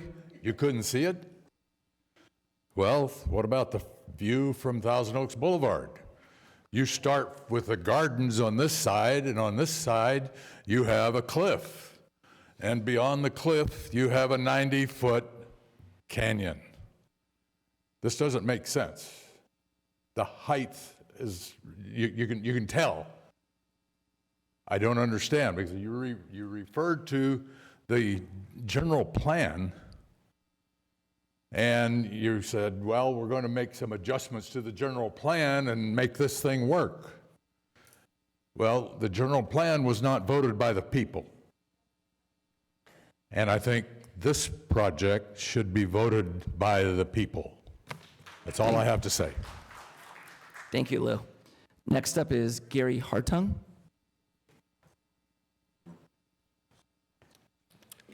I think that 4 stories is enough, and those 4 stories should be completely for middle and low income people. We don't need any more restaurants. The one that's right outside the door here is plenty. I can't afford to eat there to begin with. Last of all, I'm 74 years old. I'm getting tired. In the future, please let us old people speak first. Thank you. I'm gonna let the clap go for that one. Nice one, Gary. All right, next 5 is going to be Brittany Forrest, Pamela Forrest, Alicia Wilson, William Maple, and Jason Kemmerer.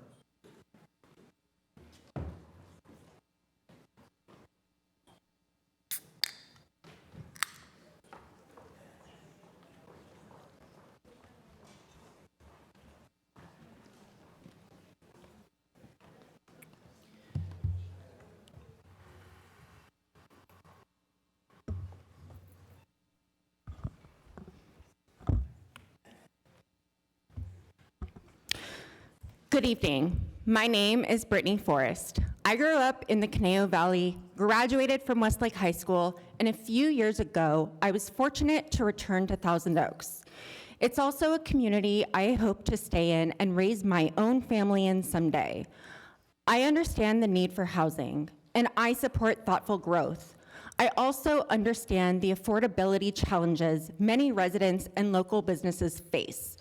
While I am fortunate to be a homeowner, I know many people who grew up here can no longer afford to stay or return. I also think it's important to look at this project in the context of the broader growth already happening throughout Thousand Oaks. Projects such as Tio Ranch, Oakwell, and the Sanctuary are already reshaping our community. So I believe it's reasonable to consider the cumulative impact of these changes rather than viewing each project in isolation. My concern is not whether we grow, but what we may lose along the way. When I think of Thousand Oaks, I think of open space, oak trees, mountain views, western and equestrian routes, and the small town feel that sets us apart. This project includes taller buildings, the potential loss of older structures tied to our history, and a scale of development that feels very different from the Thousand Oaks many of us grew up with. So I want to ask the council, residents, and everyone who cares about this community, what do we want Thousand Oaks to become? Will these changes create a sustainable future while still preserving the character, history, and sense of place that make this city unique? Thank you. Thank you, Brittany.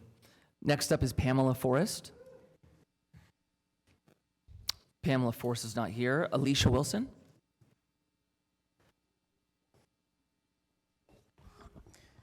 I'd like to thank the council and everyone who presented today because it was very informative for me as a person who literally lives 1 block away from here. For some people, this is a project about money and whether or not we can have interesting spaces. For others, it's a place for their personal opposition as hobby and rather to be right instead of being educated. I will live at ground zero of the noise, pollution, and trouble that is used to make this public space, and I still wholeheartedly support it. Where I lived in Oxnard, where I grew up, our city council was hamstrung by NIMBYs who for 40 years told the city they could not do open space, they couldn't do growth. And as a result, we have broken streets and pockmarked buildings, and it's a place that I sadly no longer recognize. The city council must have the courage to do what is necessary to move this country, to move this city forward. There is a biblical principle for such a time as this. You have been placed here for a reason. I hope you will have the courage to continue what we know to be necessary to make the crown jewel of Ventura County, Thousand Oaks, the city it deserves to be. And I hope you will have the courage to do what's right today. Thank you, Alicia. And next up is William Maple.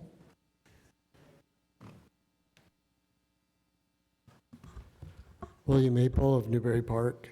Members of the council, Mayor Taylor, this is the tale of 2 city halls. 57 years ago, a young city set out to create a permanent city hall. something that represented the culture, goals, and aspirations of the community that they served. The project was awarded to a relatively unknown architect, Robert Houvener, because it met and exceeded 3 different goals. One was stewardship. The budget was $1 million. That's about $9 million today. It was the people's funds, and they wanted to spend it wisely. The land was donated by the Jantz family for free, specifically for public use. Number 2, the view shed. The building would not obscure or distract from the surrounding natural landscape. Number 3, maintain open space. Houvener created a unique design that preserves 70% of the natural landscape and most of the oak trees by uniquely placing parking on the roof. The resulting building was featured on the cover of 1974 Architectural Record and is now our 10th landmark, City of Thousand Oaks. Thank God CRPD purchased the site, and we will hopefully see it preserved from city development for the next 30 years. Compare this success with our current Civic Center, then contrast it with the enormous expansion planned tonight. Please vote no on this project. Thank you, William. And next up is Jason Kemmerer. Thank you, Mayor and council members. I've lived here since '77, moved here when I was 7, and grew up, went to Westlake Elementary, Kalina, Westlake High. And, back in those days, there wasn't much to do here, but we found a way to do stuff. Maybe we got in a little bit of trouble, but we don't need these safe spaces and all this stuff and a community center. I'm totally fine with the downtown, but I have to tell you what triggered me, and I've never been to one of these things before. I heard that there was a plan to revitalize it because the city center here, the Civic Art Plaza, has never really had that many great acts. It's kind of boring. The lakes here has been a total failure. Every place that there's been mixed use in town really hasn't worked out very well. And so I had some hope, but then I saw this video, and oh my God, the thing was a monstrosity. I couldn't believe that they're going to plop this right in the middle of our town. On Old Canale School Road, that's going to be a nightmare. They're building 420 homes up at the old Kmart where I actually worked when I was a teenager. And I just can't imagine the amount of traffic that's going to be in this area. I'm not opposed to having a downtown. I live pretty close to Tarantula, so I can walk there. That's great. What's been happening organically with those 2 apartment buildings, I'm fine with that. That kind of scale is fine. But I don't see where 39 affordable apartments is going to make one dent in the cost of living in this house. And what do we really mean by affordable? Is it going to be $3,000 instead of $3,500? There are so many other places. There are so many other places in this town to build apartments. Do something scaled down. We don't need this monstrosity. Jason, thank you.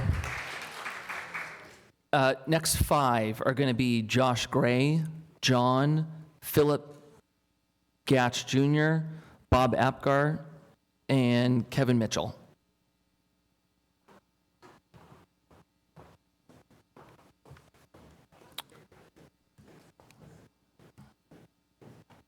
Josh, whenever you're ready, you can start.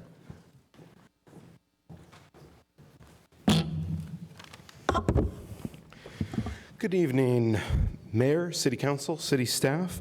My name is Josh Gray. As Director of Operations of the Conejo Valley Tourism Improvement District, I analyze the hospitality data from our area weekly, year-round, for all Thousand Oaks hotels. I'm here to ground tonight's discussion in actual industry metrics. The Thousand Oaks hotel economy is a quiet powerhouse, generating about $50 million annually. In 2025, our local hotels maintained a 68.4% average occupancy rate, outperforming both state and national averages, while commanding the highest average daily rate in the region at over $162 per night. When high occupancy pairs with climbing room rates, it reveals a clear supply-side issue. We haven't added a new hotel here since 2009. To clear up any misinformation, 100% occupancy in a hotel is not an industry standard. You don't look at an empty Dodger Stadium parking lot in January and claim that baseball is failing. What matters is that the lot is packed during the season. Our hotels are thriving when it matters most. Last month, running at an 85.3% occupancy on weekends. Pipeline projects at Timber School and Jan's are extended stay, and they do not fill the demand for a boutique, walkable downtown hotel. Finally, on a personal note, I'm 33 years old, grew up in the region, graduated from Cal Lu, and I can count on a single hand the number of people I went to school with who can still afford to live here. Thank you. Please vote yes. Thank you, Josh. Next up is John. Good evening again. Meeting places are fun, but this particular meeting place is kind of big, and it's kind of overwhelming. It's a precedence that's going to set for other projects. And if you look at the general plan update that was approved, that y'all signed up on 2 years ago, and if you look at all of Teal Boulevard and everywhere there's mixed use and the zoning was changed for similar projects like this, and if you add up all those spaces, and they're similar to what is going to be here or what's, at Rancho and Hillcrest or at Hampshire, that's a lot. So it's not going to stop. This one project, it's a good-sized project, and I would prefer it had more like a Spanish style and maybe about half the size. That would be cool. I think if you did that, it would be like Santa Barbara. That would be sweet. But, and like I said, make the height, I would think should be like half what you got, 3 stories maybe. But consider the other places. The infrastructure is going to have to be increased, and I don't want my taxes to have to pay for all that, or my increased utility rates because of all these other projects. Anyway, God bless you guys. Thank you, John. And then next up is Philip Gatch Jr.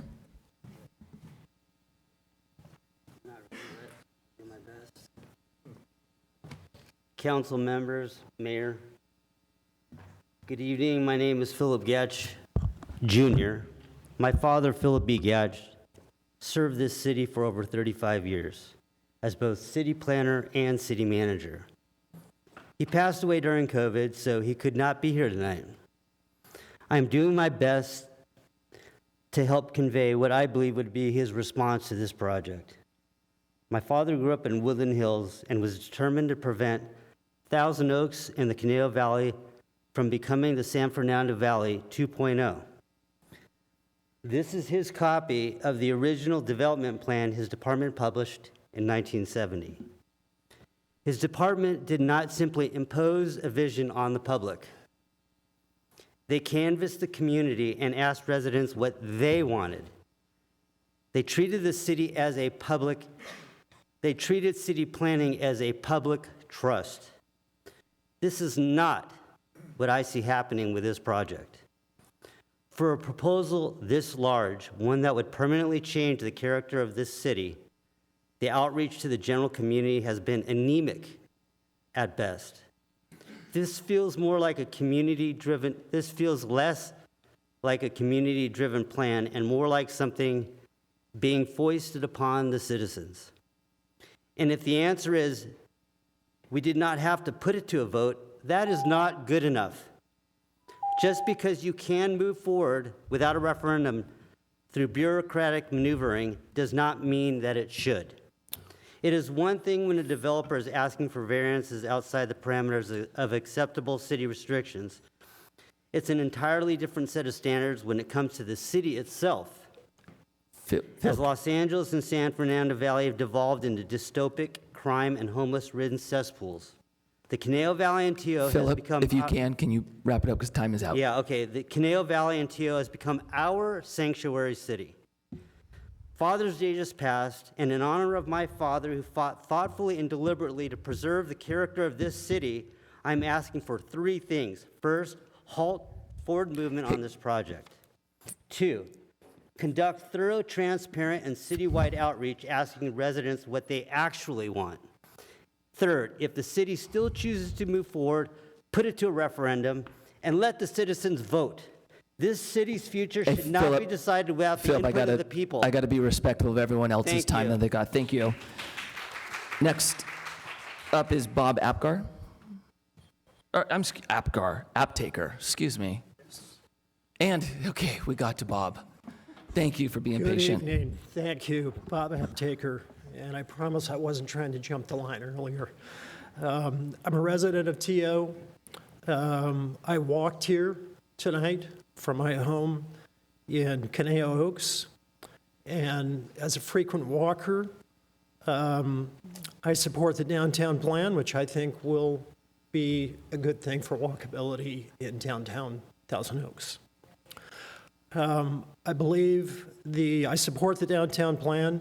I believe that it will bring much needed vitality and energy to downtown and will provide a center of gravity to a very long Thousand Oaks Boulevard. More specifically, I agree with the housing element. I believe we need more housing, and I applaud the inclusion of 39 affordable units.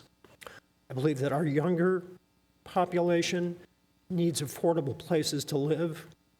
I believe that the mixed-use aspect of this development will help mitigate impacts to traffic. I'm okay with the hotel development. I believe that 142 units is small comparatively, and I believe that it will be mutually beneficial with the retail and restaurant amenities. The heights do not bother me in this location in the context of the auditoriums and the 101 freeway nearby. I support the 47,000 square feet of commercial space. And just for a little bit of context, the Oaks Mall is 1.2 million square feet of space. Thank you, Bob. We appreciate it. Next up is Kevin Mitchell. Thank you, Mr. Mayor. Wow, taken quite a while. I had black hair when I started here tonight. I moved to Thousand Oaks. I grew up in Old Agoura when it was New Agoura.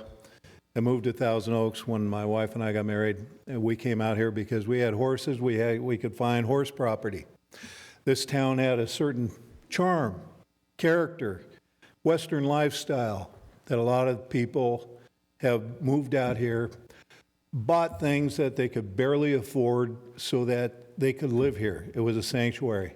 Probably everybody in this audience has driven thousands of hours just so they can come back to this sanctuary that we have here. I'm concerned about the charm and retaining our character.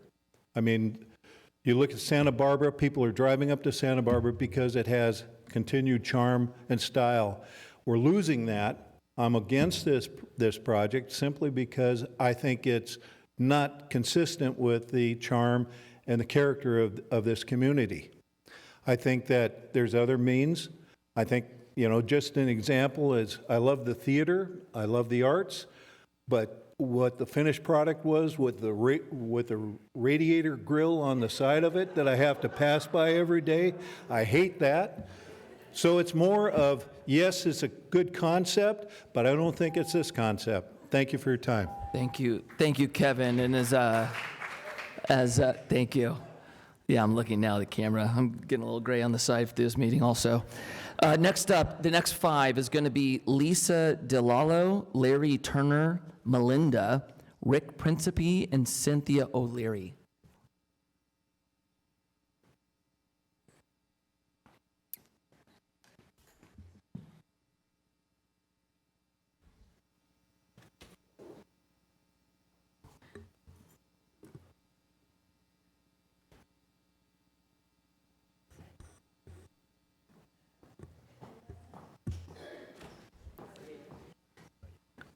Okay, I'm only seeing one coming down. What was your name? Melinda. Figures. Okay, if no one else is joining, I'm gonna start skipping down the list. Melinda, why don't you take the podium, and then we will call down. Did we call Cynthia O'Leary? We did. John Krister Swanson, Nate Swanson, Andrea Jansen, and Clint White.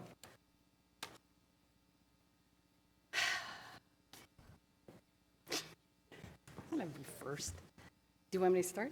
If you want to go first, you can. If you would like somebody else go first. Oh, I'm up here. Okay. whatever. Yeah, you can start whenever you're ready. Okay, so my name's Melinda.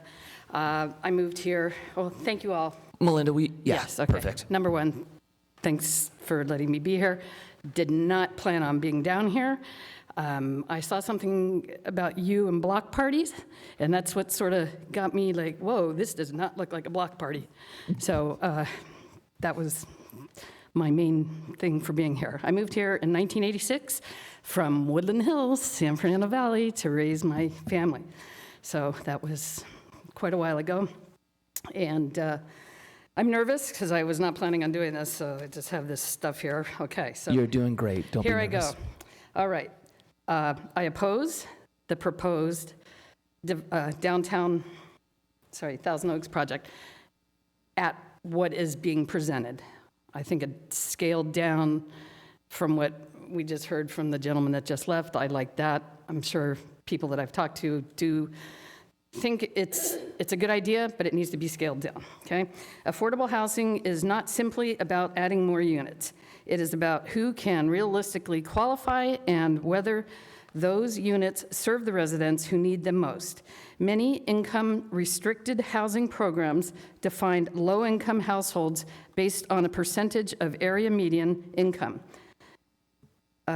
commonly ranging from approximately 50 to 80% of the area median income.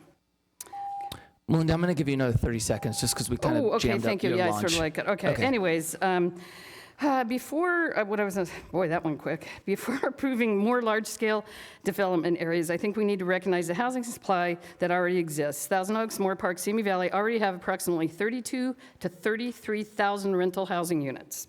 Okay, so that's a lot. Is that my 30 seconds? You have 20 left. Okay. Pardon me? 20 left. Keep going. Jeez, okay. All right. So we should also consider the existing community destinations that serve residents and students today. Places such as the Oaks Mall, Jan's Marketplace, the lakes at the Thousand Oaks have struggled with changing retail patterns and economic challenges. Creating another large-scale project does not guarantee success and could face many of the same issues. Thank you very much. I sort of would like, it was a combined. You did great. Combined thing. Thank you, Melinda. Okay, thanks. Okay, next up is going to be John Krister Swanson. Oh, did Rick end up coming? I called Rick Rinsby, but I didn't see somebody come down. I skipped some people just because I called them and they didn't come down. John, you're up. All right. My name's Krister Swanson. Thank you for saying my whole name. I wasn't sure if I had my legal name on there or not. I'm a high school social studies teacher, and so as someone who's responsible for teaching young people, who are pretty darn good, by the way, about representative democracy, I appreciate this chance to participate in that, and especially without your service, none of that would be possible. We need representatives in our representative democracy, so thank you for that. I moved here at the age of 2 in 1969 into a house in the Greenridge tract that just 5 years earlier had been farmland in the Norwegian dry crop farming colony. There's a reference I haven't heard up here yet. It's the reason we have so many Olsons and Pedersens and all of that. Our house was only built because the city founders at the time had the wisdom to look forward. Many of the people who moved here alongside us did their best to build thriving civic institutions, and as someone who grew up here, I really, really benefited from a wonderful church community, from very strong public schools, and from civic organizations like youth sports organizations and scouting troops and all of those kinds of things. So it was a real gift when my wife and I were lucky enough, upon graduating from Cal Lutheran and getting married, to buy a house here and raise our own 3 sons. You're about to hear from the youngest in just a second. It was a gift to be able to join and support many of those same organizations that had helped raise me. Unfortunately, recent demographic trends mean these civic institutions are struggling to stay viable and afloat. And in the face of that existential challenge, I am very grateful for city leaders who will continue to look forward. Thank you. Thank you, Krister. Yes. Next up is Nate Swanson. Is he your oldest? Youngest. Here we go. All right, Nate, you're up. Good evening. My name is Nate Swanson. I was born and raised in Thousand Oaks, and I'm a double graduate from California Lutheran University. In my time at CLU, I earned my BA in political science, my teaching credential, and my master's of education. In my research, I routinely use the theory of utilitarianism, which has been applied to community development for centuries. This theory boils down to one main principle. It is the role of government or institution to create the greatest happiness for the greatest amount of people. When I see this proposed downtown project, I see this theory being applied. I see the opportunities for people not only to live in Thousand Oaks, something that can be especially hard for young people like myself to do, but I see opportunities for people to feel alive. I understand the sentiments of folks who have urged against the growth in this city. However, I must say, if these sentiments continue and the city fails to pursue that greatest happiness, we will not only fail to grow, we will decline and be left in the past. Times change, people change, and it is the fundamental utilitarian role of the government to suit the needs and desires to fit that change. This downtown project will allow people to access their greatest happiness in Thousand Oaks for decades to come. And in a time when I see so many small cities like Thousand Oaks opt to put in data centers and places that will take away from public space and community gathering, I'm so happy to see the city government at least consider an opportunity for people to gather together and use their free time to connect. Thank you. Thank you, Nate. Next up is Andrea Ponticelli-Jansen. Good evening, Mayor and council members. Appreciate the opportunity to speak. I'm just gonna, it's a long night. I've been a resident here for 56 years. We came here in 1970. My family's been here even longer. The reality of it is that nobody wants to acknowledge is really the truth. Those of us that have been here for almost 60 years, we've seen the change. We've seen the change. You can't deny it. When we say we don't want this area to become the San Fernando Valley, congratulations to all of you and to all of your predecessors, because you turned it into the San Fernando Valley. You may not want to report it. You may not want to acknowledge it. What comes with projects like this, the defunct lakes, the Kmart's disaster, et cetera, et cetera, et cetera. Shout out to Scott Horn. Look, we have crime, we have homelessness, we have transients. Every day, look, it's all there. You're creating something that shouldn't be created. In the process, nobody was concerned about our children when you were driving out the bowling alley, driving out the ice skating rink, driving out the roller skating rinks, or anything like that. You weren't concerned with our children. My husband and I own a business here. Our children are in that income above 100, but under 150,000. Our children can't afford to buy homes here. You're talking about affordable housing for another demographic to come in. That's really what we're talking about. You're pushing all of us out. You're pushing our children out. We haven't had an opportunity to raise my grandchildren and my children in a beautiful, beautiful valley. I rode horses here, motorcycles here, bicycles here. So Andrea, my vote is no. I know. Thank you. I hate to cut you off. I know. Thank you. I thank you. Yeah, thank you. Appreciate it. Thank you. All right, next up is, we got to get a little out before the party comes. Clint White is next. Hello, 90 seconds, my God. I thought this is worse than the DMV, by the way. Anyways, my whole comment is, you know, everybody wants growth. Everything's good and that's all great. But like a lot of these people have mentioned tonight, you need to take in the consideration of the height that makes our county and our city perfect. Affordable housing, it's never going to naturally work everywhere because this is a place where people who have money have come here and they work the grindstone. My family, I've been here since 1963, so I'm the oldest person and the longest one that's been here. I've seen Thousand Oaks change. Most of it's been for the better.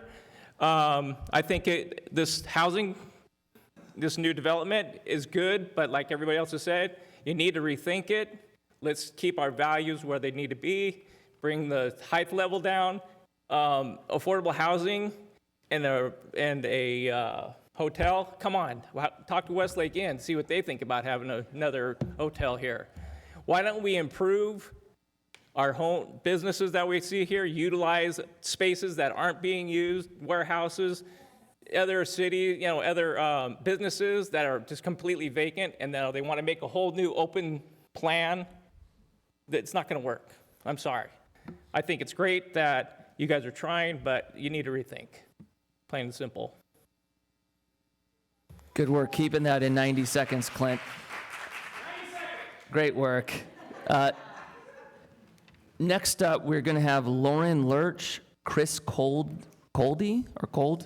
Mary Sullivan, Nan Young, and Carl Colvin-Back.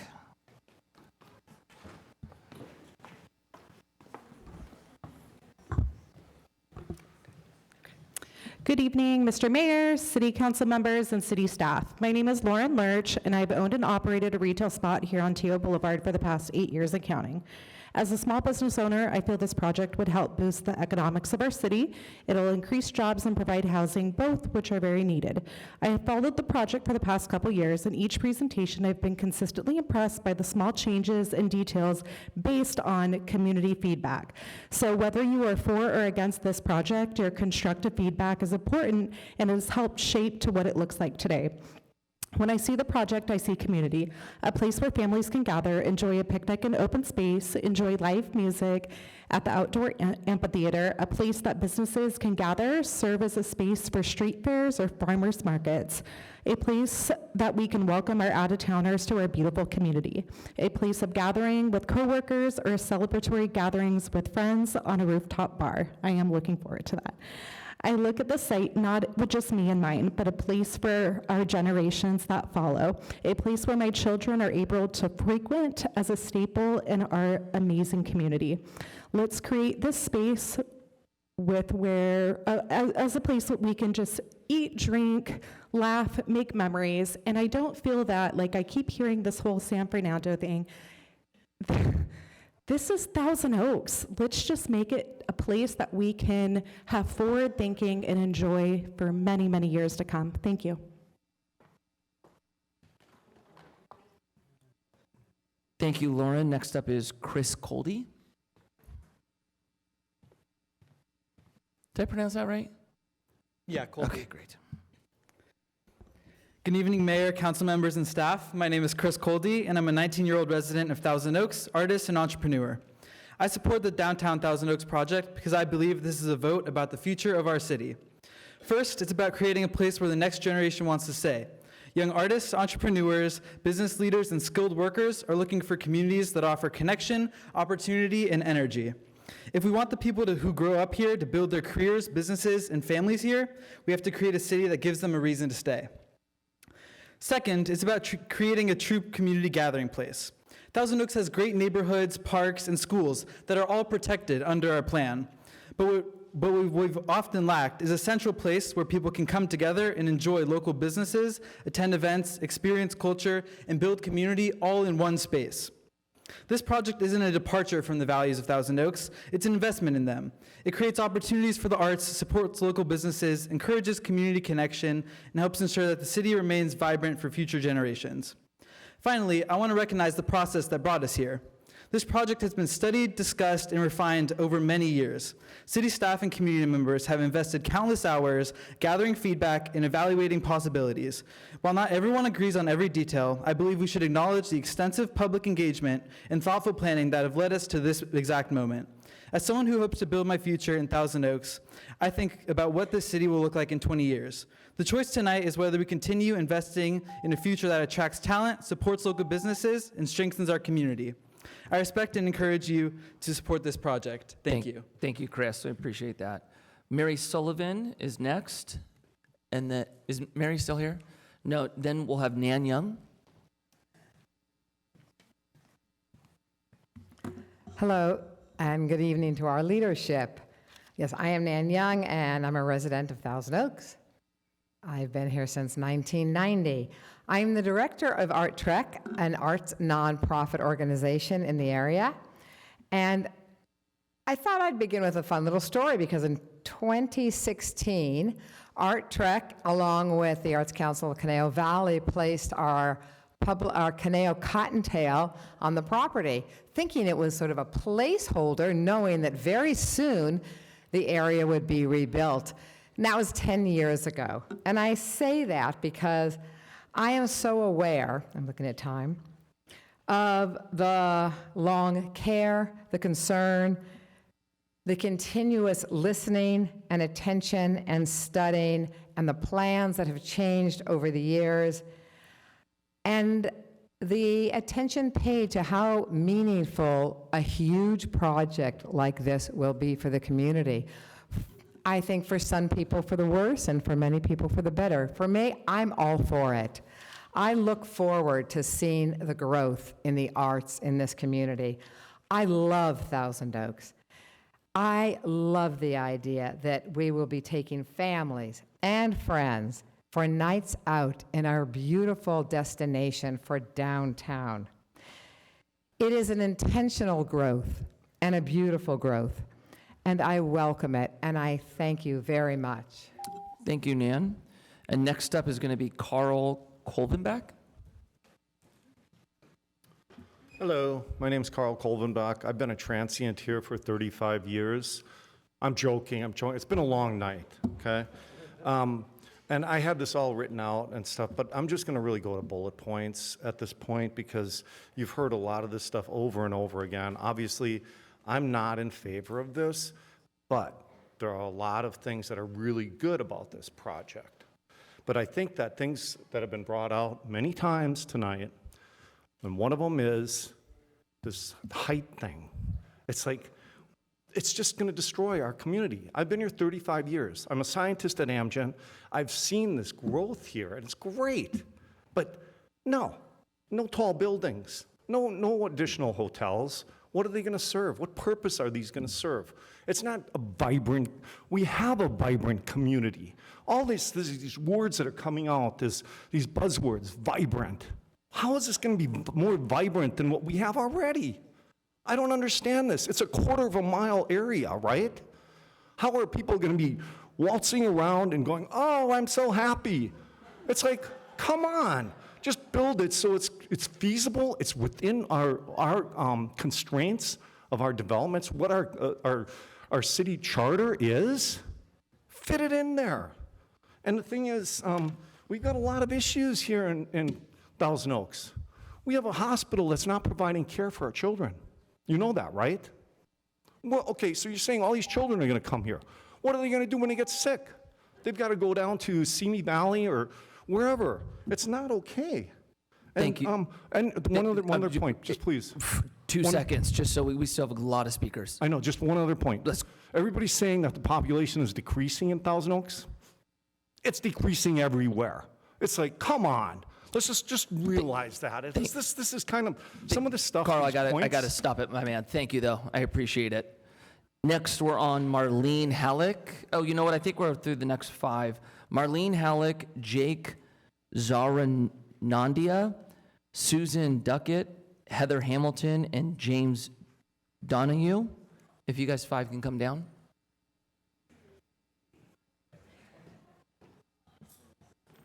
I got to do it for 11.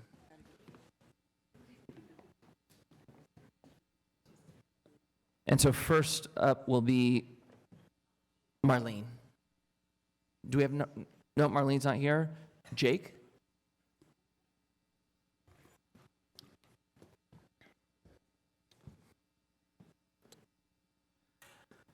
Good evening. My name is Jake Zaranandia. Thank you to the council for having all of us here. In 1961, before the city was even incorporated, my grandparents moved to a brand new house off Jans Road to start a family here. The city had just started out on a 4-decade tear of consistent growth, and that resulted in a peak population in 2015, the same year I graduated from Westlake High School.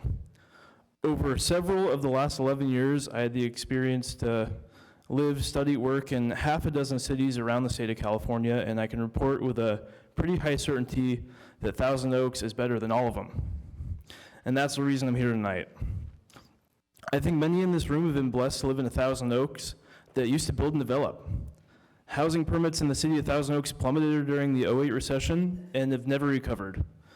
Between 2010 and 2020, the city experienced a 13% decline in households with children under the age of 18.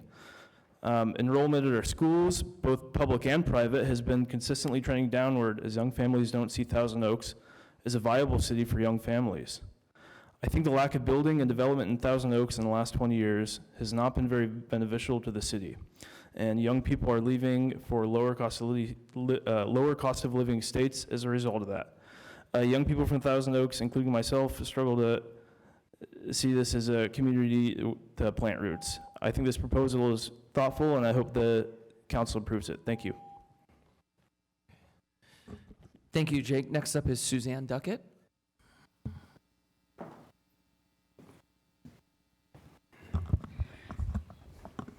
Suzanne Duckett, Thousand Oaks. After listening tonight,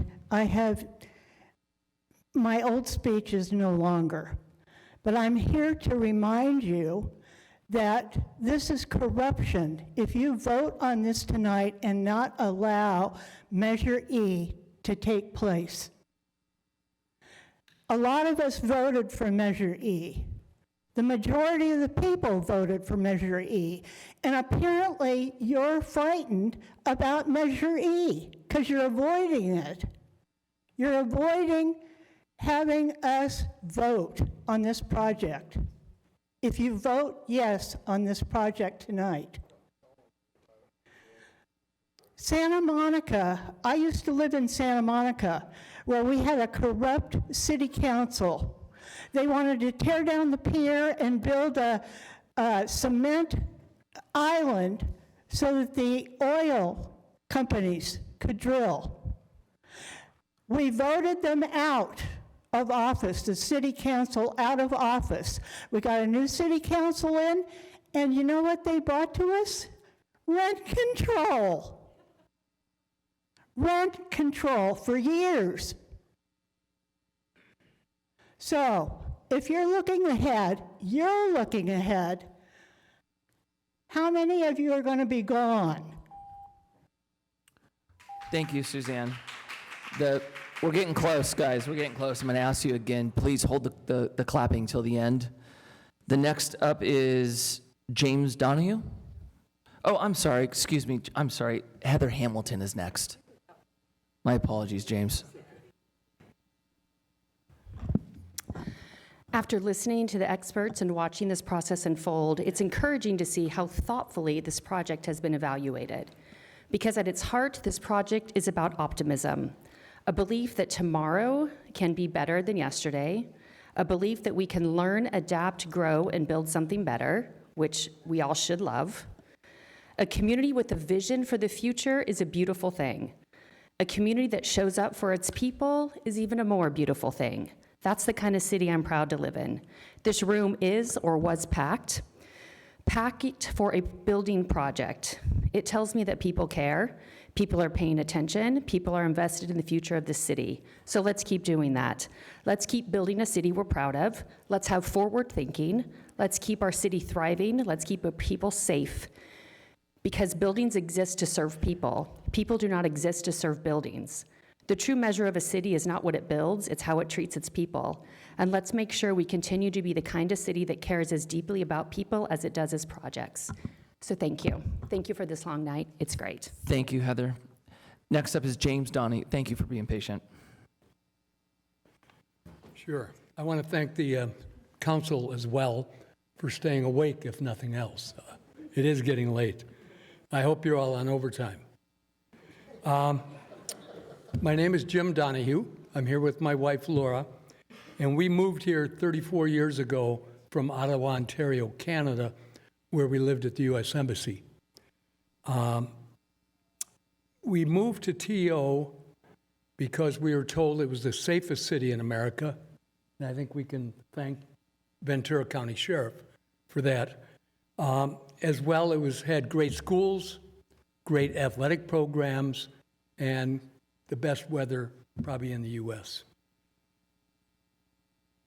I've had the good fortune over the last 50 years to work in a myriad of jobs as a federal agent, as a U.S. advisor to Southeast Europe, as well as a national security advisor. During that time, I have probably been working in 60, 70 different countries. Soviet bloc for the most part, Balkans, a little bit in the Baltics. And every country, pretty much every city had a downtown area that you could walk to, walk through, get a bite to eat, have a beer in the pub, and hopefully run into people you knew.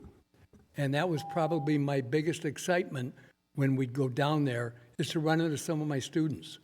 And those were probably the biggest developments that we saw during these trips. James, thank you so much. Unfortunately, the time's up, but we appreciate you. Okay. Before I call the next five, just because we're going to go past 11 o'clock, I'm going to need a concurrence from council that we can go past 11.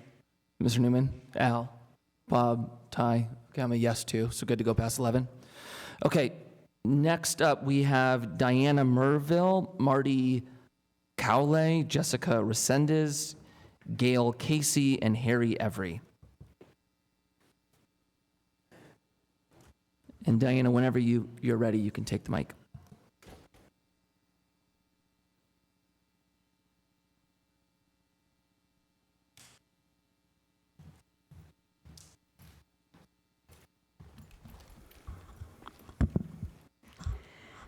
Hi, I'm Diana Merville. I'm a 26-year resident of Thousand Oaks, and there's a Woodland Hills theme here because we moved here 26 years ago from Woodland Hills when they wrecked Woodland Hills by building the high-rise at Warner Center, which led to hyper-development, crowding, traffic, degradation of education, crime. I mean, you name it, it happened. So we moved out here over 2 decades ago to raise our family. And at that time, there were height limit ordinances that maintained the heights to 2 to 3 stories, no more than 50 feet, which kept the character of Thousand Oaks. 8 years ago, I stood in this very same hall, and we had the same people all the way up to the top of the ceiling here.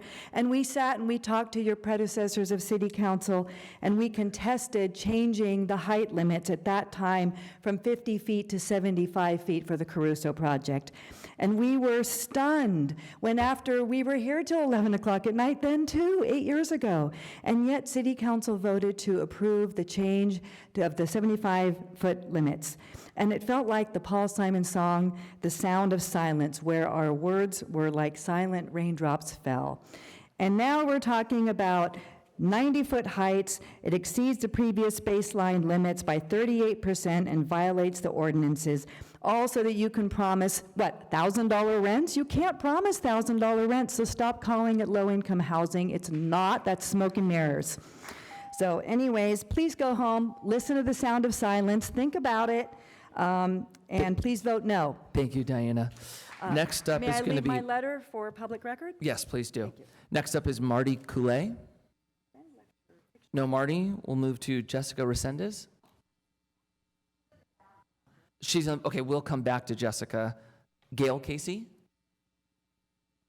All right. And then Harry Every. Don't let me forget Jess. Okay. Good evening. I grew up here. My family used to film westerns in Thousand Oaks and Tarzan right on this property. I was a co-chair of the city's Committee of 100. We developed recommendations for the land surrounding the Civic Arts Plaza back when it was being built. I drew one of the first concept renderings for the park in front of the lakes that hung on a wall in this building for many years. The question before you is not about the undisputed value of theaters, art, nightlife, or 39 affordable apartments. The question is what makes Thousand Oaks unique?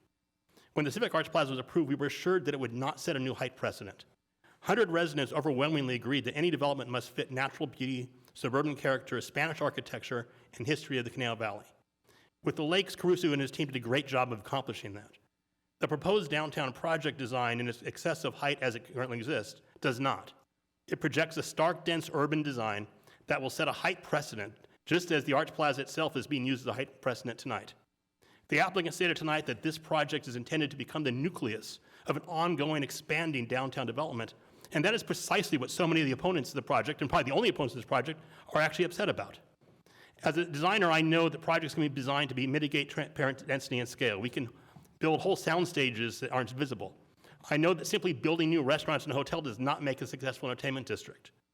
I strongly support the theaters, the Arts Plaza, the Hub 101 aspects of this project. We should do them. But I do not support, and I ask you to reject the height overlay request. It is a violation of everything that previous councils have promised. It goes against the general plan. violates Measure E, and is simply inappropriate for this project. Thank you. Thank you, Harry. And next up is going to be, oh, are you Jessica? Yes. Okay, go ahead, Jessica.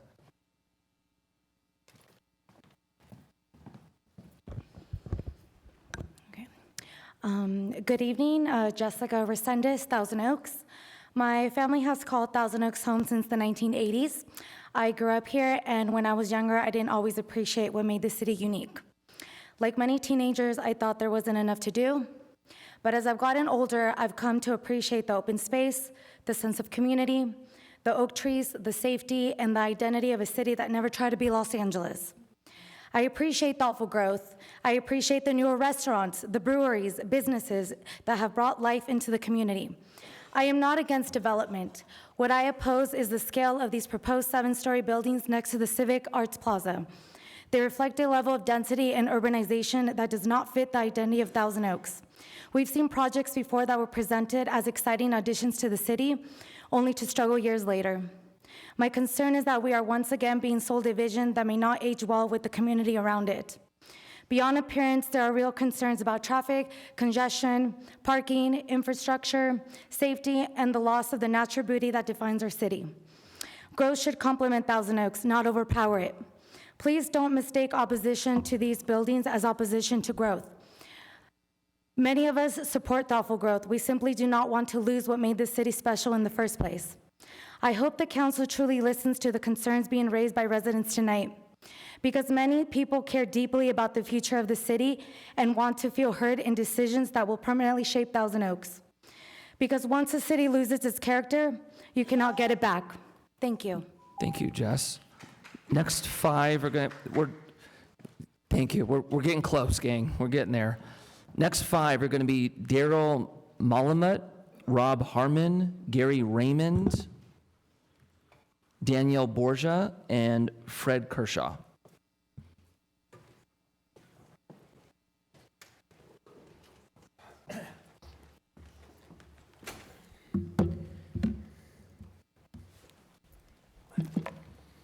Good evening.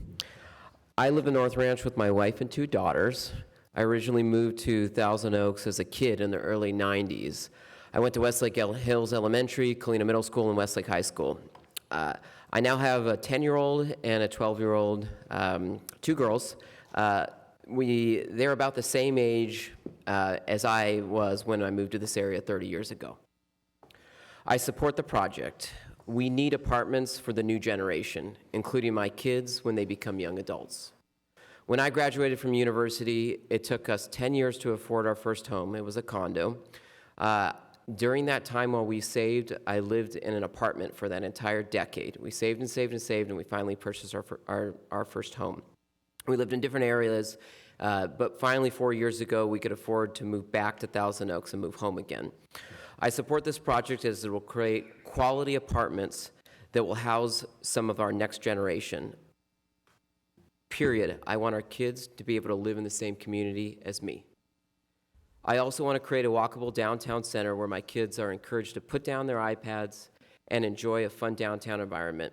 I've been to this plaza for decades, but today was the first time I've eaten a meal on site. It was during that 5-minute break outside. This is not a gathering place currently. Like the young ladies before me said, we need more housing for our next generation, and we need gathering places. I've got a few ideas I'll quickly go through. Councilmember Newman asked about... Daryl, I gotta cut you off just because we hit time. Thank you very much. Thank you. Next up is going to be Rob Harmon. No, Rob. Gary Raymond.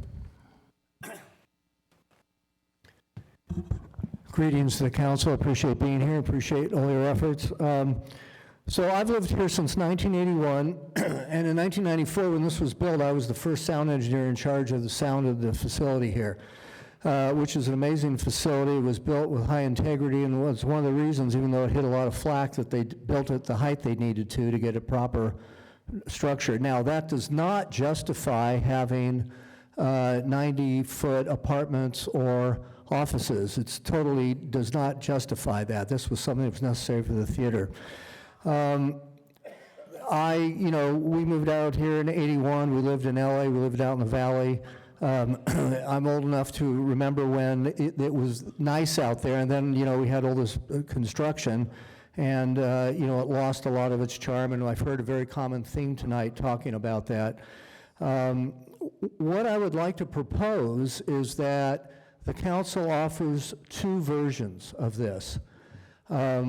If they want to offer the version as it is right now, and I appreciate all the work that went into it, that's one thing, but I think what we need to do is offer a version that I would support, which is no more than 4 stories in any of the buildings, and what I call the mountain ridgeline rule, which is basically when you're standing on Teal Boulevard and you look up at the mountain, you can still see it. So basically, you're limited to more or less a 1-story building at, and then you go 2-story, 3 and 4 and build it back. And so you don't feel like you're in this mechanical canyon. And that's what's going to happen if you go with the 7-story or, kind of thing. So anyway, I would suggest you try that. Thank you, Gary. Okay, thank you. Yeah. Okay, next is going to be Danielle Borgia.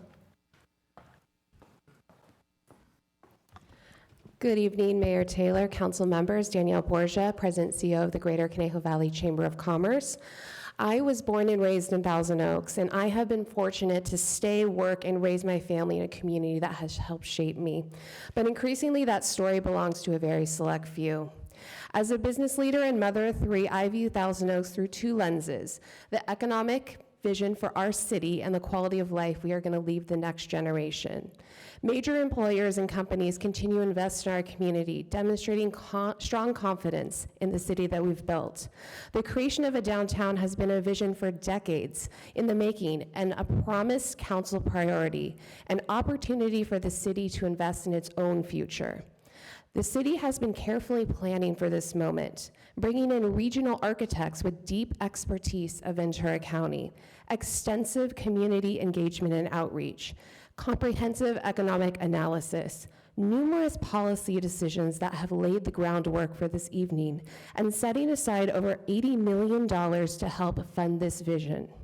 None of this happened by accident or overnight. These were deliberate decisions made over many years that have steadily moved this vision forward.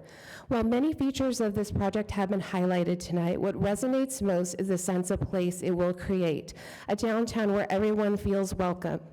On behalf of the business community this evening, I hope we can celebrate moving the downtown from a rendering to reality with this final vote. Thank you. Thank you, Danielle. And next up will be Fred Kershaw. Okay, no Fred.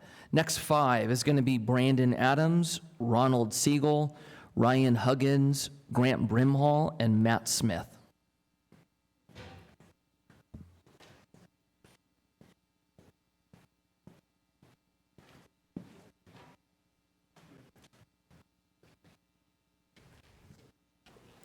And Brandon, if you're ready, you can take the mic.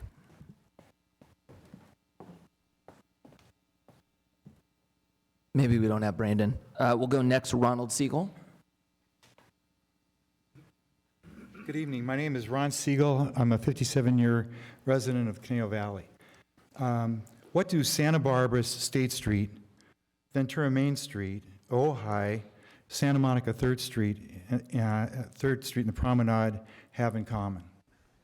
They're all vibrant, and they have a lot of visitors, and they have entertainment. What they don't have is 5 and 6 and 7-story buildings.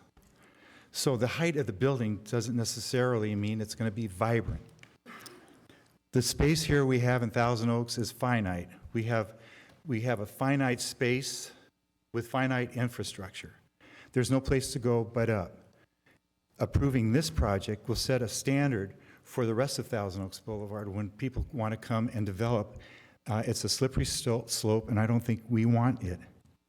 I want to know what happened to the Science Center that was promised to our community. It never happened.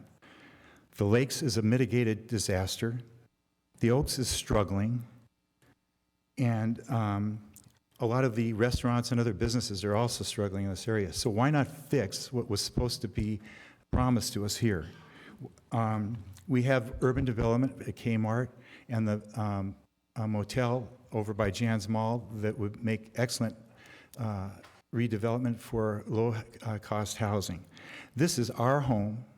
We should be able to decide what we want And I think it would be behoven upon you, our representatives, to let us vote on this very important issue. Thank you very much. Thank you, Ryan. We're getting close, gang. If you could just please, we'll keep the clapping till the end, and we'll go loose. Next up, was that Ryan? That was Ronald. Ryan Huggins? That was Ronald. Yep, Ryan Huggins now. Yep. Good evening, Mayor Taylor and City Council members. My name is Ryan Huggins. I'm a Thousand Oaks resident and the 2026 president of the Coneohsimi Moorpark Association of Realtors. I'm here today to express our strong support for the downtown Thousand Oaks project. Our association is proud to join the Greater Conejo Valley Chamber of Commerce and more than 100 local businesses and organizations in signing a coalition letter supporting this effort. That level of unified support reflects something important. This project is not just a development, it's a long envisioned investment in the future of our community. For years, the creation of a true downtown has been a top priority for Thousand Oaks, and this project represents a rare, once-in-a-generation opportunity to bring that vision to life. From a realtor perspective, projects like this are critically important, especially in a market where housing inventory remains limited. Additional housing options, including the approximately 240 units proposed as part of this project, are desperately needed, not only in Thousand Oaks, but across the broader region. Expanding housing opportunities in a thoughtfully planned, mixed-use environment helps meet demand while supporting long-term stability in our housing market. Equally important, this project helps position Thousand Oaks for the future. A vibrant, walkable downtown with housing, dining, entertainment, and gathering spaces gives residents and the growing generations a reason to stay, build their lives here, and remain invested in this community rather than looking elsewhere for those opportunities. This is about creating a place where people don't just live, but where they can connect, engage, and feel part of something. And thank you for your time. I respectfully encourage the council to move forward with this approval. Thank you. Thank you, Ryan. And next up is Grant Brimhall.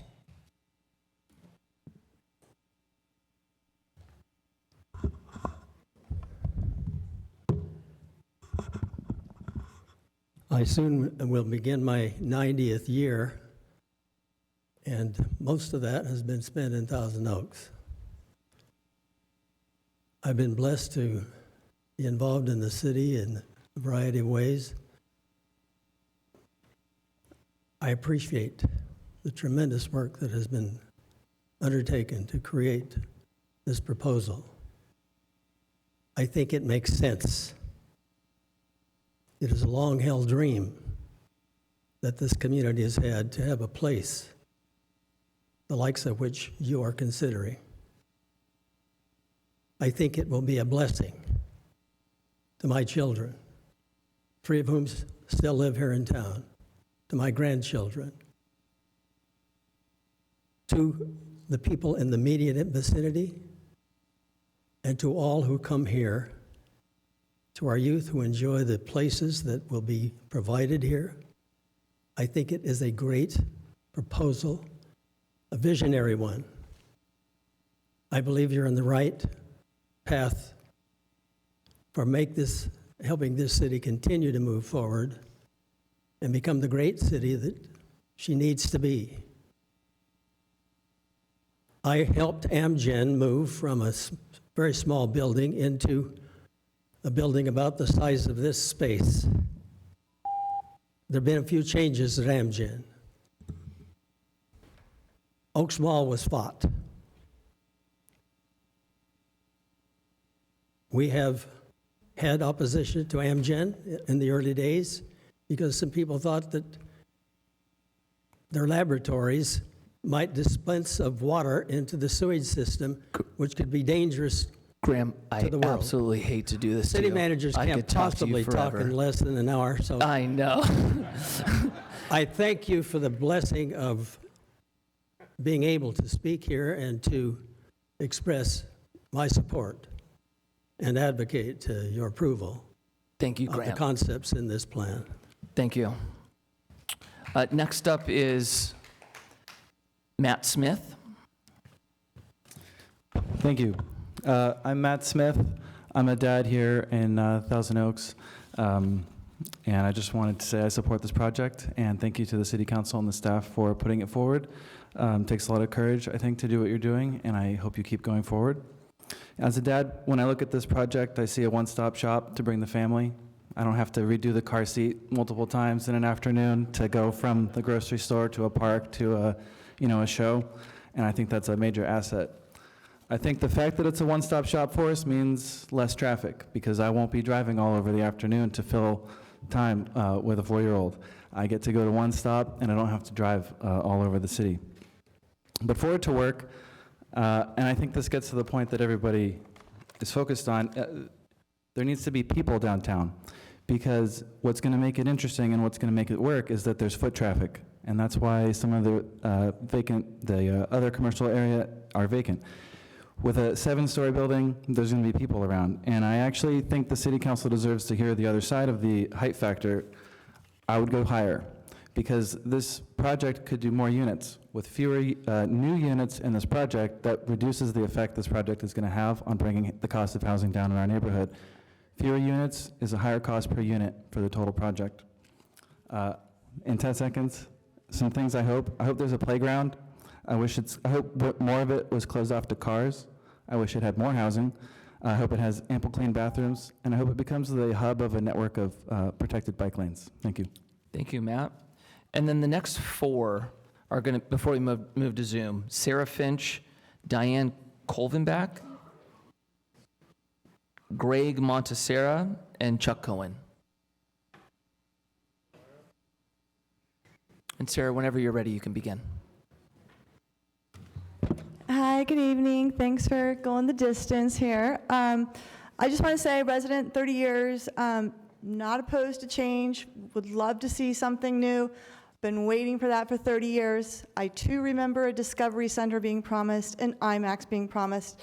It would have been lovely to go to the IMAX and then go to the Claim Jumper to have the 7-layer chocolate cake for our birthday party, but you know, that got pushed out. So anyways, just the whole thing, the height is completely out of character with this town. I first learned about it when I was here coming to a performance, and I saw the big poster, and we just stopped dead in our tracks. I mean, this was so far from anything we thought anyone would ever consider. 7 stories, I mean, that's just not anything. This will be twice the height of the new development apartment that's at the end of Herbs on Thousand Oaks Boulevard, right? That's twice that height. My other question is the sun going to shine in this development when we have all these towered buildings? I mean, is there going to be daylight in between these buildings? It's a serious question. Also, this thing about apartments as housing. Apartments are rentals, right? Rentals put money into the developer's pocket. I want to see things where our kids can buy townhomes, condos, so they too can build equity in this fabulous community, and they can stay here. Never have I said in my life, oh, honey, I hope that our son can someday rent an apartment in Thousand Oaks. Okay, thank you. Thank you, Sarah. And next up will be Diane Colvenbach. Thank you, Mayor and council members. I appreciate being here. I had everything that I wanted to say taken from me by all of the people who have expressed their opposition. I oppose this, and I oppose this not because I am old and because I don't want wonderful things to develop in our city going forward. I don't like the scope of what you're proposing here. I think it's too large, it's too much, and the impacts that it's going to present to the people and the businesses who live and work in this community are not going to be mitigated by the supposed benefit after we're all said and done. We have this giant hotel, which may or may not be full at any given time. I have a 19-year-old son. He's my youngest. My others have all grown up and moved on, and yet, yeah, they're not living in Thousand Oaks because their businesses, their jobs took them to other places. But it's not because they didn't love Thousand Oaks. It's because they had to move because their careers took them to other places. They started here, but then had to leave for obvious financial reasons. My 19-year-old said He would not go to a downtown just because there was a big hotel and some boutique stores. That wasn't going to drive him to want to stay and hang out in downtown. He does go to the restaurants in the area. He's got a big group of friends. They're all foodies. They go to all the restaurants, and they frequent all of the places that anyone would frequent, whether or not they're staying and living in Thousand Oaks. So thank you. Please put it to a vote. Hear the citizens, not the businesses that want to profit from this development. Thank you, Diane. Next up is Greg Monacera. Good evening, City Council. I'm Greg Monterosa. I am a business owner here in the region, and I also chair the Conejo Future Foundation, which has been responsible for a lot of cool programs like the Teen Center and a lot of the plans that Thousand Oaks has been focused around. And I just want to share that I'm pro this downtown Thousand Oaks project. What excites me isn't the boutiques or the restaurants, but it's the economic development that is going to drive to the region. Tired of my employees having to drive from Santa Clarita into Thousand Oaks every day to come to work. It'll be really nice to give our local nurses and our local teachers a place to call home where they don't have to drive in from out of town anymore. So this project is really exciting to me as not just somebody that lives in the region, but as a business owner, as someone that contributes to the betterment of our region. So thank you all for taking the time tonight, and I'm completely for this project. Thank you for your time. Thank you, Greg. I'm sorry about the last name. I'm not doing well tonight. Chuck Cohen.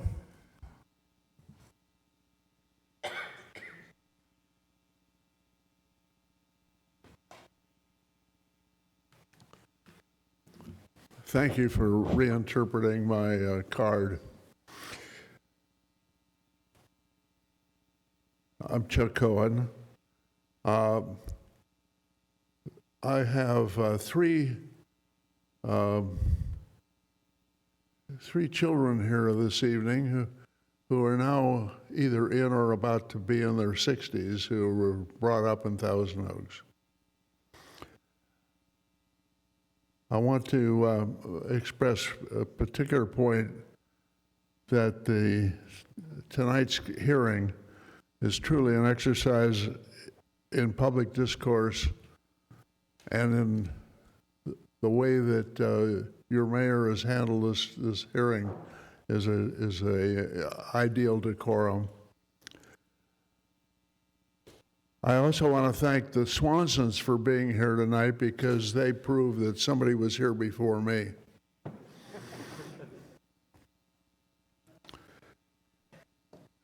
Tonight's hearing is actually a precursor to the project that you're considering. You have brought this project has already brought the people of Thousand Oaks together in this place, and in this particular instance. The project actually is a. Am I done? If you want to wrap it up, we'll give you 10 seconds. Well, I just wanted to let you know, from a historic standpoint, this project is the result of Board of Supervisors in the Ventura County in the 50s and 60s failing to understand what a downtown would mean in the east end of Ventura County, because it needs what you're doing tonight because of the absence of a street grid system in the community. So there's really good historic and technical reasons for what you're doing tonight as being appropriate and necessary. Thank you, Chuck. We appreciate that. Now we're going to move over to Zoom. Thank you all for being so patient. We're going to start with Carlos Portillo. He's not on. Carlos, dang it. Next up is Joe Barnes. Also not on. Dang it. Kyla Staley. Yes. Oh, there's a girl. All right.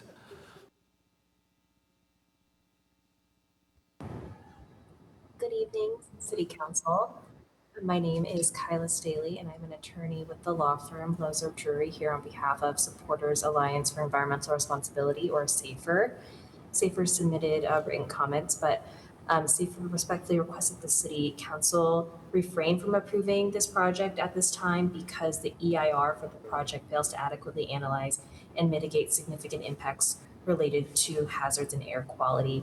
First, the EIR improperly assesses the soil contamination at the site. The EIR reasons that since the soil contamination levels at the site are below commercial and industrial thresholds, that the project soil contamination would be insignificant. But this is an appropriate use of those thresholds because this project is planned for residential use, and there is a residential threshold that can adequately assess the significance of the site's soil contamination. Even the Department of Toxic Control Substances, a state agency, expressed its concern over the EIR's use of these commercial thresholds for a residential project.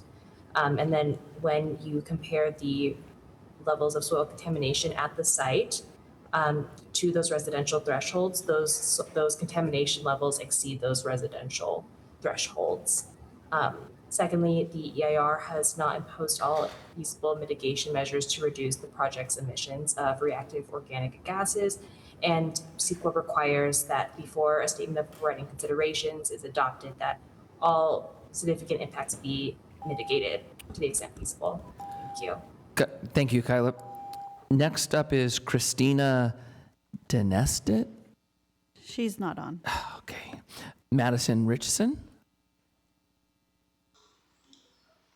Hi, can you guys hear me? We can hear you. Go ahead. My name is Madison Richardson. I'm a resident of Newbury Park. Overall, I support the mission of this project, but I'm just trying to figure out what's affordable about the affordable housing being proposed. Under the latest state housing metrics for Ventura County, a family of 4, low-income eligibility is capped at nearly $120,000 a year. Because state mandated rent is tied to these high regional brackets, the monthly rent for a designated low-income apartment can easily be set over $3,000 a month.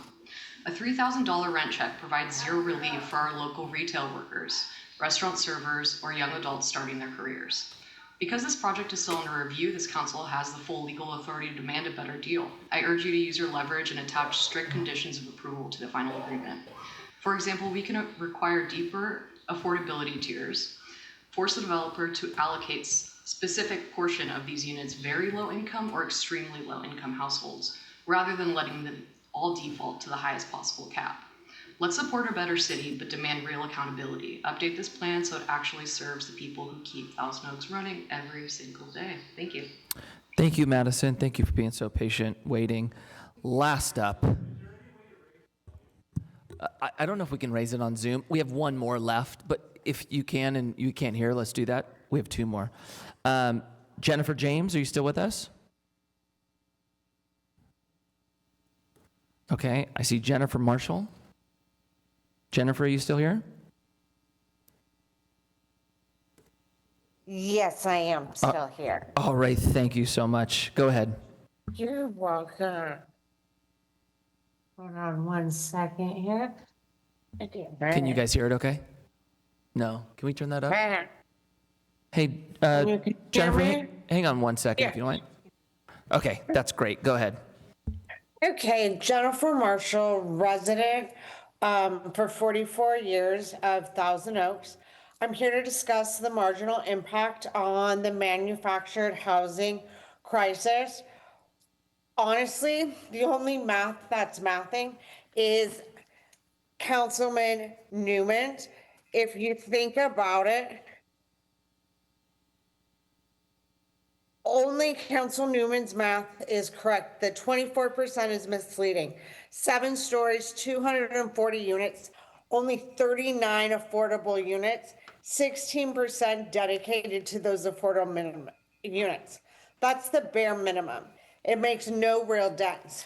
Affordable housing does not equal affordable living. The poverty limit here is $80,000 to $60,000, depending upon numbers of dependent. The average income is $135,000. The young adults can simply not afford the cost of living.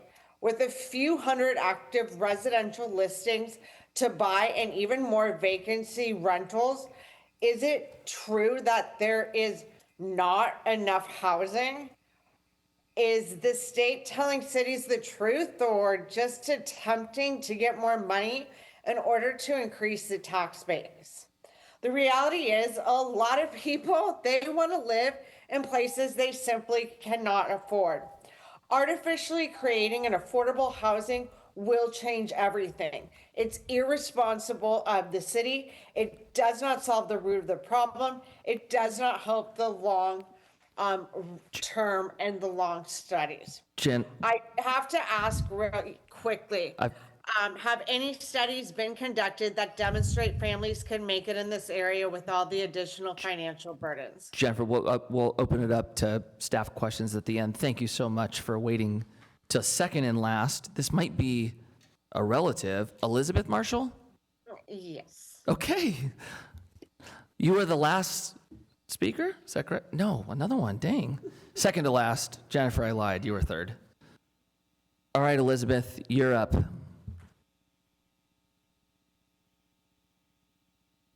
When my parents moved out from Canoga Park, I'm also a mom of 2 kids who have attended our wonderful public schools here. My daughter just graduating from Westlake High School. I did my master's at the UCLA School of Public Health, and I do have some concerns about increasing the population.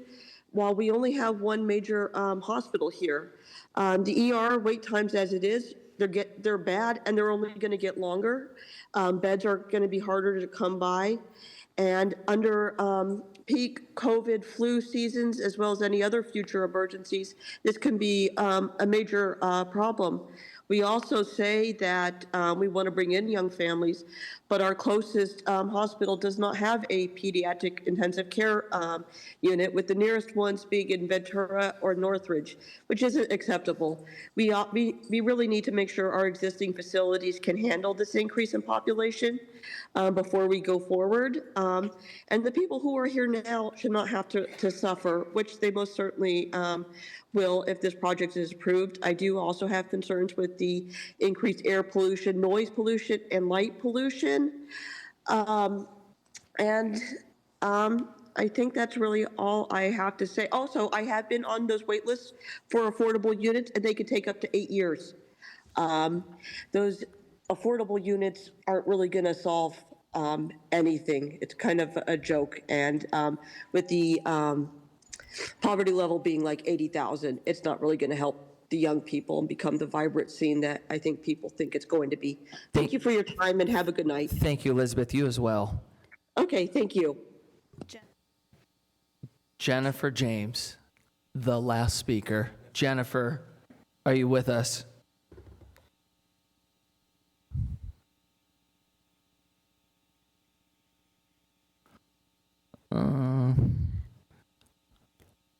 Do I call it? 1 second. She needs to unmute. Jennifer, if you can hear us, unmute if you can. You're the last one, and the anticipation is booming. We're ready for you.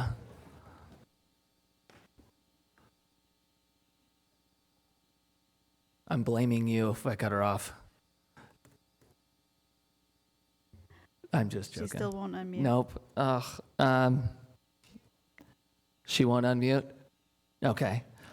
Dang it, Jennifer. All right, well, you guys want to just let one rip? Thank you guys for doing a great job, everybody speaking.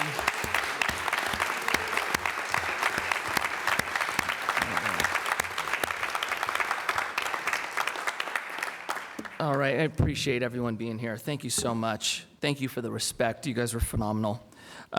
Right now, I'm going to move into staff, and if they would like to respond to any comments.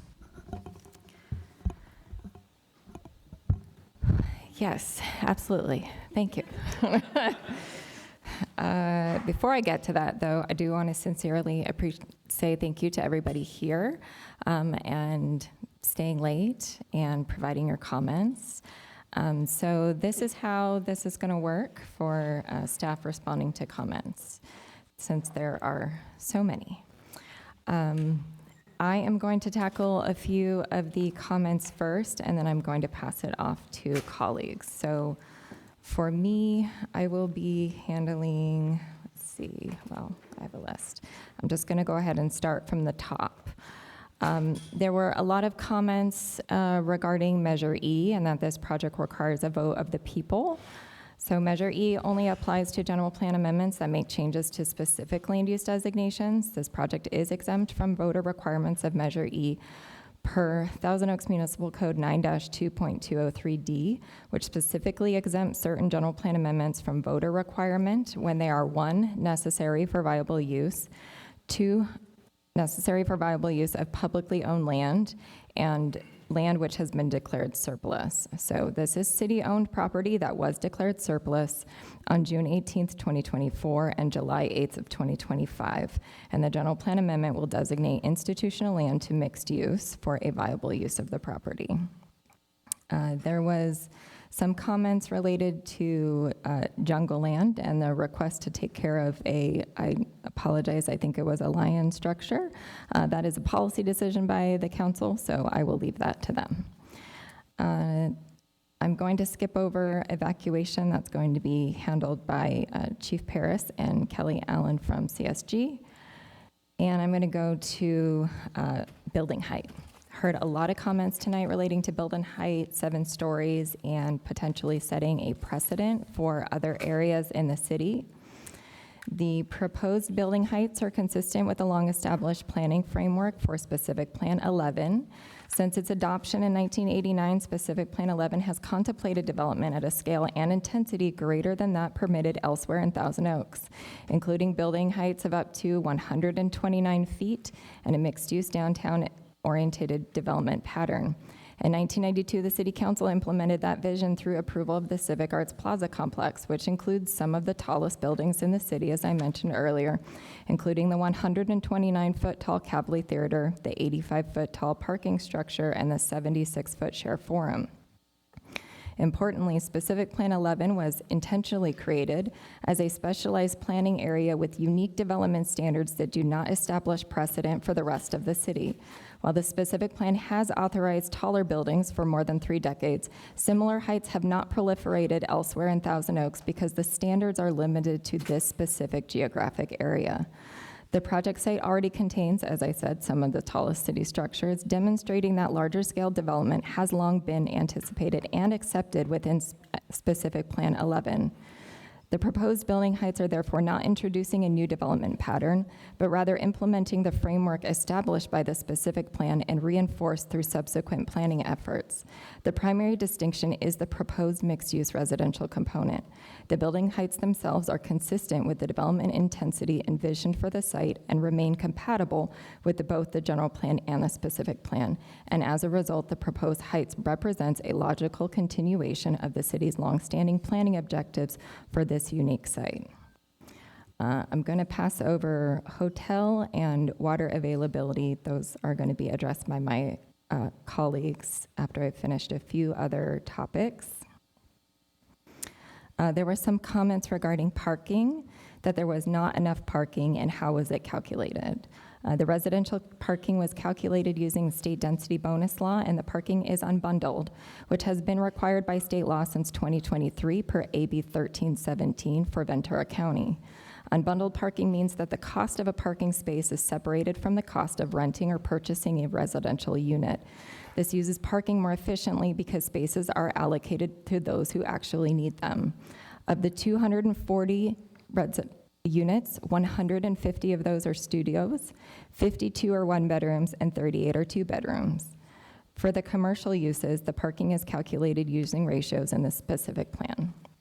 And as I mentioned earlier, the project is overparked, and there is a surplus of spaces except for when the existing and future theaters all have sold-out performances for which the 2 off-site parking spaces will provide adequate parking. There are some comments related to CEQA, which again, I'll come back to those in a moment. There are some comments related to conflict of interest. I'll come back to that. Regarding density bonus law, if a developer puts in affordable housing, there was a comment that said if a developer puts in affordable housing, he can void all zoning laws. There is no developer associated with the project at this point, and there are no waivers or concessions being proposed as part of the project. There were also comments related to RENA. A commenter said that the city's RENA has been met. For the record, this is an inaccurate statement. The city's RENA obligations are 2,621 units for the 6th cycle, which occurs from 2021 to 2029, and building permits have only been issued for 687 units, mostly at the market rate income level. Only 26 units have been issued in the low income category, and there's a remaining need of 468 units in the low income category. Over 1,900 units are still remaining for this cycle. But I do understand that affordable units are in very high demand. This project will not solve the affordable housing crisis, but it will certainly help. There are other questions related to officers, arts comments. There was some comparison, a lot of comparison to the San Fernando Valley. So if we're going to compare the San Fernando Valley to Thousand Oaks, the San Fernando Valley has 1.8 million residents in over 400 square miles, which is about 4,100 or so people per square mile, or 11 people per acre. There are only 121,000 residents in Thousand Oaks and 56 square miles at 3.5 people per acre. So the main difference in the San Fernando Valley is that there really wasn't that much planning. It's a lot of hodgepodge. And conversely, we are closely planning and managing growth here. The last comment that I have is in regards to a comment that was provided on the EIR. So I'm going to let my colleague handle that. So I'm going to go back up to the top of the list now for the topics that I did not cover. And the first one at the top of the list is evacuation. So if I could have either Chief Paris or Kelly Allen. Thank you. Yeah, I'm happy to talk about this topic, and it's exciting about the good work we do as a contract agency for the city. Emergency planning, evacuations planning is done in conjunction with the Sheriff's Office of Emergency Services. It's done on a regional basis. The city's participated in that in recent time. The city participated with the cities of Simi Valley and Moore Park to develop evacuation routes. Those can be found on the city's website. As far as the number of officers, the city does pay for 93 officers, but they share costs for a whole bunch of other officers that aren't included in that 93. So this is a topic I talk about with the community frequently because the contracting is a lot different than, say, the city of Simi, who has their own police department. I think they have about 140 officers. So our 93 reads less, but I want to read off some of the units that the city benefits for, but they pay a portion of that and share it with the other contract cities and with the county. So first is we have 8 patrol sergeants assigned to the city that are here patrolling that aren't paid for, so that's on top of the 93. But also the Office of Emergency Services, Internal Affairs, Training, Recruitment, Aviation Unit, Dispatch, just a small listing of the other units that you pay a portion for that you use for, and that's one of the ways. One, you get lower costs, but 2, you also have access to a large amount of resources when we need them, especially in times of emergency. And I'll just give one quick example of that. Last week, we had a man with a gun come into one of our office buildings, and we were able to get 61 officers there. That's because they came from the other contract cities around you, wearing the same uniform, on the same radio, same looking cars, same policies, all able to converge and handle emergencies like that.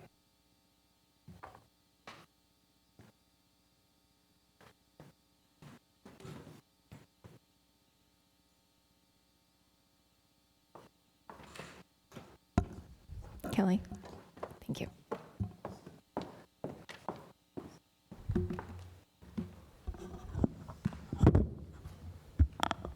Hello, my name is Kelly Allen, and I am one of the authors of the EIR from CSG.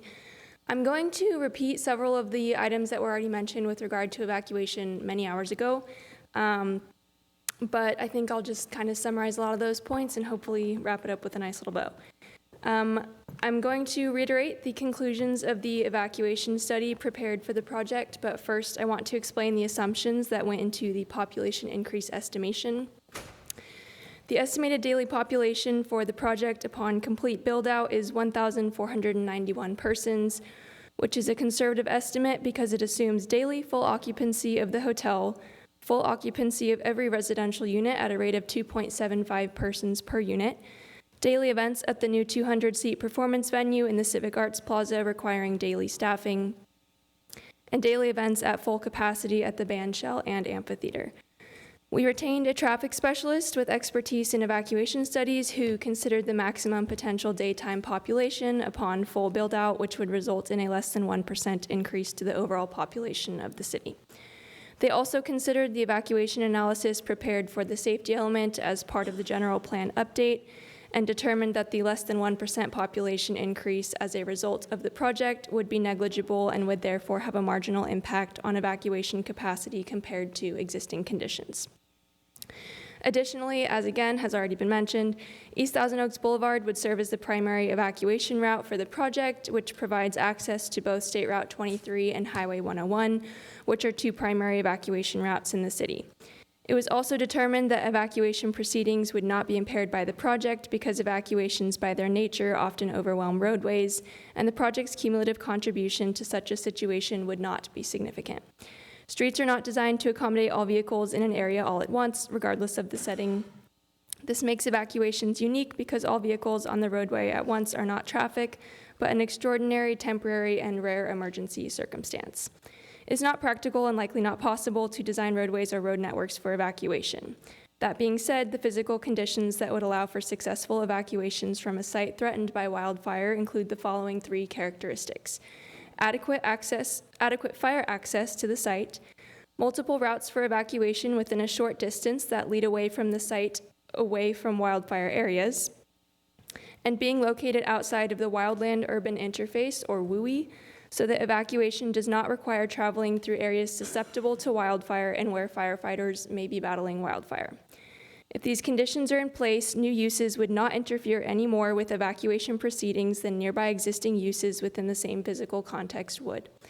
From an emergency management perspective, urban infill development is the preferred location for concentrating new residences due to the characteristics I just discussed.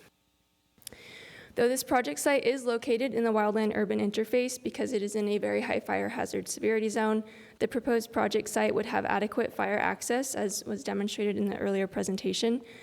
The project has been designed to allow for sufficient fire access throughout the entire property, and the wildfire study that was prepared for the project in coordination with the Ventura County Fire Department determined that the project, as currently designed, would meet or exceed all Ventura County fire codes related to fire access.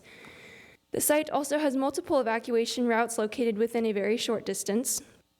Therefore, the proposed project provides improved fire access to the project site by adding more than one point of ingress-egress connected to Thousand Oaks Boulevard compared to existing conditions.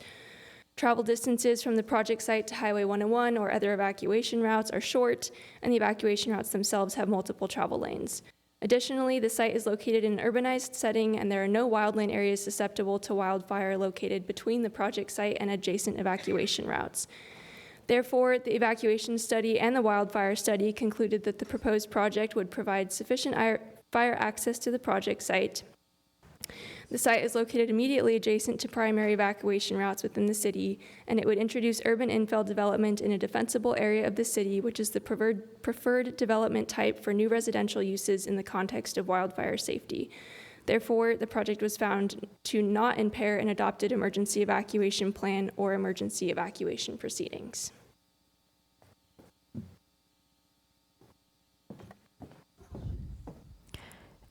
Thank you. So the next topic is traffic, and I'm going to pass it over to Deputy Director Ted Gerber. Thank you, Kristen. We very much appreciate the thoughtful comments tonight. Neighborhood traffic can be frustrating and impact quality of life. Excuse me, sorry. This is now response to the public comments. So the public comments was the time to share, and then now it's staff responding to public comments.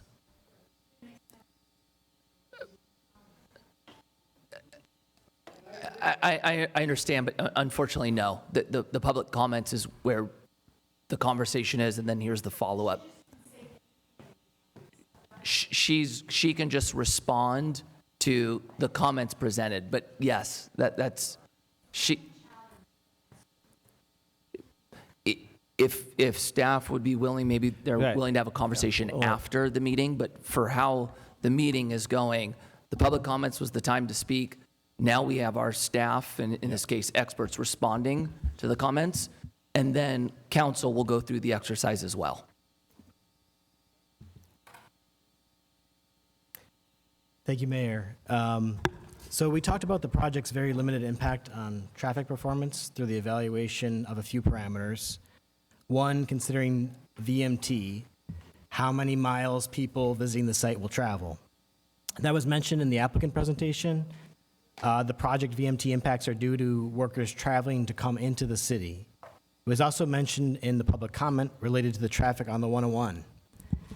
One of the major benefits of mixed use is creating places closer together where one could travel within the day. And when accounting for that in the analysis, the vehicle miles traveled actually drops per service population. Part of that is getting folks off the freeways and roadways and into the local community. And that can be further improved with providing multimodal transportation options to and from the site. On another parameter, level of service, this is the grade or the score that we give to an intersection to quantify its average delay. The longer the delay, the lower the grade, from A to F.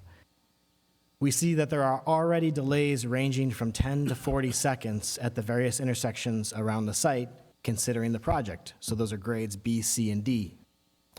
Even with the cumulative impacts of other development projects in the area, including the Tio Ranch project at the Kmart site on Hampshire, we still see about the same delays on Thousand Oaks Boulevard.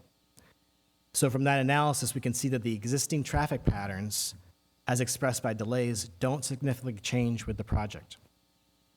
This is in part because Thousand Oaks Boulevard, as an arterial with 2 lanes in each direction, is designed to accommodate about 37,000 vehicles per day. But with current usage plus the proposed project, in the worst case scenario, Thousand Oaks Boulevard will continue to be under capacity, about 30% under capacity with the project, at about 26,000 trips per day. On the topic of water, in short, this project does not significantly impact the city's water supply. Specifically, we're talking about an increase of less than 1% of the city's current usage, especially considering that the city's water use is dropping. Since 2021, there's been approximately 20% decrease in water usage in the city and approximately 40% reduction since 2007. There's a few reasons for that. Population decrease for one, state conservation requirements for another. Also, new construction is far more water efficient. For example, all landscaping for the project will feature drought-tolerant native plants that require minimum water. And multifamily housing requires significantly less water than single family. Most of the city's residential usage is for outdoor watering, so the typical resident in this project will use far less water than residents in a single-family home would use. Thanks, Kristen.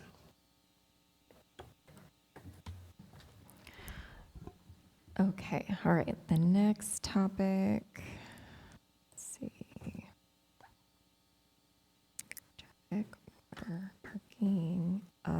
There was a couple of comments related to CEQA on alternatives analysis and a shade and shadow analysis. Biological resources. Correct. The claim was that there was no alternative analysis was conducted per CEQA, and that significant and unavoidable impacts were to biological resources. Good evening. So just to confirm, the draft and final EIR did address alternatives and fully complied with the California Environmental Quality Act requirements under Section 15126.6, address the no project alternative and a reduced density alternative as well. So that, want to clarify that the full analysis of alternatives is included in the documentation. Also want to cover biological resources. It was mentioned that it should have been an unavoidable adverse impact for biological resources. Our technical analysis concluded mitigation would be required, more specifically under the pre-construction scenario. Certain habitat could exist in the project area. So pre-construction surveys, three different mitigation measures were presented, and based on the mitigation, impacts were determined to be less than significant So I wanted to clarify that point as well.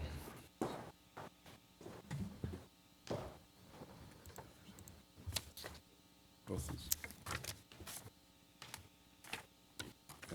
Should we take a pause here, Tracy? Yeah, we've got to take a formal vote for us to go past midnight, correct? Do you have to call that? Yeah, I'll Will you call the please call vote. that? Yes. So this is a vote to go past midnight, as the mayor said. Councilmember Adam? To go past midnight. Oh, yes, yes, yes. Thank you. Councilmember Newman? Aye. Councilmember Gutierrez? Yes. Mayor Pro Tem Engler? Yes. And Mayor Taylor? Yes. And that passes 5-0. Okay, and I'm going to just say it again. We're going to shoot for a 5-minute break. Maybe it's 2, maybe it's 7. We're going to go for a 5-minute break.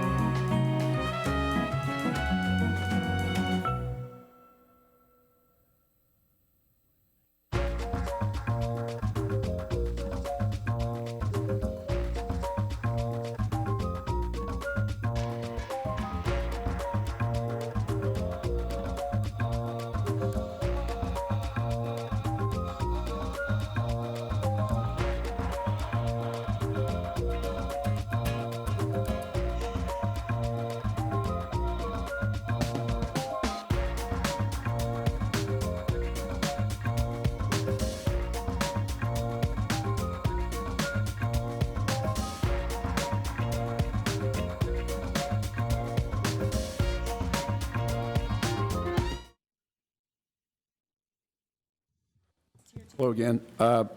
Wait 1 second. Can we just confirm TOT's on? Okay, we're good to go. During the process, we received 2 comment letters from SAFER, and responses to their comments have been developed, and we want to pass the documentation on to the city clerk for the record that responses have been provided to those correspondence from SAFER.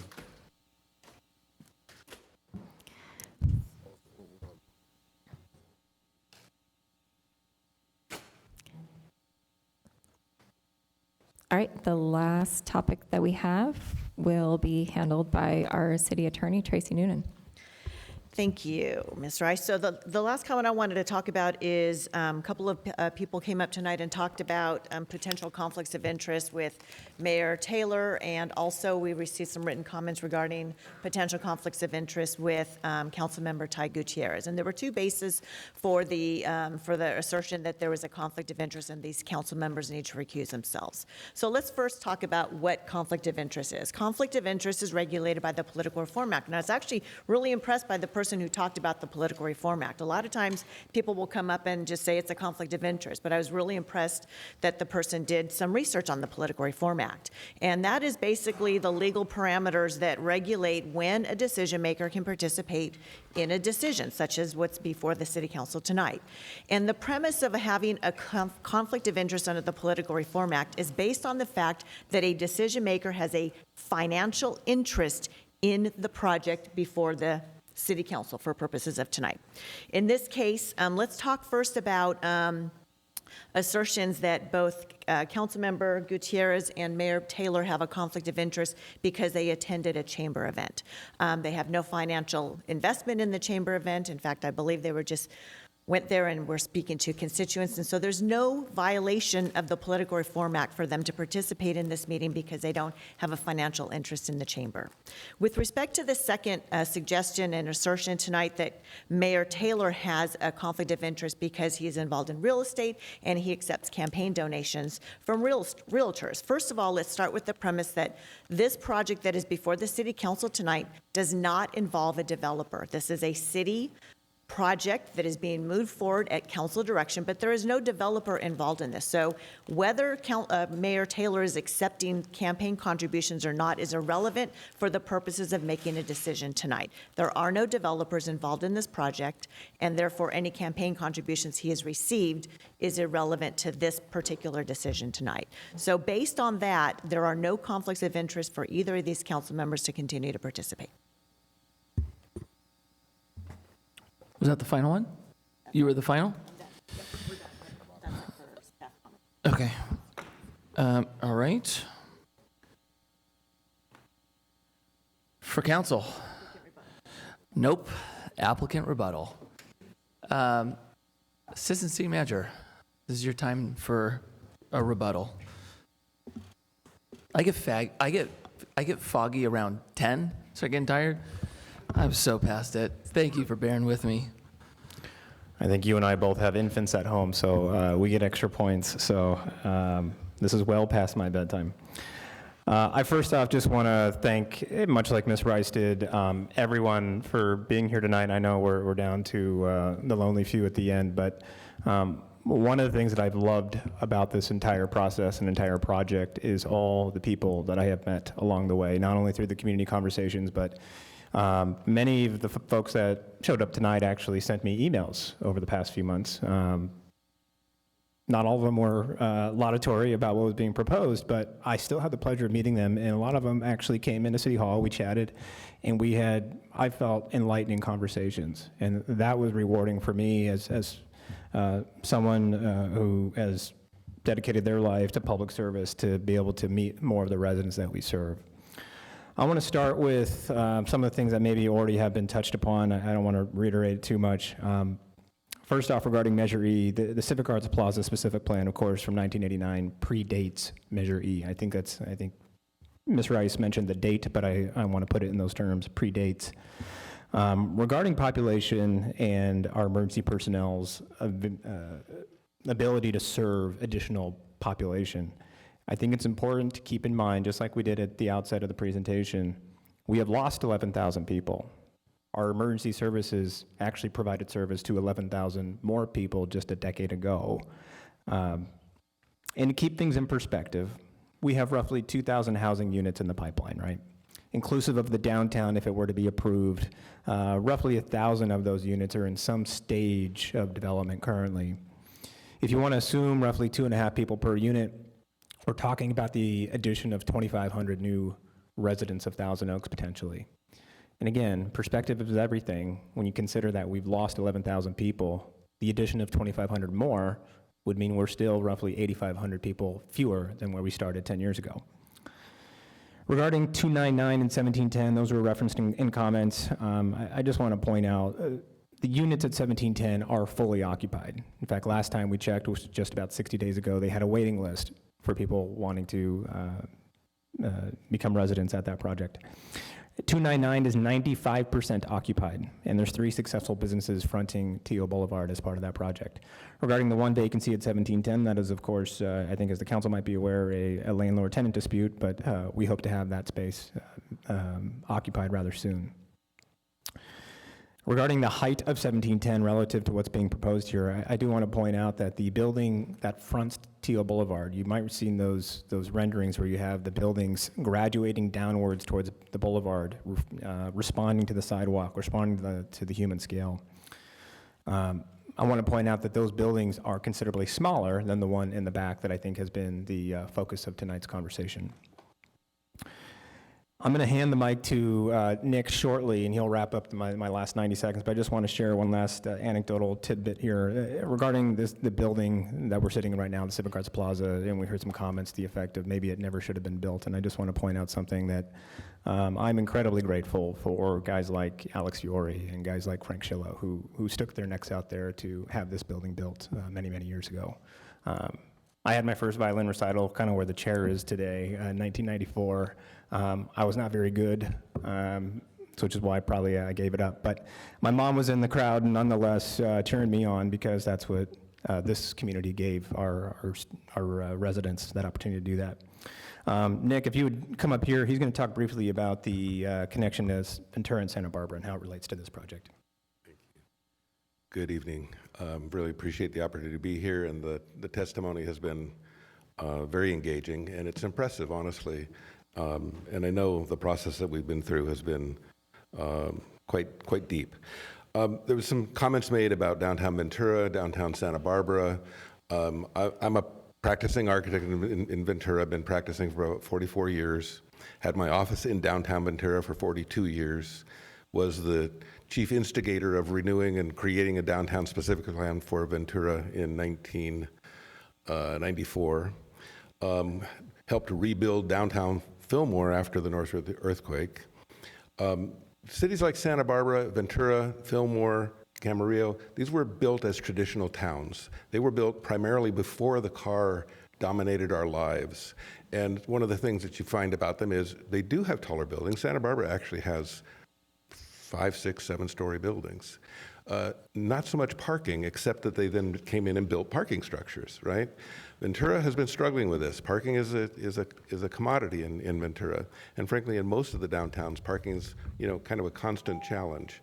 But I think the point is, Thousand Oaks didn't have that. Thousand Oaks didn't get built around a downtown. Nick, I got to cut you off on your time. It's just it's a different comparison. Thank you. Thank you both. All right. Am I able to now close the public hearing and move over to our conversation? Unless there are more questions for the staff. Do you have any questions from council that they'd like to ask staff? No additional questions? Okay. I will now close the public hearing. And who would like to start me off? Mr. Adams. Thank you, Mayor. Just an add-on to what Nick said, there's on State Street, there's a 12-story building called the Granada Theater that's been there for a century. So there is some height in Santa Barbara. And congratulations to all of you having survived the evening with us.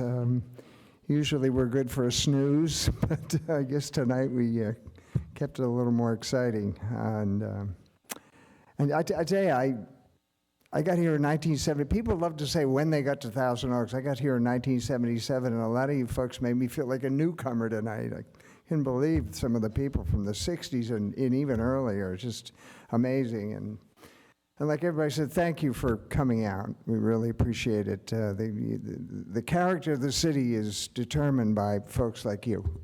You're concerned, you're committed to the city, you care about the city, and we really appreciate hearing all your views, pros and cons.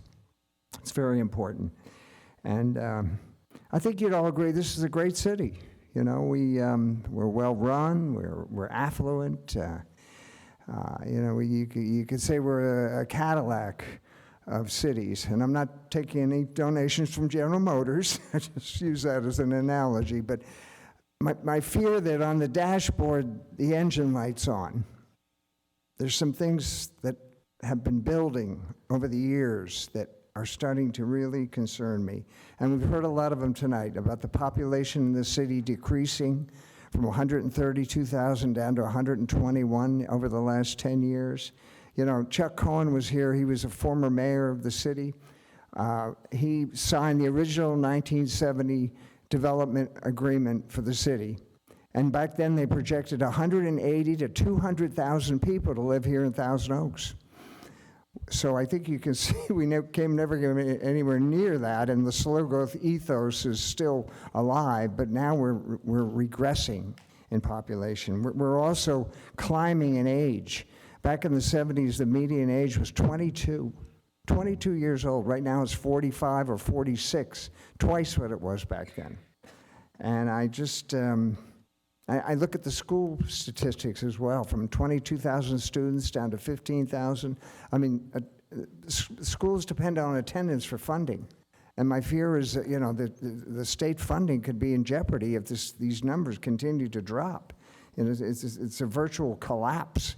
And I just feel like we're facing a generational drain. I don't have any statistics behind it, but I have a feeling a lot of the loss has been young people. And listening to you folks tonight, I think you would agree with me on that. And you know, Amgen came up a couple times tonight. As most of you know, they're building a $600 million research and development facility next to where they already are. It's an incredible investment in the city of Thousand Oaks. This is a Dow 30 company that resides in our city. They chose to stay here. They didn't move to Florida. They didn't move to Texas or any of these other places. But I tell you what, there's a catch to that. And Bob Bradway.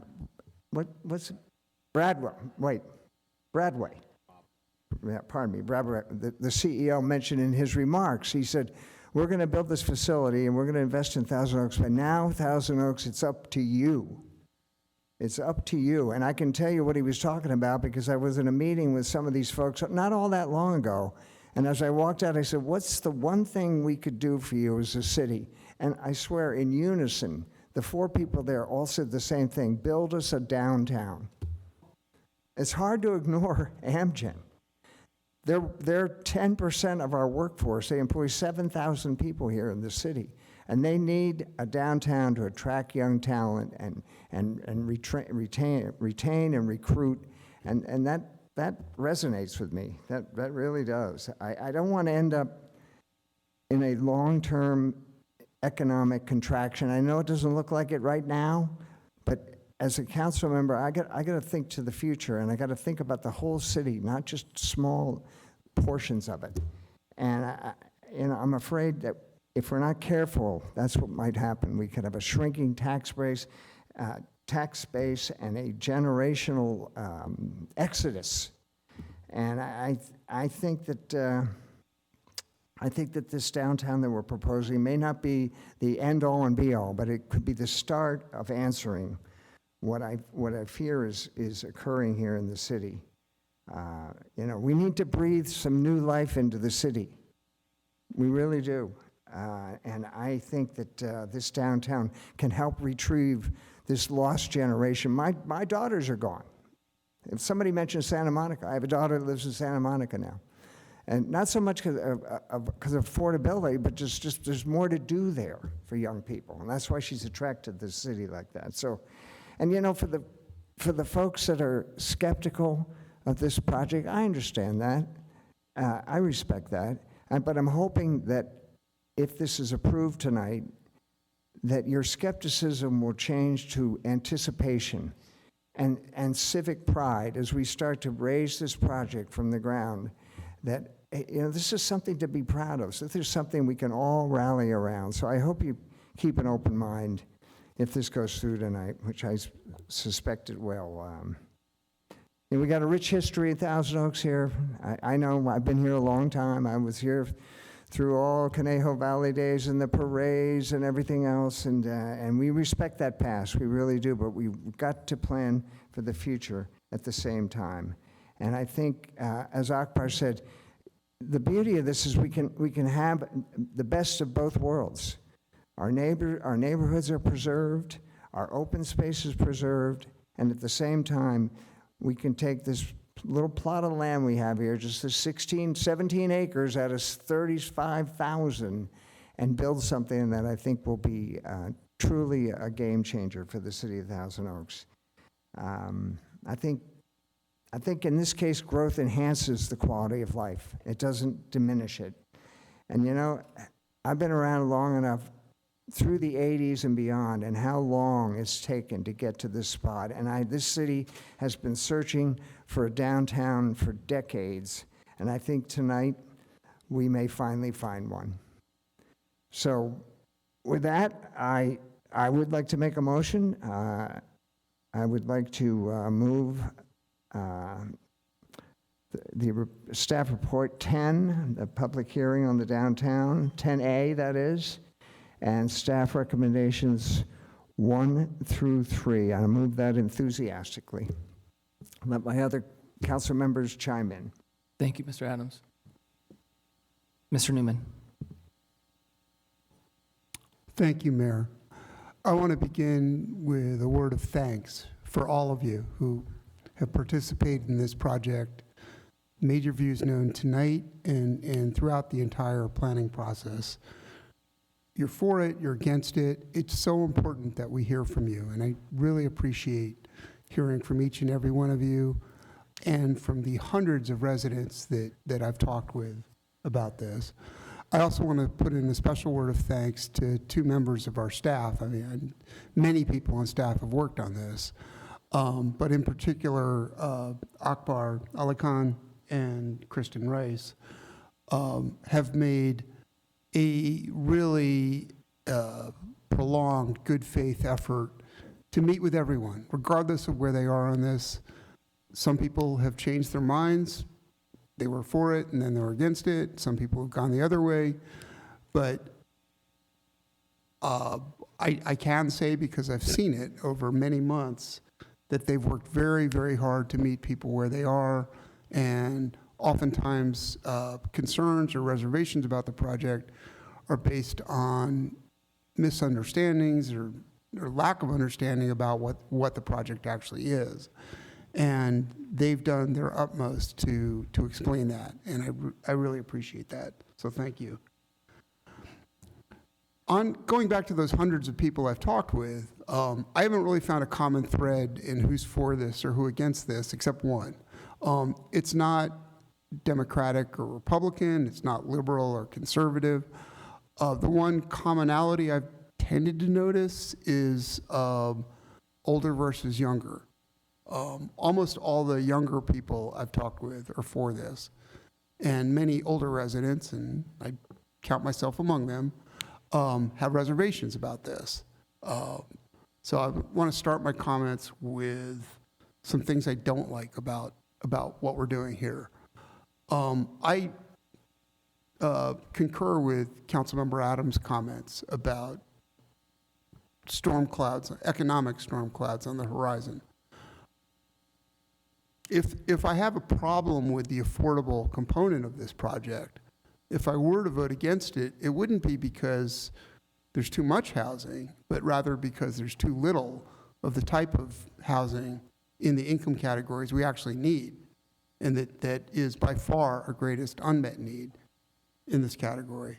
I wish that percentage was higher than 16%. I know it's higher than what we usually do, but but to put some data on this, we've heard a lot of talk tonight about RHNA. Every city in the state gets a quota, and we're in the middle, we're just past the halfway mark for our current cycle. And you sometimes hear people say, well, we never build anything here. Well, that's not actually true. We're quite good at building luxury housing. We're only halfway through our cycle, and we've already met 77% of our market rate needs per RHNA. But at the same time, we've only met 5% of our low-income needs. And low income is not poverty. It's a family of four making $126,000. So literally, the score is 77-5 right now. That sounds terrible, but in the previous RHNA cycle, the score was 614-3. So we're getting better.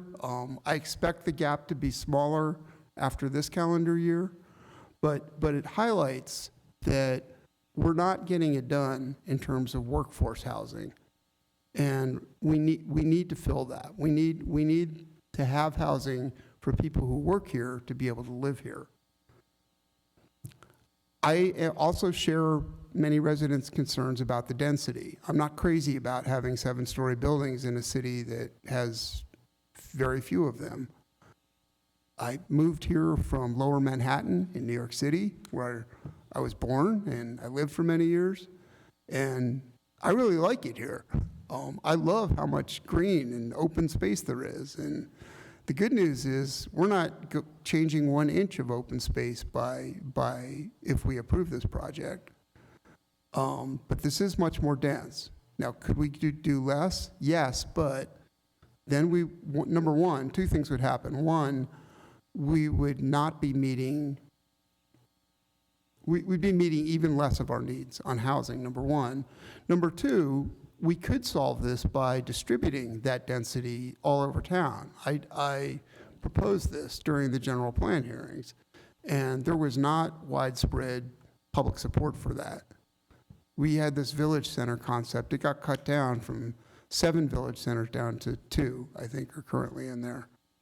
So if there's going to be more housing, and I think I am a proponent of that, I've been a champion of addressing the housing needs we actually have, which are in this affordable category. We need to put that somewhere.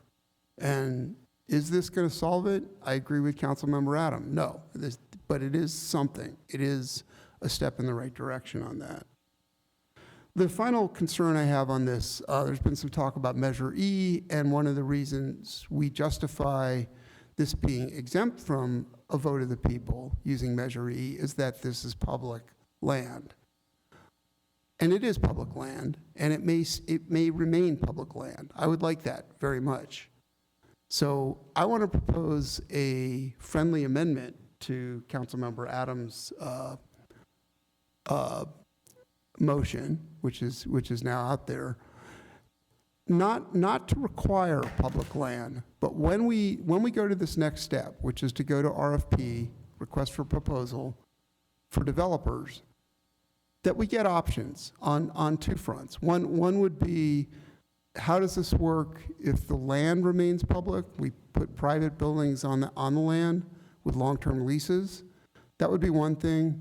And then the other, as we've also discussed tonight, is the possibility of having some, not all, some of the housing here being condominiums. That's actually called out already in the staff report. It says that there could be condominiums as well as apartments, and I would readily agree. We need both. So I'm not proposing a percentage of one or the other.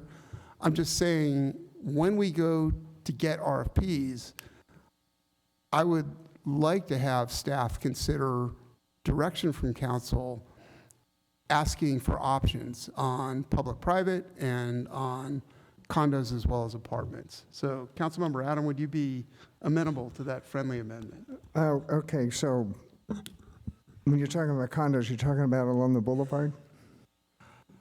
One possibility that Akbar and I had discussed in a staff meeting was the possibility of that front building, the 4-story building, being condominium, and the rear building being apartments. I don't want to design from the dais, so I'm not necessarily requiring that one be all one thing and the other be the other. I would like to see at least some condominiums in the mix. Okay, now Can I are make you a- talking condominiums for sale? Well, versus yeah, they'd be for sale. Can I make a recommendation and see Please. if you're comfortable with this? Because I love what you're saying. Can we put it in there that we retain the option to do potential condominiums, potential land lease? Because I agree with you. The more of these things to be owned, the happier I would be. Yeah, How do you feel I'm about an that? equity guy. I want everyone to have a pathway to equity. That's why I'm asking this. Are you No, okay with that amendment being in it? I'm getting to that. I would definitely want to take a look at for sale options. Yeah. I don't want to constrain this because Me neither. the market is going to determine what happens ultimately. Well, the only reason I would say, But I do like the idea of equity building Yep. and a potential product for sale. the only reason I moved towards making it an option, it's just we don't know what we don't know yet. I love the idea of it, but how do you feel about putting it in writing that we want to see the options between potential condos, potential land lease? Basically, what do we have played? I'm even, That, in fact, and I'm is- actually even that, in fine fact, saying a is- preference. That, in fact, is exactly what I'm asking. Okay. I'm not saying it must be. Okay. I'll make one more comment on that, but I'm saying let's get some options in front of us. But to do that, my understanding from discussing this with Tracy and with Akbar is to have those options in there to be considered. Right. I like Staff would need direction from council. I like that. Mr. Adams, do you want to amend your No, motion? I totally understand that, and you're right. I think we can instruct staff to, well, as you say, present us with options, whether it's a long-term land lease or it's actual sale of the land, number one, and number two, looking at apartments versus condo and for sale versus lease. I think I would like to know as much as possible about both those issues, so I would be I appreciate that. amenable to adding that. Now, I've said what I don't like about this project. Let me now say what I do, like on this young versus old part. If you are a younger resident of Thousand Oaks, I apologize as an old person. We've done younger people here dirty on a couple of counts. We have a climate crisis that's gotten much worse in my adult lifetime. And we need to find ways to live in more sustainable ways. And this project is much greener than what Thousand Oaks was originally laid out in, and will be have a much lighter footprint in terms of consumption of resources. And we also have a real and growing problem of income and wealth inequality in this country that makes it harder and harder. That's what's driving our housing affordability crisis. This isn't just my opinion. This is mainstream people like Jamie Dimon, the CEO of JP Morgan Chase, Warren Buffett, Mark Benioff, the co-founder and CEO of Salesforce. These are people who have spoken publicly and at length about wealth inequality being a corrosive force. And that's way above our pay grade, but it has a local impact. It matters here what we do on housing. And if all we do is say to younger people, there's nothing for you here, there's no options, we're going to continue to essentially outsource all of the people who work here at lower income levels. This has already been happening for 10, 20 years, and there were many complaints about traffic this evening. One of the reasons for that, one of the reasons 101 is a parking lot through Newbury Park, and even small roads like Grimes Canyon Road going out to Fillmore, is because there are people who work here who can't afford to live here, and they are commuting to Thousand Oaks to work. We are not providing enough options for them, and that's on us, our generation. And I worry about what this looks like if we play this forward. To Councilmember Adams' point about a check engine light, we have an aging population. If you look forward 10, 20 years, that population is going to need more health care. And they're going to be awfully cranky if the person who's going to provide that health care is half an hour late because they got stuck in traffic and they all live outside Thousand Oaks. We need more options here. We need people who make our economy work, have options to live here. So for all those reasons, I'm delighted, Councilmember Adam, that you accept the friendly amendment. And I will support the motion that you've made. Thank you. Who wants it? Mr. Engler, I'm choosing you. I was trying to be, the gentleman. but, Dang, that was rude of, Oh, thanks, Ty. We had a discussion over here, and I'm it. So, like everybody else up here, I appreciate the efforts of staff in bringing what, and people have to remember, the ideas that staff was developed on a lot of different inputs. One of them being from us on the dais. We gave them that direction, but also a long history of people wanting some sort of downtown.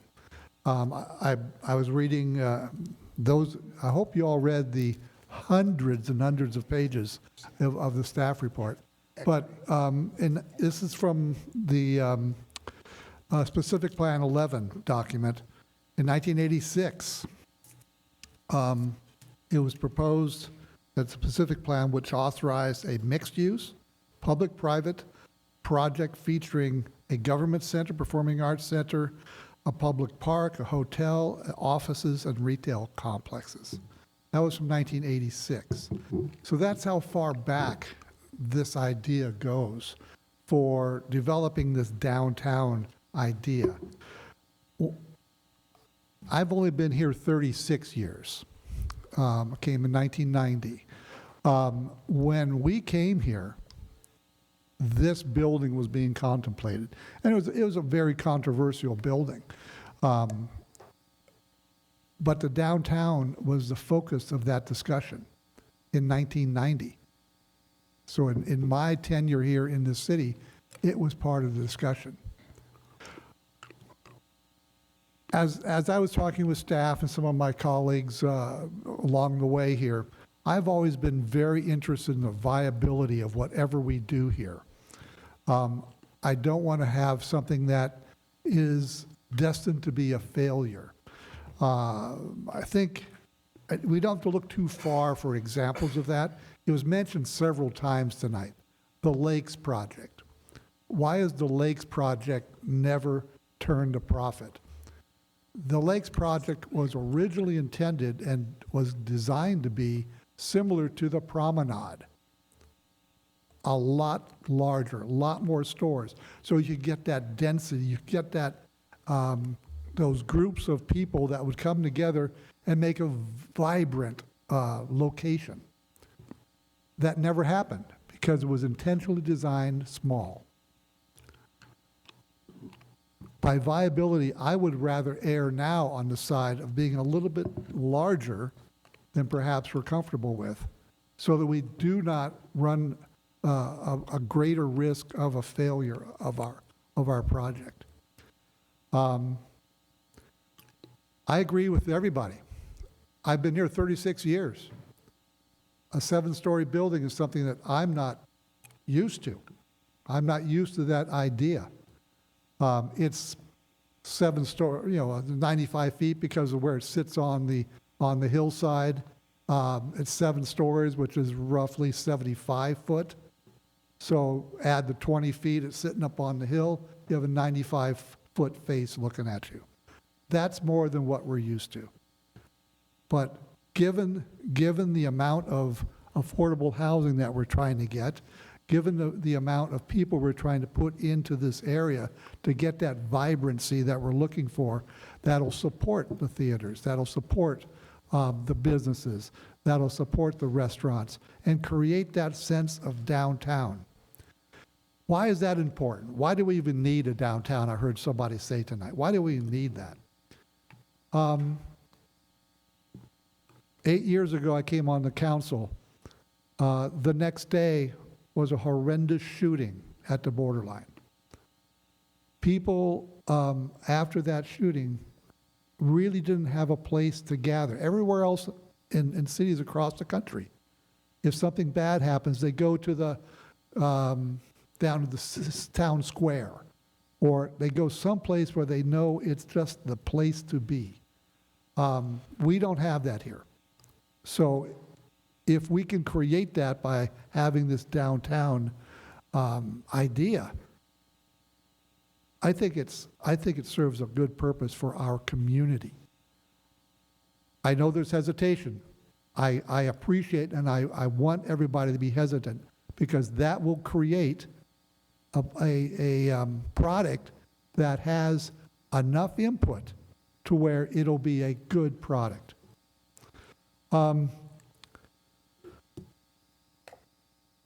Just a couple of things. The affordable housing, I do go by the state's fuzzy math. 24%, not bad. That's 2.5 times what we require in our city. Even if we go by the possibly more correct math of my colleague. We call it the actual math. Depends how you cut the apple.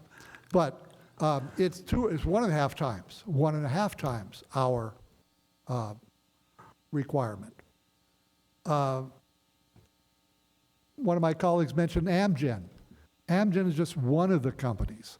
The college has told, people at the college told me they have trouble recruiting professors, because when they come here, they see high property values, high rents, but no real sense of community. John Nunes told me that. This is, I mean, we lost, my daughter-in-law's sister came here with her husband. They left because of the lack of offerings that we have here. They're now living down in Camarillo near their downtown. So these consequences of not doing these types of things have a real life effect. We have one of the people I talked to about this talked about the opportunity loss of people turning their back on Thousand Oaks before they even know it. I'm trying to look to the future and figure out a way that we can capture those people as part of being a vibrant city. I'm going to close with just a couple, and thank you all for the letters. I must have received, I don't know, we all received each over 150 emails. I tried to get back to just not as many people as I could. If I missed you, I'm sorry, but I wanted you to know I appreciate the time you took to reach out to us. One of the letters said, the question before us isn't whether Thousand Oaks should remain Thousand Oaks. It will. The question is whether we are willing to invest in our community, our community's future, so that our children and grandchildren can have the opportunity to enjoy the same quality of life that attracted many of us here in the first place. A thoughtfully planned downtown on 17 acres does not change the character of a 35,000-acre city. It strengthens it. And then one other letter I'll close with.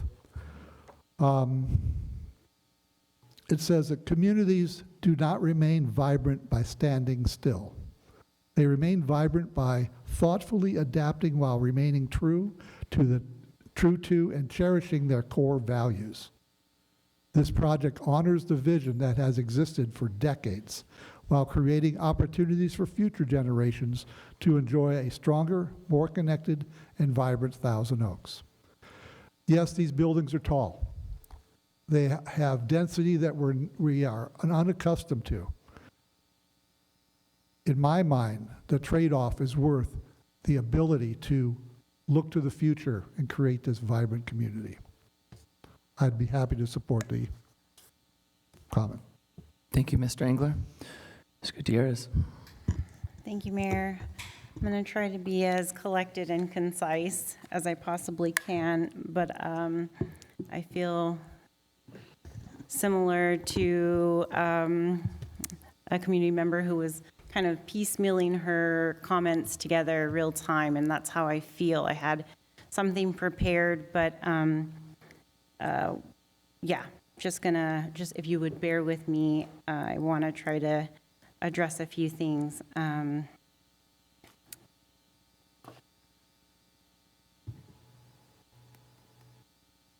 I think I really wanted to stress some competing priorities in some of my questions and just some of the conversations leading up to this meeting for our residents and for everyone who showed up.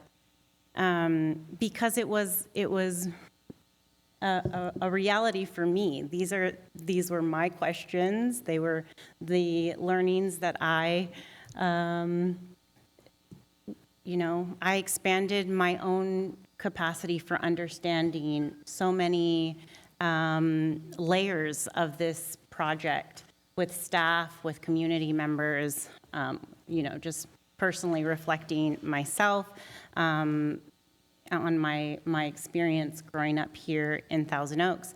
And so I too wanted to share some of some sentiments from the letters that we received, because I, out the gate with the lines of questioning, wanted the concerns to be addressed. That was really important to me today, and I hope that we did a good job of addressing those concerns. At minimum, you feel informed and that the conversation was had. But I think about the communities that may not even be represented in tonight's discussion. And I won't say from who, but this is from a community member who really extends their gratitude to staff and the city actively seeking input from the disability community. And she speaks paragraphs long of why that's important and how she feels her experience and her family's experience is going to be or was considered in this process. And her fingerprints are in real decisions that developed from these conversations in community. And she signs off with, inclusion begins at the design phase. The downtown project is a powerful example of that principle in action. And it really stuck with me because I think there are a lot of principles in action as it relates to this project. I think we as a council listen really carefully to concerns, again, not to say any is more important than the other, just competing priorities. And there's always going to give and take when you're decisioning. I think we can all agree on that. So throughout tonight's discussion, I found myself returning to the broader question, what are the challenges we're trying to solve, and what risks do we face if we choose not to address them? And again, just reiterating, our quality of life is not sustained by any one thing. It is the result of many interconnected factors: housing, economic vitality, public safety, fiscal sustainability, environmental stewardship, cultural amenities, and our ability to create places where people can gather, connect, and have a sense of belonging. And I wish folks would stay longer to hear the comments and hear the staff responses to their questions and concerns. But I appreciate people saying, hey, when you were campaigning, you said this. And I want to be able to speak to my understanding, personal lens of what I mean when I say small town. It is the feeling I got when Akbar acknowledged AYSO Saturdays at Conejo Creek because that is part of my lived experience in Thousand Oaks. Soccer season is underway. We are getting ready. We're very excited. But it's the small town feeling is knowing parents' kids before I know the parents, because I've coached them, and then learning. I went to school with their sister. That is the small town feeling, right? It's the understanding that we collectively care.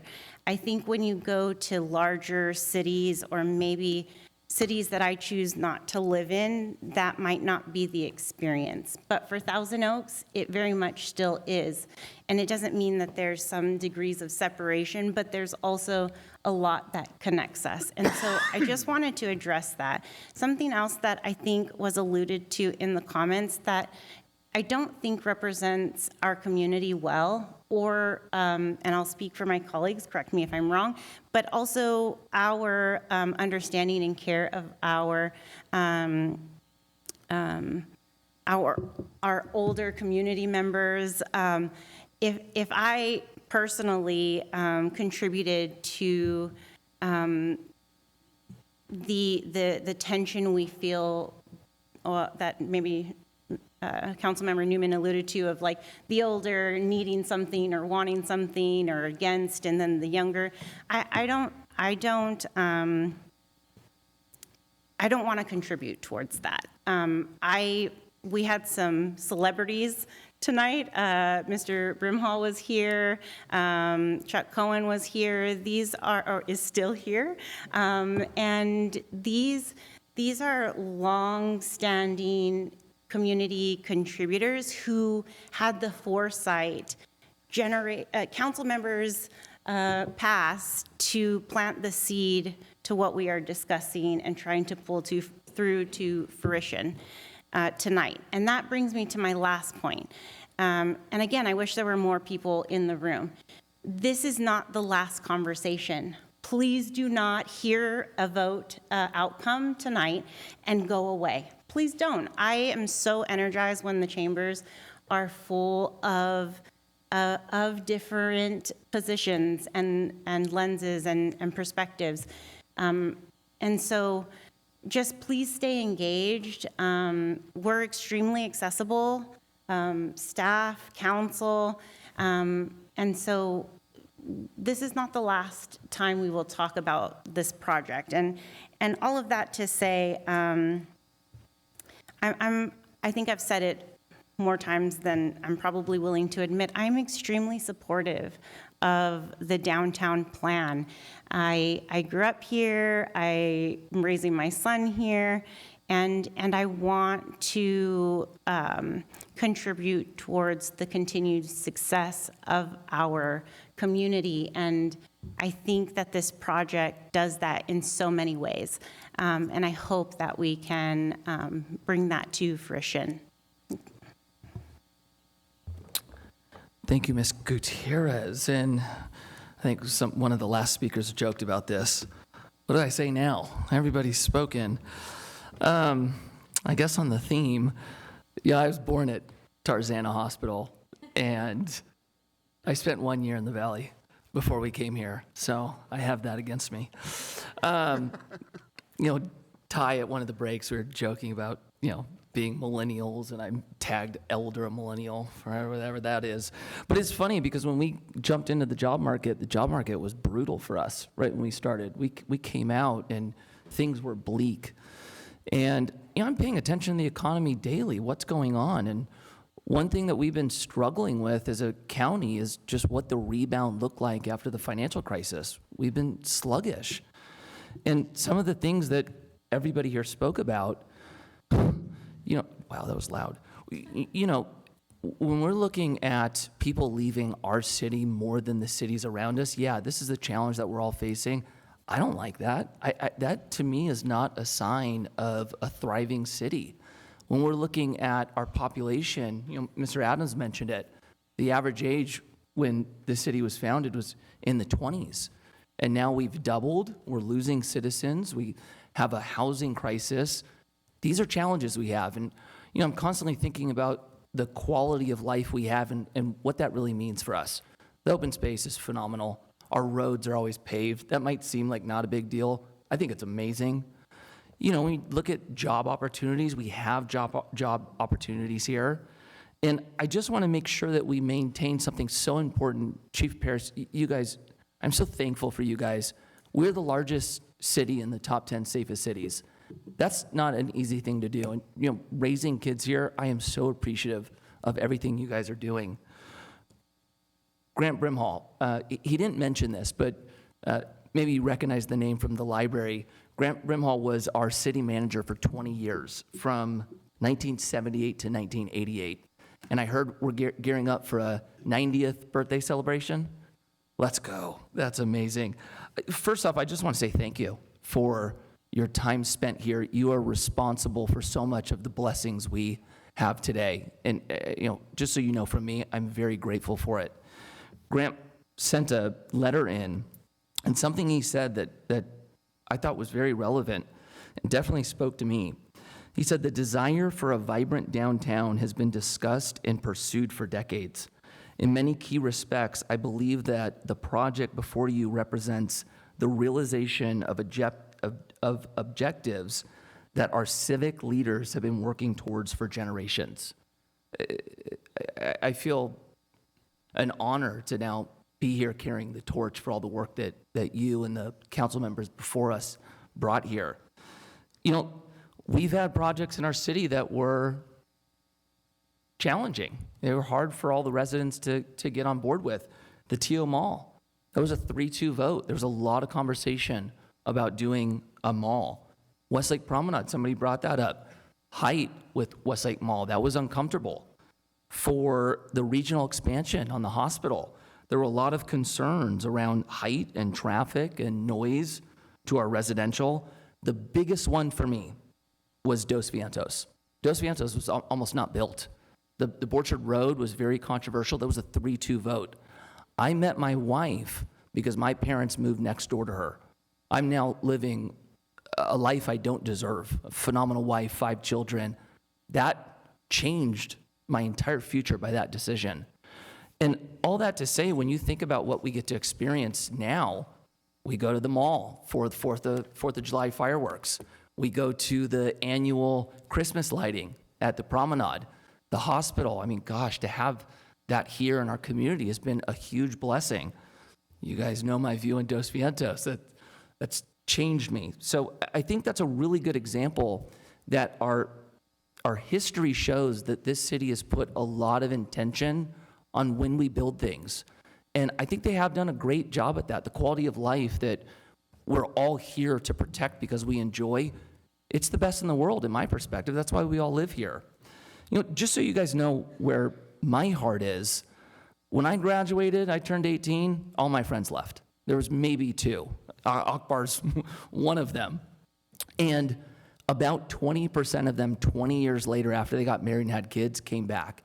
It wasn't that many, and I hated that. Truthfully, like, I was bummed out by that because I did the opposite. I grew up here, I met my wife, we got married, we raised our kids here, my parents are here, her parents are here. We have all these grandkids running around, and I am experiencing the coolest thing. I get to see my family not just on holidays. I'll get a call on a Sunday, hey, can we have dinner? I see them all the time. To have my grandparents and my grandchildren in the same area, I think is phenomenal. I want more people to experience that. So that's a big part of my heart on why I think this project can help in a lot of the, you know, reasons why I brought up earlier. This is the biggest one for me. I want more and more people to experience what I am because I love every second of it. Now, what I was probably most encouraged by, because we are talking about adding more housing, I'm going to talk about the height in a second, but when the assistant city manager brought up the map on the overall city, it was all green, which is the open space, all yellow, which is the housing, and then the strip of purple around the 101 corridor. To see that that's not going to change at all by doing something like this, that's phenomenal. I don't want any of the open space to go away. I don't want the neighborhoods impacted. I'm enjoying that side of it. So I was encouraged by that one. On the height side, you know, everybody kind of mentioned this. I agree. Going, 90 feet now, That's uncomfortable for a lot of us. Somebody brought up the dynamic of the hill and it being 75 feet on top of the hill. I think for me, how I'm looking at this one is we've got a parking structure that's currently 85 feet. And if the decision is putting a building in front of it to mask it or making it go a little bit lower so we see it, I think masking it is a fine option. I think on this site, it makes sense. Do I want to see that citywide? Of course not. But I think what was awesome is seeing that SB 11 was adopted in 1989. This was part of the plan from a long time ago. Now, if you're, where I live, I'm in Newbury Park. Maybe you're in Dos Vientos, you're in Dutch Haven, I'm on, Kelly. And if you like the idea of taking the kids to the splash pad, maybe you don't have kids and you like going to the splash pad. Or you want to go to the farmer's market here. You want to go have dinner and then go see the show. Maybe you're younger than me, you have no kids, you just want to go grab a beer after work.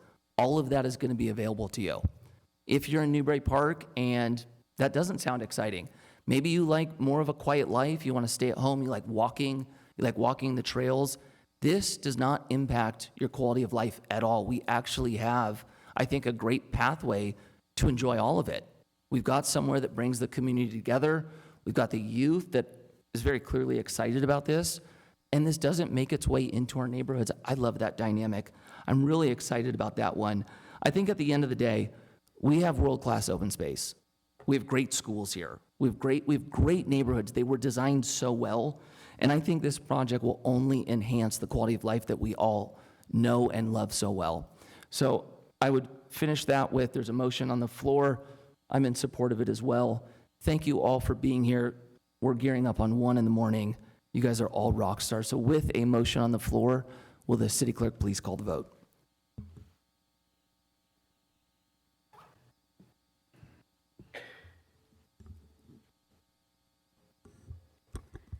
Councilmember Adam? Yes. Councilmember Newman? Aye. And that motion passes 5-0, and I have an ordinance title to read.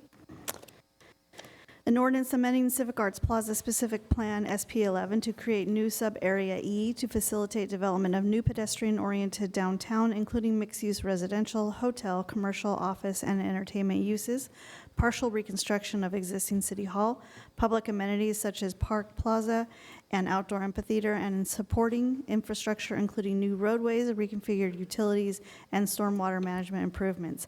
SP 2025-70001, and certifying final environmental impact report, CEQA 2025-7002, and mitigation monitoring and reporting program, findings of fact and statement of overriding considerations, applicant City of Thousand Oaks. Thank you. And before we move to city manager announcements, Mr. Engler would like to say something. Just a real quick comment. And thanks to Akbar, he did a great, wonderful job of herding this thing through. Unfortunately, I saw him called out for his name of Akbar online, and with the accusation that he wasn't from here. Akbar has been in Thousand Oaks his whole life. As a kid, he was known as Aki, and he ran around Newbury Park like all of our kids did. Even tonight, someone stated that he did not live here. We as a council have wonderful staff, and Akbar is one of the finest we have.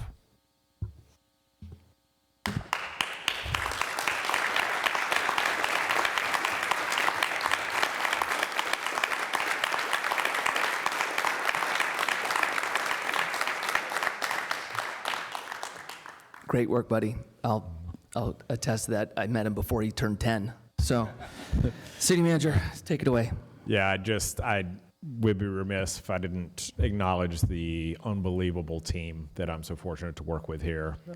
It's been mentioned already. Akbar's efforts here have been Herculean. He has put this on his shoulders since rejoining our organization. Not many folks know Akbar and I had the pleasure of working together when he was fresh out of college and came when I started here 19 years ago and worked as an intern in our office. And to have it come full circle and to have that experience and to have this moment tonight with all the work that's been put into this is really amazing. We have an incredible team, great consultant team that's been involved in this project. And I'm not going to try to run down the list, but there's a couple I just wanted to call out very, very quickly.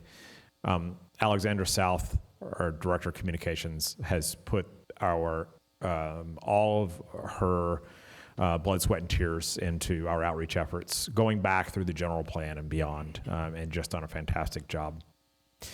Justine Kendall was the planner on this. She was here earlier. She's out on maternity leave. She came in from maternity leave to do that. Jamie Boscarino on our finances. Jonathan Surratt on the balance of the arts. And Kristen Rice.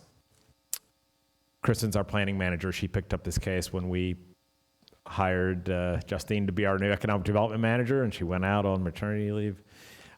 This is Kristen's last hearing with us because she has a new position as the Director of Community Development in the city of Aurora Grande, and we're really sad to be losing Kristen.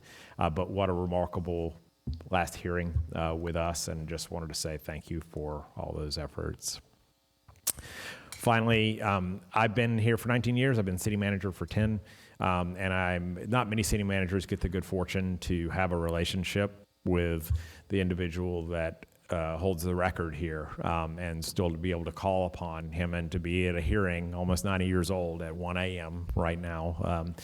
So just a note of thanks to Grant for being that through line for me always here as we continue to try to steer the community forward. It's a really powerful thing, and not many communities have that. So I just wanted to make sure we noted it. With that, we'll be back here for our last meeting before recess. It'll be on the 7th of July, and I hope everybody has a nice rest of your very late night. And thank you, everyone. I will now adjourn the meeting to the next regular meeting on July 7th.